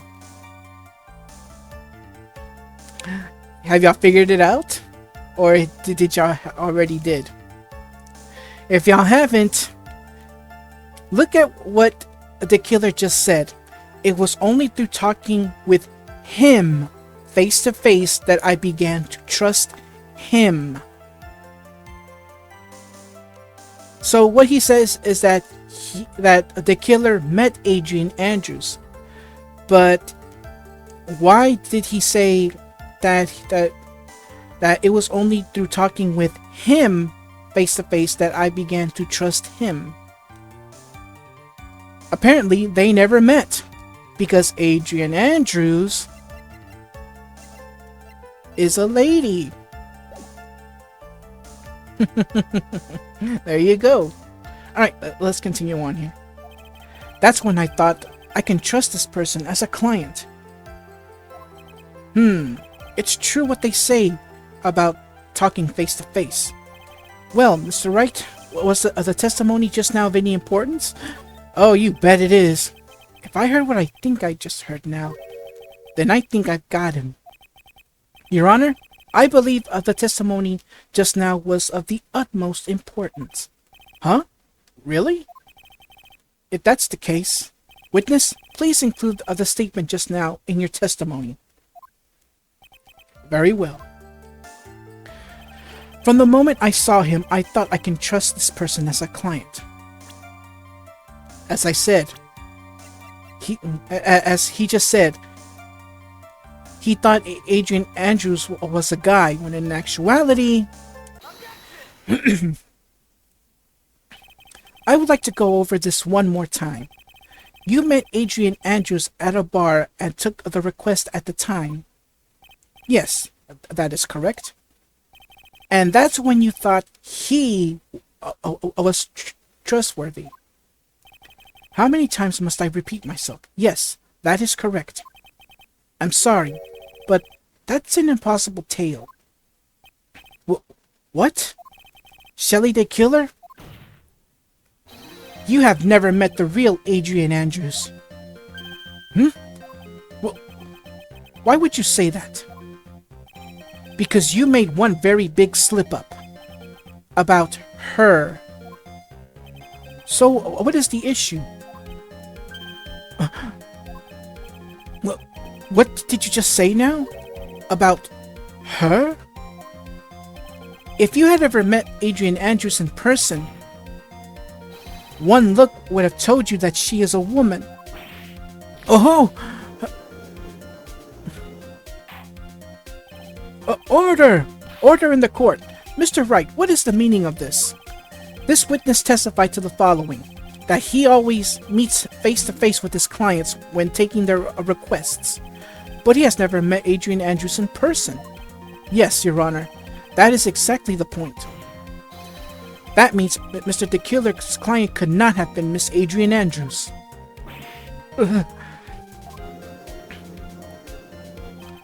Mr. Edgeworth, I understand your logic on this one.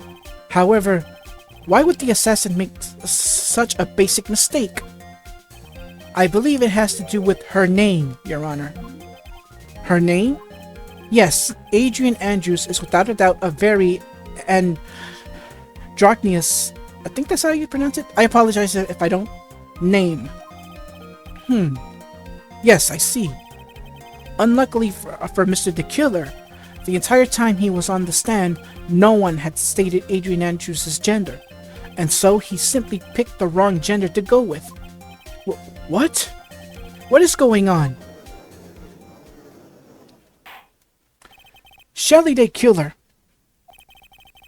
This court demands an explanation. I think somehow I must have mixed up the clients with another. So does that mean you remember something different now? Yes, of course. Please, if you would allow me to testify once more. I know he's just going to spit out more lies. Oh boy. Very well. But this time, please give us the truth and nothing but the truth. Alright, request taking. Part 2. And yes, this is the final testimony. Here we go. Yes, now I remember. I took that request by mail. Didn't you just say that he didn't take a request via mail or phone call? There have been times when I took a job without having met my client. The request was for the murder of Juan Carita and 2 or 3 other small things. When I saw the name at the end of the letter, I thought my client to be a man.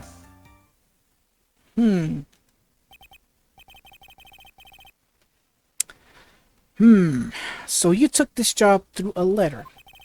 He didn't mention anything about a letter in his earlier testimony, which means he is definitely lying. Be careful, Phoenix.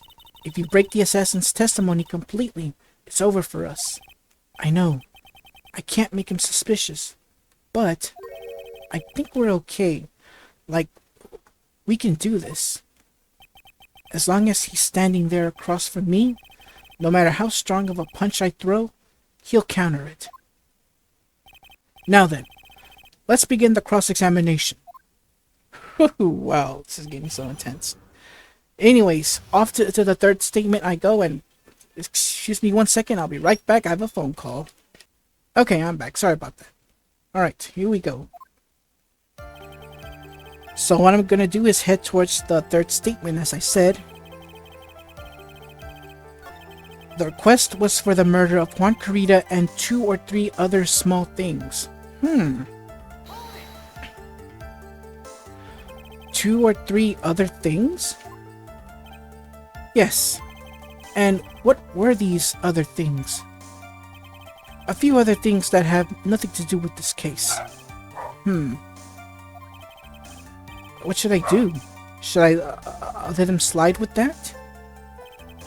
It'd be really bad if I push his buttons the wrong way and he gets mad. Well, I have no choice but to push further, so let's do that. And I apologize for the dog barking. Whether or not they're related to this case is for the court to decide. Mr. Attorney. Yes? Everything I have said from the beginning has been nothing but beneficial to your client, which is why I wonder what is pushing you to continue with this cross-examination. Could it be that you are planning to betray your own client? That's... I smell the stench of a backstabber. And should you turn out to be one... Wait! Uh-oh. This is looking really bad. I shouldn't press my luck. Alright, I have to think. Is this worth pushing? Let's keep pressing further. Witness, this is a very important matter. Please cooperate and tell us what these other jobs your client requested were. If it's truly that important, I suppose I don't have much of a choice. The bear figurine. The bear figurine? After the assassination of the target, I was to find that figurine. I was told that this job was just as important as the actual killing. And? Where was that figurine? It was inside Mr. Kurita's suitcase. And then? What did you do next? I handed it over to my client right away. You gave it to your client? Interesting. This information certainly sounds important to me. Witness, please include what you just stated in your testimony. As you wish. Alright, so we have new testimony here. One of these was to find the bear figurine and give it to Adrian Andrews. I need more info on this. We're gonna press. I found this figurine at Mr. Onguard's mansion. If you gave it to Miss Andrews, then what was it doing there? I was waiting for her there. That was also part of the plan to frame Mr. Onguard, I'm sure. That makes a lot of sense. Well, Mr. Wright, do you have any problems with this piece of testimony? Oh, there's a contradiction on there, all right. So the killer says he gave the figurine to Miss Andrews. But I know somewhere in that statement there is a contradiction. And yet, I know that if I present something trivial here, he will cut the connection on his end. If you want to make a strong point, Phoenix, you have to present strong evidence. She's right. So what now, Dr. Wright? Let's present evidence then. Witness, let's go over this one more time. You gave Miss Andrews the bear figurine, and she told you to take the bear and wait for her at Onguard Mansion? Is that correct? Yes. Where are you going with this? Well, I think maybe you might have remembered a few things incorrectly. What? This is a battle of wits. I can't let up on him. I don't think it is possible for Miss Andrews to have been the recipient of this bear. Alright, so what I'm gonna do is present the... Where is it?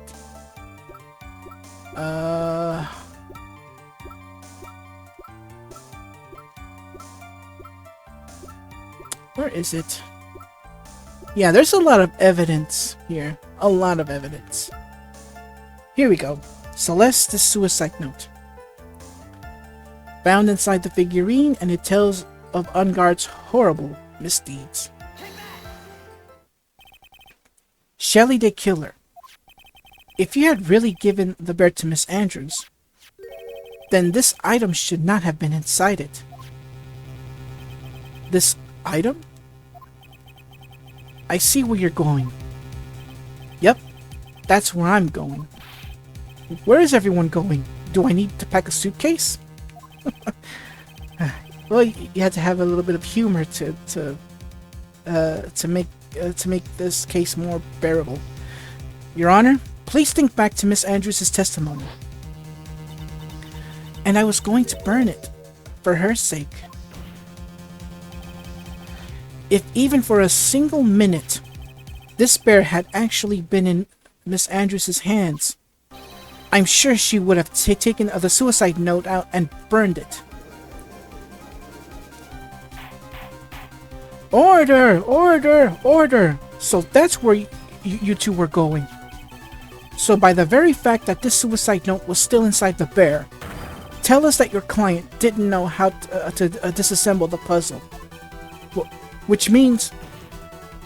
It means, Your Honor, that it is impossible for Adrian Andrews to be the client. Oh...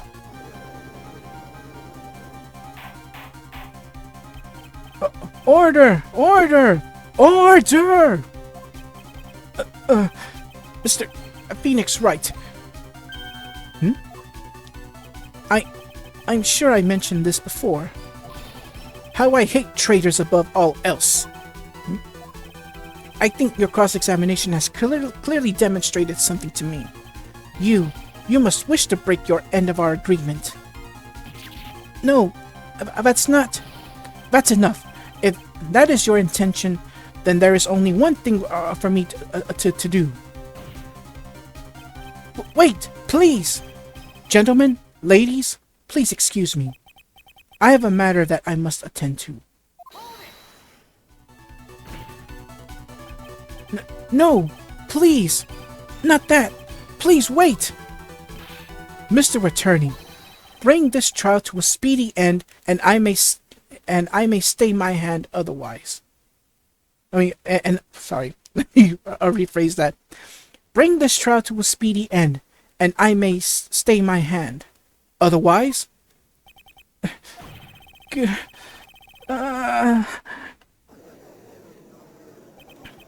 What in the...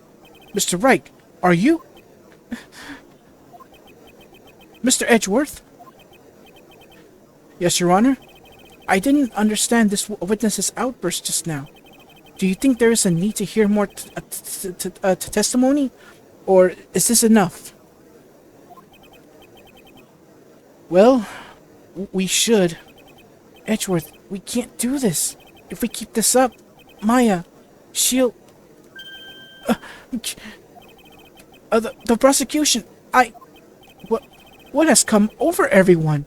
Even you are... The prosecution rests. What is going on around here? The prosecution has no further questions, Your Honor. What? Yes, the court has gone bonkers. Well, I never thought I'd see the day. This is a most unusual situation. If the prosecution rests with no further questions, then the prosecution has failed to uphold its stance.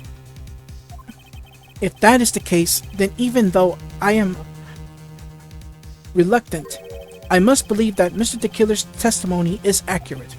That would mean that Shelley the Killer's client is Adrian Andrews. Mr. Wright? Yes, Your Honor? If I end the trial here, right now, then your client, Matt Ungard, would be declared innocent. And in his place, Adrian Andrews would be charged with murder. Miss Andrews would be charged with murder. The prosecution has no further questions, so we will now hear the defendant's final remarks. Bailiff, please bring the defendant, Matt Ungard, to the stand. The items for the killer's hideout didn't make it in time. We tried as hard as we could, but it looks like our time has run out. Can't believe it! The outcome now lies in your hands. Peace! Not just kidding. Dude, did the old guy finally decide? To be honest, I can't think of you as a truly innocent and good person. You have done enough evil to drive a woman to suicide.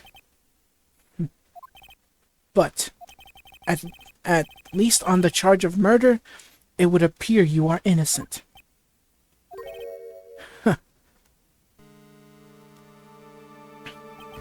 So, I guess even the old fuddy-duddy figured me out. Mr. Ungard? You were atrocious as a lawyer, weren't you? Giving your client away like this. And that refreshing like a spring breeze crap, it's just as atrocious. Don't you agree? Anyway, Get on with it and pronounce me innocent already. Right, Mr. Lawyer? Should I side with justice? Or should I save Maya's life?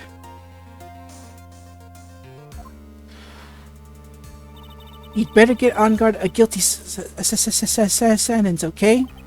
But if I did that, Maya will die. But if I say he's innocent, then Miss Andrews will be charged as the murderer. Do I say he's guilty or not guilty? Either choice I make, someone's life's going to end. It all hinges on what I choose. Now then, Mr. Wright,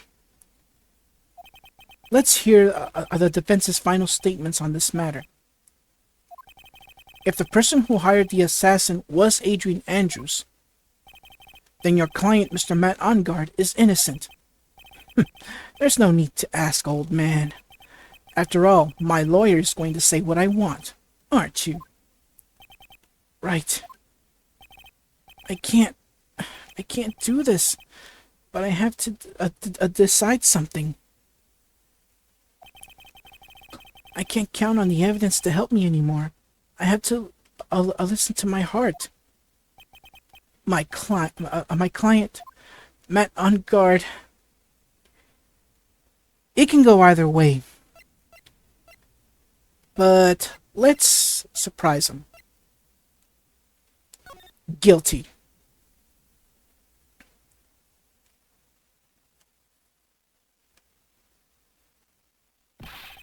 What are you waiting for? We are waiting for your answer, Mr. Wright. Matt Ongard, your client, deserves an answer. Maya, I'm sorry. Matt Ongard is... Objection!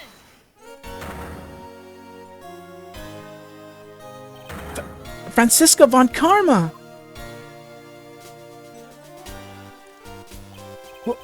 What are you doing here? Ow! You see now, don't you, Mr. Phoenix Wright? This is exactly why you should never take your eyes off of that scruffy fool. Did you bring them? The final pieces? Do you have them? You should know better than to ask that, Mr. Miles Edgeworth. Von Karma is perfect in every way. Yeah, right. The evidence is here in perfect condition. Don't worry about Scruffy. He's fine, and his injuries are minor. All of the items are inside this. What a filthy old coat this is. That's rude. This is the coat that carries the items that help. That's Gumshoes. I can spot his tattered rags anywhere. I apologize for its ugliness, but there was nothing else to wrap the items in. I fought long and hard this whole trial, all for what is inside that raggedy coat. I'm sure that inside the coat lies a crucial piece of evidence. Your Honor, inside that filthy coat, seriously, are the defense's final pieces of evidence. Your final evidence?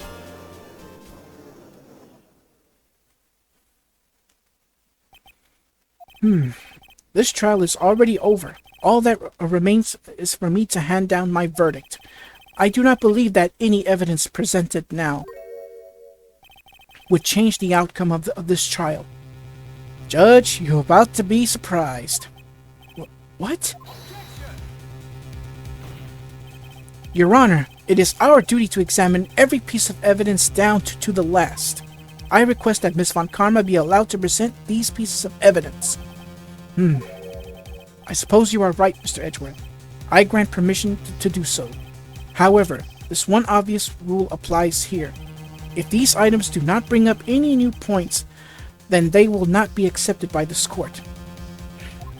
Now, Miss Von Karma, if you please. These pieces of evidence are items left by the killer during his escape from the police. He must have been in quite a rush. Yes, Your Honor. The killer left 3 pieces of evidence. Somewhere among the evidence we're about to see, there will be something that will turn this whole situation around. Like a miracle. I'm sure of it. This is all we can hope for. The first item is a pistol. Does the killer's pistol have anything to do with this case? Well,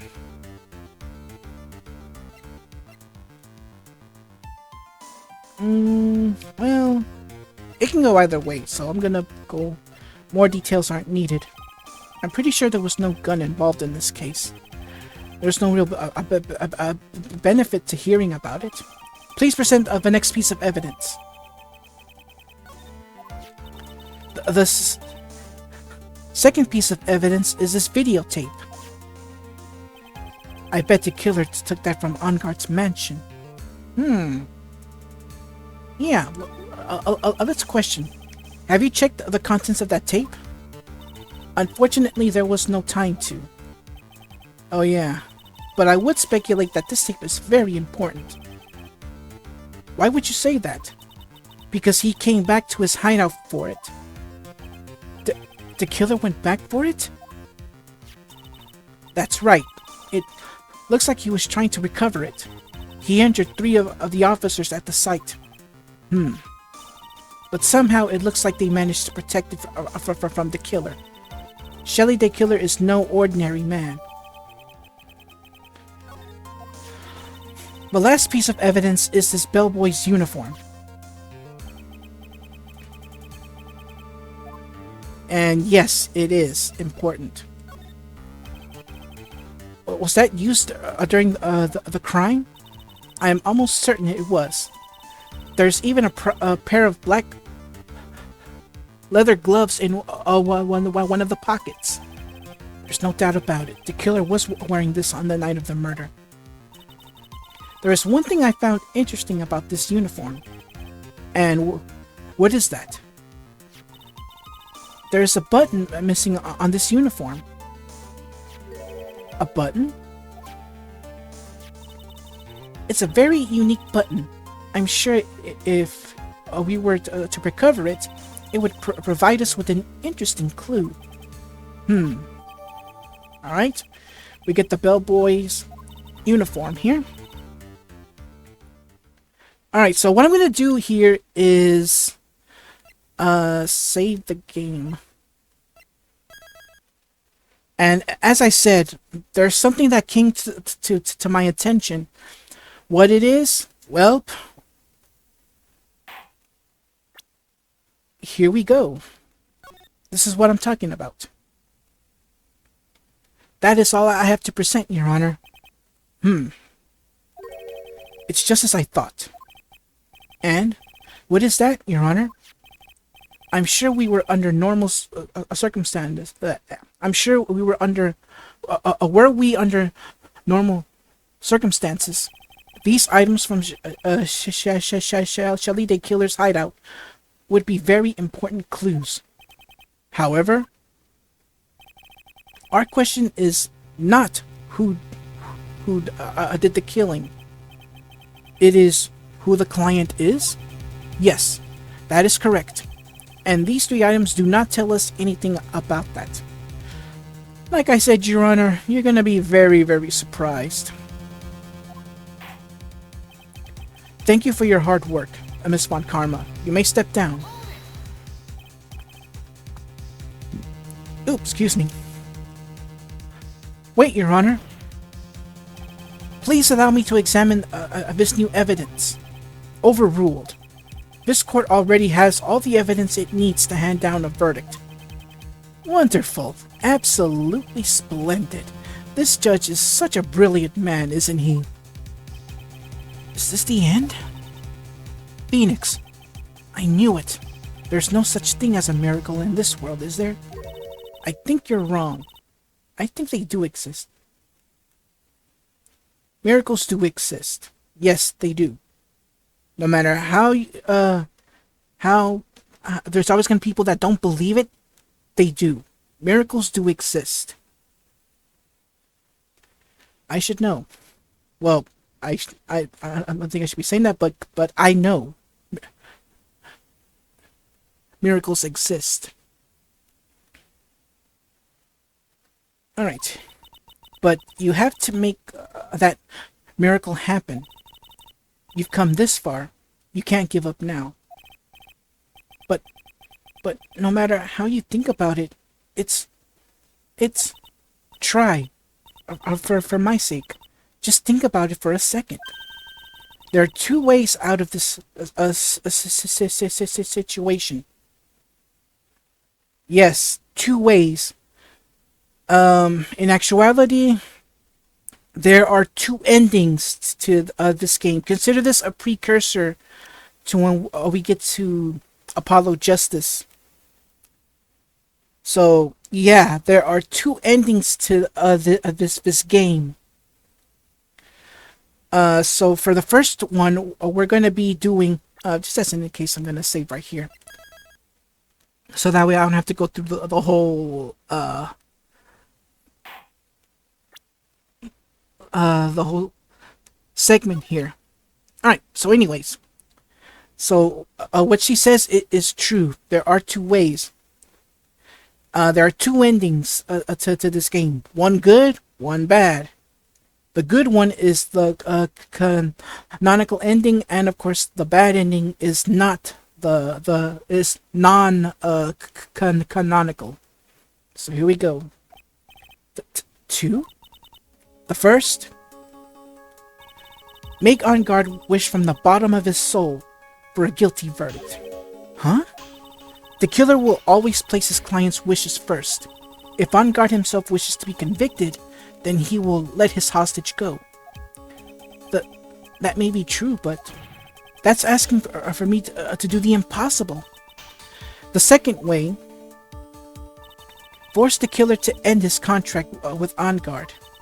If the killer were to no longer think of On Guard as his client, then he would let Maya go. Mia, that's even more impossible. He is a man who values his duty towards his clients above all else. I know both of these seem like impossible feats at first, but if you could make either one happen, it would truly be a miracle. The bigger the problem is, the judge has already said he doesn't need any more evidence. The pieces he was just shown, he's not accepting them. Phoenix, think things through from the other side. Isn't that what has always worked for us? The other side. Wait, does she mean... You mean to turn things around? Phoenix, the judge says he doesn't need the evidence. If that's the case, then who does need it? The person who needs the evidence. The defense, prosecution, and the judge. We have seen all the pieces of evidence, and that is how we have to come to know the truth. But there are people who have not seen them all. And those people do not know the truth. The truth, it may be what will bring about the miracle in the end. There are no objections this time, correct? Now then, I will pronounce my verdict. Why don't we all respectfully sit back and listen, kids?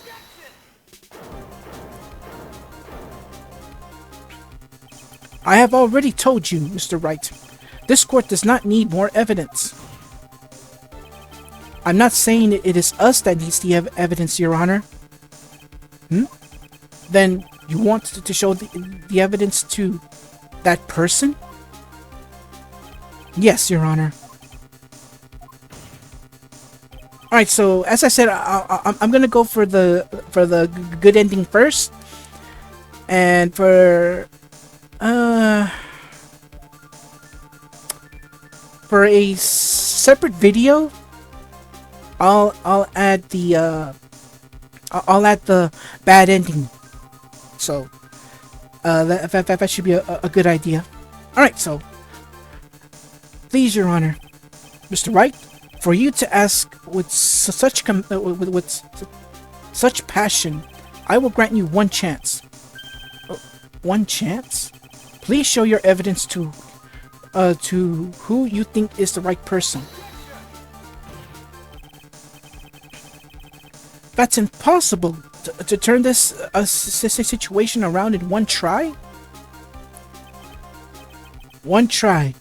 That is all I will permit. I have to try to remember. Hold on, right here is where I'll save, so that way I don't have to go through the whole scene again. I apologize for the many save interruptions. So here we go. I have to try to remember everything that has happened up to this point. Think, Phoenix. Think. There must be a way to save Maya while taking On Guard down at the same time. Now then, Mr. Wright, let's not waste any more time. Who would you like to show the evidence to? Well, simple. Shelly the Killer. Or John Doe. No. Shelly the Killer.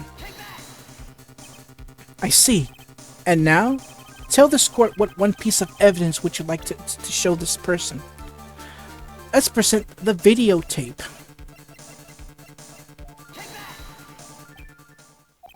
Well, what do you think, Mr. Edgeworth? I think there's some merit in showing this evidence to that witness. Bailiff, please bring in a transceiver from earlier. Alright, it looks like they got a hold of him.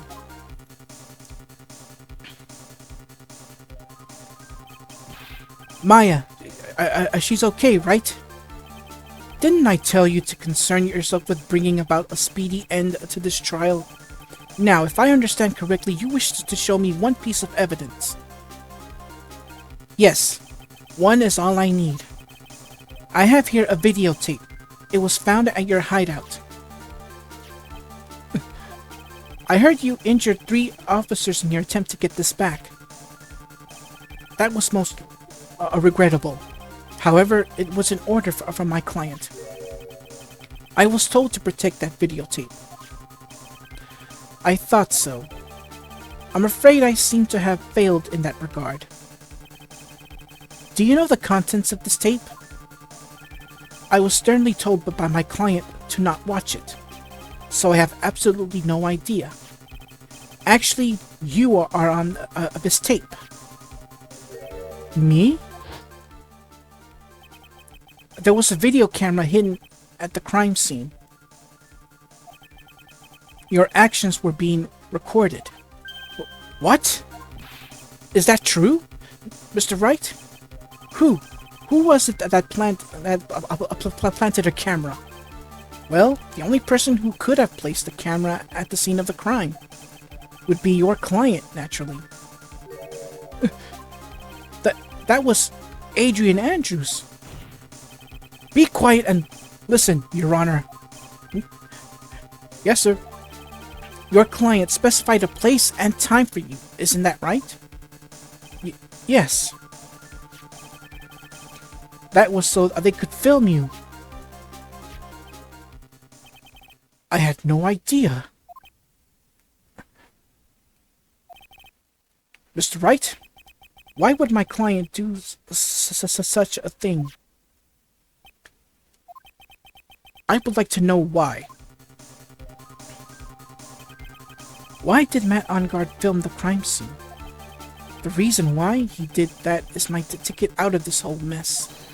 There is only one reason why your client would secretly film the crime scene. Blackmail. This was the whole reason for that videotape. To blackmail the killer. Your client once told me something very interesting. We were talking about you, and this is what they said. But I'm no weakling. I don't believe anyone, least of all assassins. Oh, come now, Mr. Wright. Assassins aren't above blackmail. Yes, that's where the video comes in. With that, I can keep him at bay, even blackmail him if I want. Your client didn't trust you at all. They were thinking of using this video to blackmail you. What do you have to say to that, Shelly the Killer?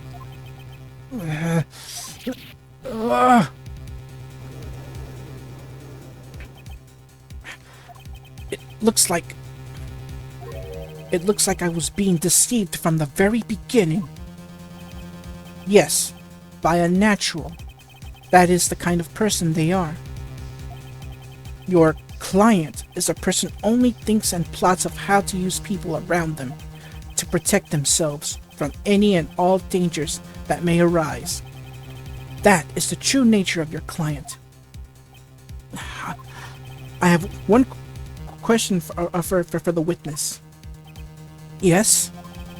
You told us one thing numerous times during your testimony. You said that you detest traitors most of all. Yes, that's right. But what if that traitor was your own client? What would you do then? That's obvious. I would break our contract in that case.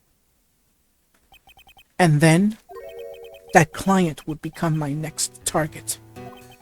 For the honor of the killer name, even if it takes an eternity, I would follow that person to the ends of the earth to exact my punishment.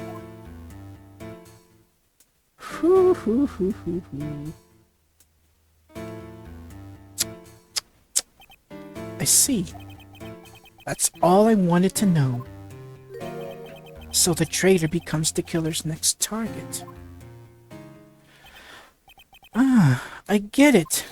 This is how we'll turn this case around. Mr. Wright? Yes?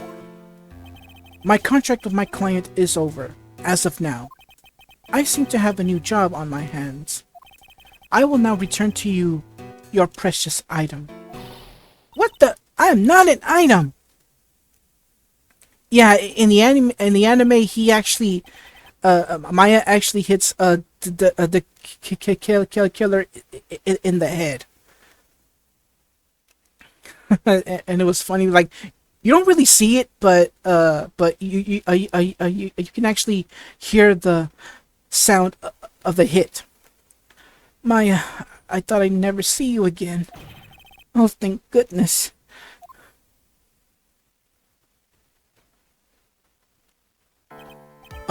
This trial appears to have come to its conclusion. However, I am sort of... I don't quite know what just happened there with the client and what... Miss Von Karma, where did that... She always has you in her sights. Now, I do believe it's time to finally hand down a verdict.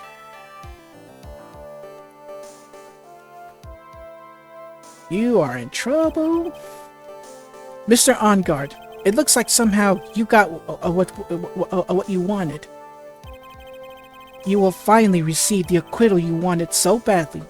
You should be happy. But before that, I would like to make one final statement. Sometime in the near future, one very betrayed assassin may appear before you. Needless to say, that man is very good at what he does. I'm sure you would understand what I mean if you watched this video.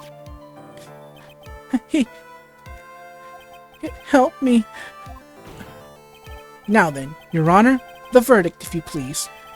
Is this alright with you, Mr. Wright? We have finally reached the end of a very long battle.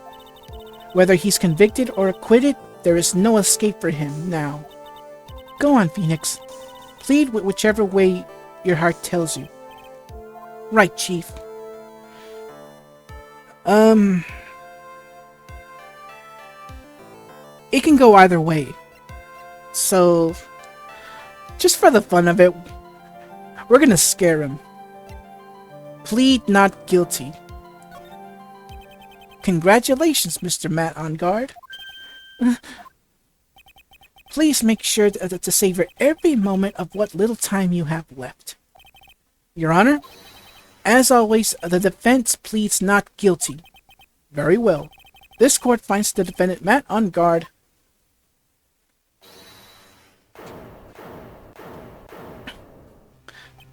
Please wait. What's the matter? If I get a not guilty, I'll be killed. Huh? I'm No! Guilty, guilty, guilty, guilty, guilty, guilty, guilty, guilty, guilty, guilty.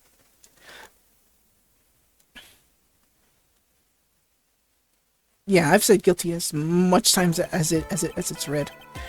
As always, it looks like we have uncovered the real truth. I don't remember you helping out much in this. Mr. Edgeworth, how is Matt on guard? I have left Miss Von Karma in charge of his incarceration. I'm sure he's getting a full course meal of whip leather right about now. Very good. That was a close one, wasn't it, witness? Yes. I plan to pay my debt to a society for my own crime, Your Honor. This trial was the first time I had stood on the witness stand, and when I did, I really felt hopeless. She must be talking about the time Edgeworth really went after her. I guess she's trying to forgive him for what he did. This witness, how should I put this? She has an illness. If you're going to say if you're going to say you would choose death, that is of no concern to me. But after that, when I was alone at the detention center, excuse me one second, phone call again.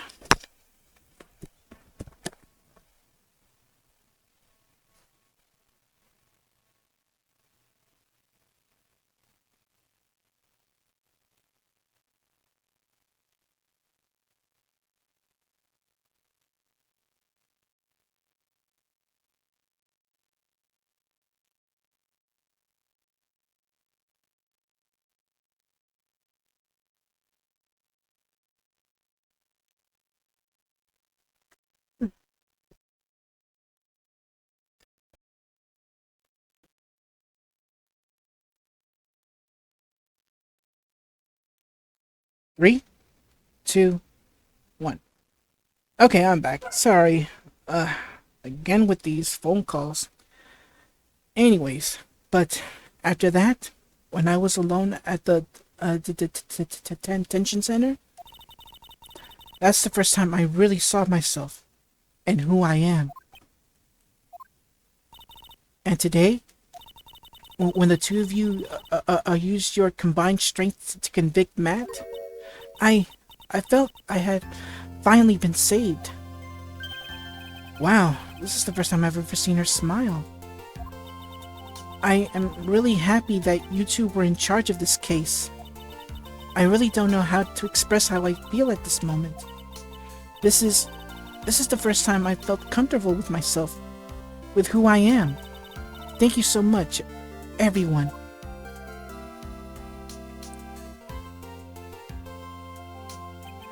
It looks like we have resolved everything at last. As for myself, there are still a few things I'm confused about. But everyone seems to be in good spirits, and that is good enough for me. Trust me, Judge, a lot has happened and it's best to not know about it. That is all. This court is adjourned.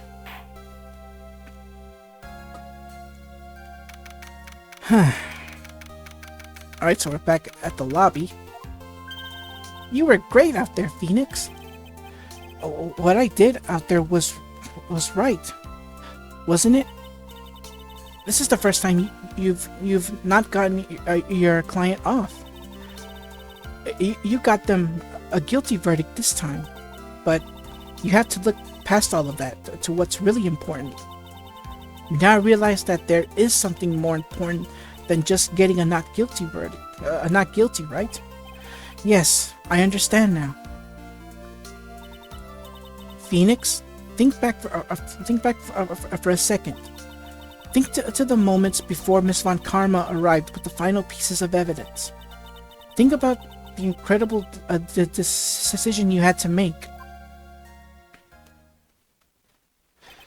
Now then, Mr. Wright, let's hear the defense's final statements on this matter. I can't count on the evidence to help me anymore. I have to listen to my heart. Should I side with justice, or should I save Maya's life?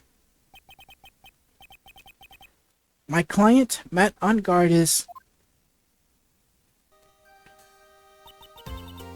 he guilty, or is he not guilty? Those were your choices then. And your answer? Your answer spoke to what being a lawyer means to you. Right. Edgeworth, I have good news. Maya is now safe in police custody. Really? Pearls, you're telling us the truth? Right, Mr. Edgeworth? Yes, she's quite safe. She's on her way here as we speak in a patrol car. Ah, Mystic Maya! Mystic Maya's safe! You did it! You really did it, Mr. Nick? How? She punches deceptively hard for a kid. I believed in you. I kept saying to myself, Mr. Nick will save her. Mr. Nick will save her. Oh, thanks. Oh. What's wrong? Miss Von Karma. About earlier, thanks. Ow! Why are you still smiling, Mr. Phoenix, Wright? You lost! Your perfect win record has now been crushed. And yet, you are still happy? I don't think you'll ever understand, Miss Von Karma. How dare you! Don't worry. She may in time. After all, I was like that myself until a year ago. Edgeworth? For my own personal victories and for guilty verdicts. I used every dirty trick in the book, and so my win record remained spotless. But a man appeared and stood fast against that selfish me. I fought him in my usual manner and tasted my first defeat. I felt like I had lost everything because of that. And then it was my turn to sit in the defendant's chair. And I was saved by that person I called my enemy. I couldn't forgive myself for all that happened. So I left the prosecutor's office. And I left that note. Prosecutor Miles Edgeworth chooses death. Huh. As well as you should have. A prosecutor who has shamed himself with defeat should crawl into a hole and die. But that's not what happened. But that was not what happened. After I left the prosecutor's office, I finally came to realize something. And it was in that moment of the clarity that everything began to change. What foolish nonsense! We prosecutors use anything we can to attack the defendant. But every time we did so, no matter how desperate the situation, instead of giving up like most people, that man would hold strong with his undying faith. And then, before I knew it, I began to trust in that man as well. What? You trusted your enemy? It doesn't matter how many underhanded tricks a person uses. The truth will always find a way to make itself known. The only thing we can do is to fight with the knowledge we hold and everything we have. Erasing the paradoxes one by one. It's never easy. We claw and scratch for every inch. But we will always eventually reach that one single truth. This I promise you. The truth? Yes. That's the reason why prosecutors and defense lawyers exist. But I'm sure you knew that already. Didn't you, Wright? That's why you couldn't forgive me. This man who went into hiding. Isn't that right? This man who only had his sights set on victory, who ran away into the night. Ah, is Mr. Edgeworth right? Mr. Nick? You really let me down. When you disappeared, I felt betrayed. The reason I decided to become a lawyer to begin with was because I believed in the things you said to me. All those years ago. And you betrayed your own words. That's why, 1 year ago, I made up my mind. I decided that Miles Edgeworth, I knew, had died. At least, that's what I told myself. You pathetic fool! Miss Von Karma! I don't want to hear the wretched whimper of a disgraced loser. Von Karma is someone who is destined to be perfect. Miles Edgeworth, you are no longer worthy. You are no longer worthy of being a Von Karma.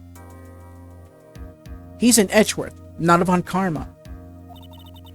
And neither am I. It's over. It's all over. Francisca threw something on the ground just now. This is an electromagnetic receiver. Isn't that the thing she used to track a Detective Gumshoe? I'll return this to the precinct later. There's something else. Ah, isn't that Miss Von Karma's whip? I'll never set foot in another courtroom again. I'm sure that's what she's saying by this action. You should keep this, right? Okay. Nick!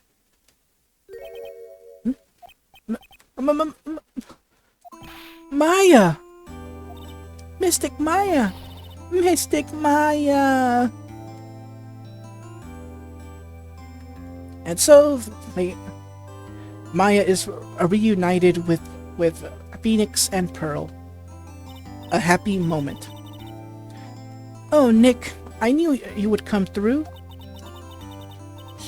You got on guard convicted like I knew you would. And on top of that, you even rescued me. Well, of course I did. You know I wouldn't never desert you. But we sure pressed our luck at this trial. You're really lucky to be standing here. Whatever. Look, it's over, okay? Besides, if I did croak, I would just come back and haunt you like a bad ghost through Pearly. But is it really that easy to do something like that? But thanks a lot, Nick. Don't mention it. Maya. Oh, Mr. Edgeworth. I'm relieved you're all right. Hey, it looks like you've made some real progress, Mr. Edgeworth. Well, I suppose I'm a little different from who I was a year ago. You all heard that, didn't you?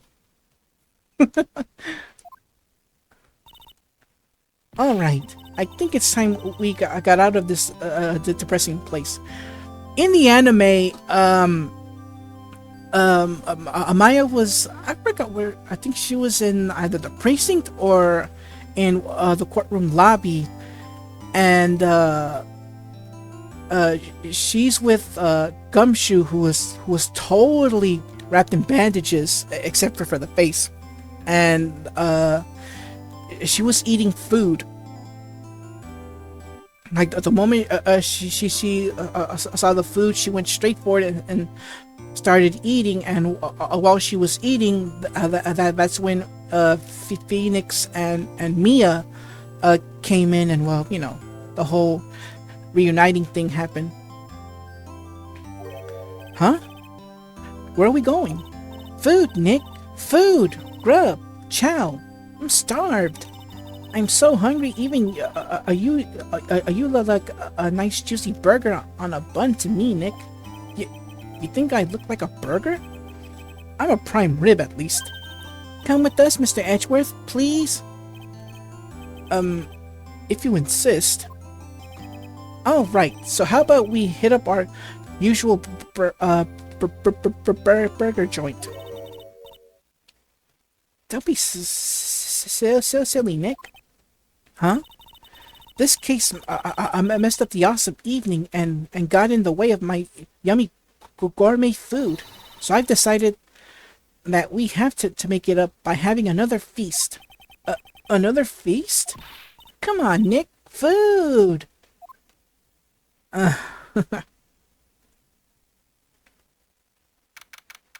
And we are back at the Gatewater Hotel. Hey, pal. Sorry to keep you guys waiting. Gumshoe, are you alright? Yeah, but I'm really embarrassed.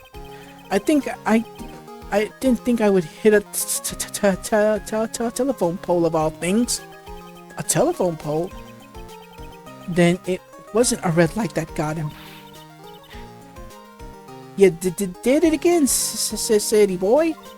I felt like my dear old heart was gonna give out on me. Ain't I joking? Yeah, it was more exciting than the very last episode of The Steel Samurai. Thanks. Now, looky here, Mr. Snotty Prosecutor. Don't you reckon you bullied Mr. Wright too hard? If you don't start being a lot nicer to him, he might just kick it tonight even. I'll keep that in mind. Well, come on now, everyone, gather around. Y'all gonna get your picture taken by a genuine, a professional photographer. Looks like Alada bought herself a new camera. Well, pal, at least we can put this messy case behind us now. Come on, tonight's all about eating, so let's go chow down, pal. Amen to that, pal. Amen. You know, when you think about it, you were the one who saved the day, detective. Huh? Me? You really think so? He's right. If it wasn't for the 3 items you took, I think this trial would have had a very different ending. Yeah, about that ending. Well, it's... Huh? Wait. That's odd. When I ran off with the things from the killer's hideout, I was sure I took 4 things total, sir. What? 4? Yeah, I'm sure I put one of the items in my coat pocket. There was a 4th item? Ah, come on. Y'all, it's over. But hoo boy, I tell ya, you really are something else. Between getting accused of murder and getting kidnapped, never a dull moment with you, huh? You think? Why does she look so happy about that? But being shut away for 2 whole days, are you scared? Yeah, it was really scary. I felt so hopeless. So to keep my mind off of things, I drew a picture. Sounds like you had it rough, gal. So, where's this picture of yours? Yeah, I want to see it. I want to see Mystic Maya's picture. I don't know where it went. Aw, that's too bad. Well, it's alright. It wasn't anything important anyway. Yeah. We're gonna see that. It turns out the one who picked up that little drawing... Well, you'll see. It sure is nice to finally see them both smiling again.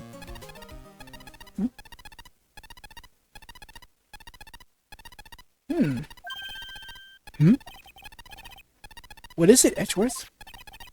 This thing is picking something up. Ah, that's Miss Von Karma's receiver. Thanks to her, I had the most awful experience of my life, sir. I can't believe she's stuck a tracking device on me. That's odd. Even though you're standing right here, the tracking device seems to be in a different location. Oh, it's probably busted or something, sir.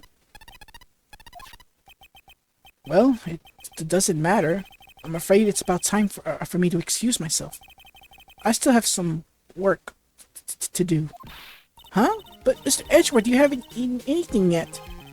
And you've eaten away too much, you gluten. I had fun tonight. Now, if you'll excuse me. Wait! What? I want to say thanks, Edgeworth. You really saved me out there.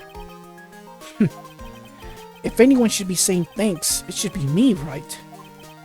I feel like words alone aren't enough here. Wonder if there's anything I can give to him to express how I feel.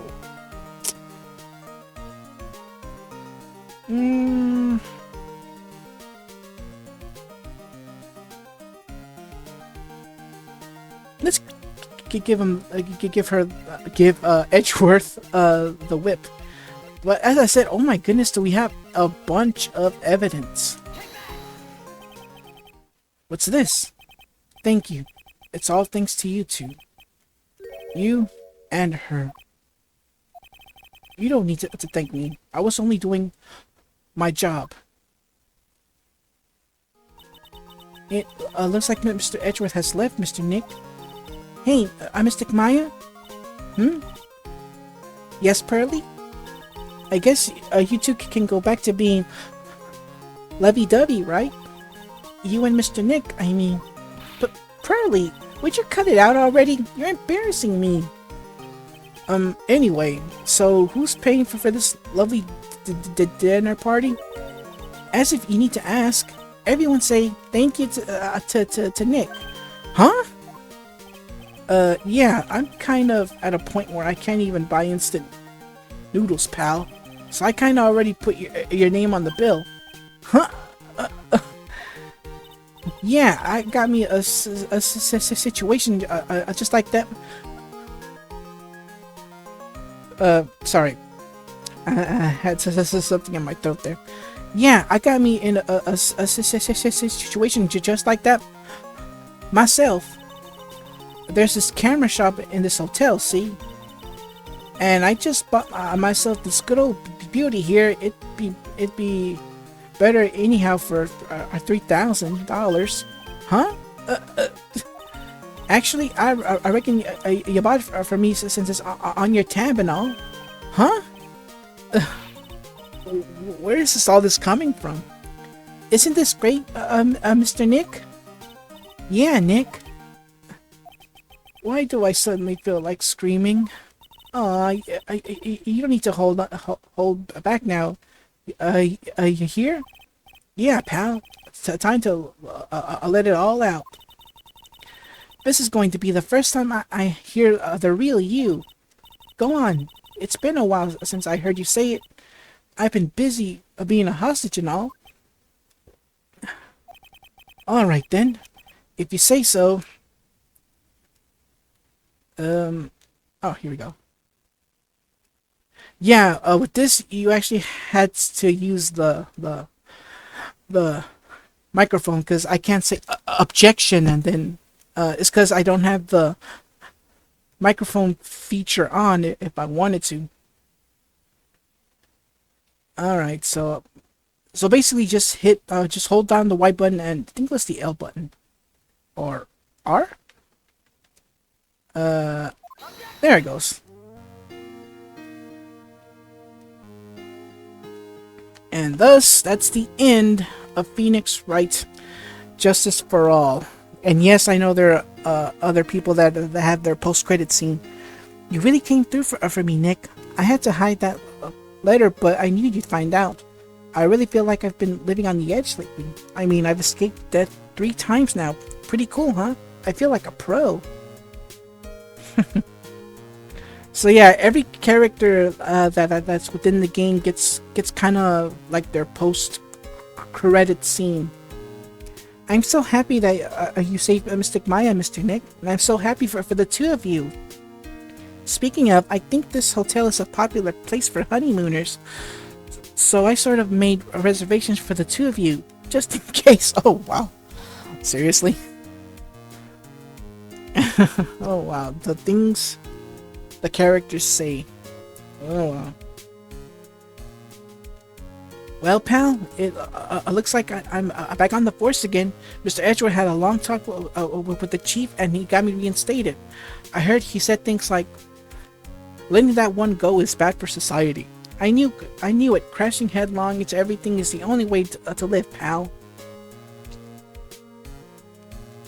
Oh my goodness. We're already 2 games in the bag, and we still have another 4 more to go through.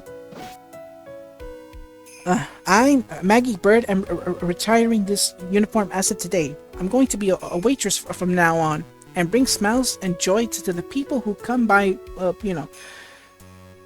And spoiler warning, we do see her. Next game, actually. Alright. Let's see who's next. Oh, it's Hadi. Yes. Are you sure you're here to visit a patient? I'm Dr. Hadi. Recently, yes, there's that girl, I haven't seen her around. Yes. But I remember if I even laid so much as an eye on her, it would go crack. Didn't matter if I got whipped. Yeah, this guy's a total creep. A total creep.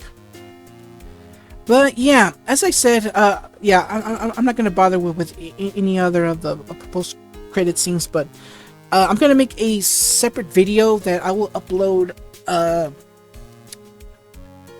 this coming Monday, because at the time I'm going to upload this will be on Friday, basically 2 days before the end of the month.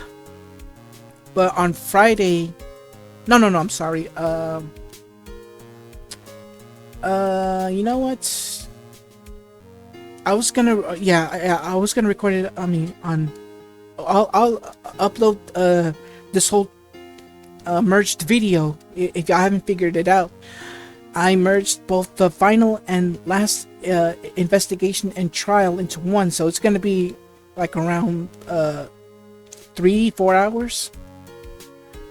And as for the upload for the bad ending, I guess I can upload it on April 1st. Yes, that April 1st, April Fool's Day. Don't worry, this isn't gonna be an April Fool's joke. Trust me, I don't even know what kind of joke I would do, even if I knew how to pull a prank. Trust me, I don't do pranks. But anyways, on that Monday for next week, April 1st, I will show the bad ending to Justice for All. So yeah, keep that in mind. So yeah, as I said, there are 2 endings to this game, and consider that a precursor to the 4th game that I'll play, which is in let me see, because in May, that's when I'll do Trials and Tribulations. And in July, that's when, that's when I will do Apollo Justice Ace Attorney. So I can't wait for that. So yeah, I have a lot on my plate. And I have to get through each game every other month. Ending with the last one being Spirit of Justice. Oh yeah, and by the way, if I'm gonna, I won't be doing the DLC cases that were there when the 5th game came out. That's Dual Destinies. There was some DLC cases there. For the sake of that playthrough, I won't be handling those. Shinji Mikami. Oh wow, I didn't know he was involved with it. Alright, let's see if there's any more stuff here. So we are now in the international departures, or the airport. I'll be right back, so cut.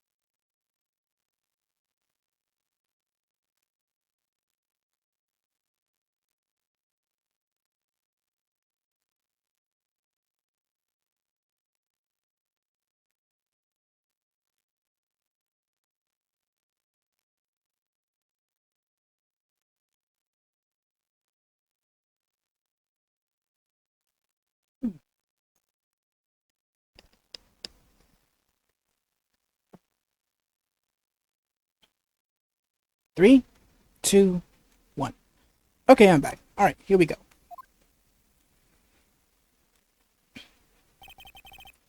Where are you going, Francisca? Hmm? How did you know I was here? With this. That's. I heard you were planning things on a certain person. Things like tracking devices in his coat, for example. That's just like you. I only planted it there because he was always wearing it. This filthy drab coat of his. I don't know how it ended up in my luggage, but it's going in the trash, I promise you that. Oh, that's right. Speaking of that man, he told me something very interesting. When I ran off with the things from the killer's hideout, I was sure I took 4 things total, sir. 4 items? It seems he put the last one in his coat pocket. He put it in here? It doesn't matter anymore. The case is already over.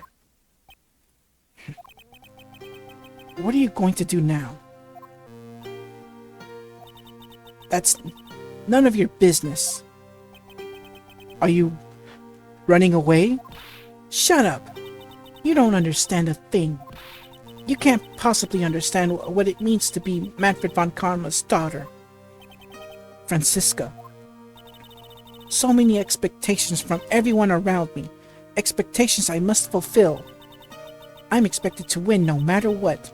And failure? Such a thing is not an option for me. My father was a genius. There's no doubt about that. But me? I'm no genius. I've always known that. But I had to be one. I had to. You may not be a genius like your father, but you are a prosecutor. You have been and always will be. No, I'm not. Not anymore. I've even thrown away my whip. I've thrown my whip away. Speaking of that, Wright gave me this to hold on to. Right? You knew something like this would happen, didn't you? I'm going to say this again. We prosecutors do not fight for personal honor or pride.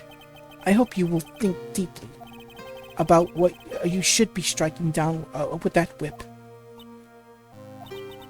You haven't changed a bit. You've always left me alone and walk on ahead without me. Miles Edgeworth, I've always hated you. And then, finally, my chance to take my revenge on you arrived. If I could win against that man, if I could make Phoenix Wright bow down in defeat, then this girl you left behind would have risen higher than you. That was supposed to be my revenge. I see. You know, I can't do it. I can't change who I am. I can't throw away everything I've been until today. I believe you can, just like how Adrian Andrews did. Adrian Andrews? You were going to use her during other trial, right? But you were dependent on your father by using his tactics. Isn't that right? Today, you chased after me after I had left you behind all these years. And that's why we're standing here now, side by side. But I have no intention of stopping. If you say you are going to quit your walk down the prosecutor's path, then this is where we part ways. Franziska von Karma.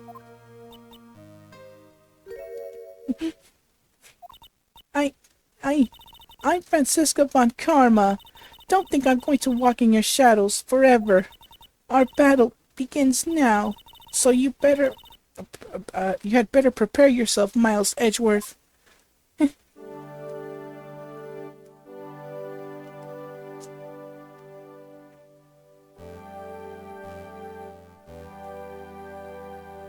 And thus she stepped on the plane.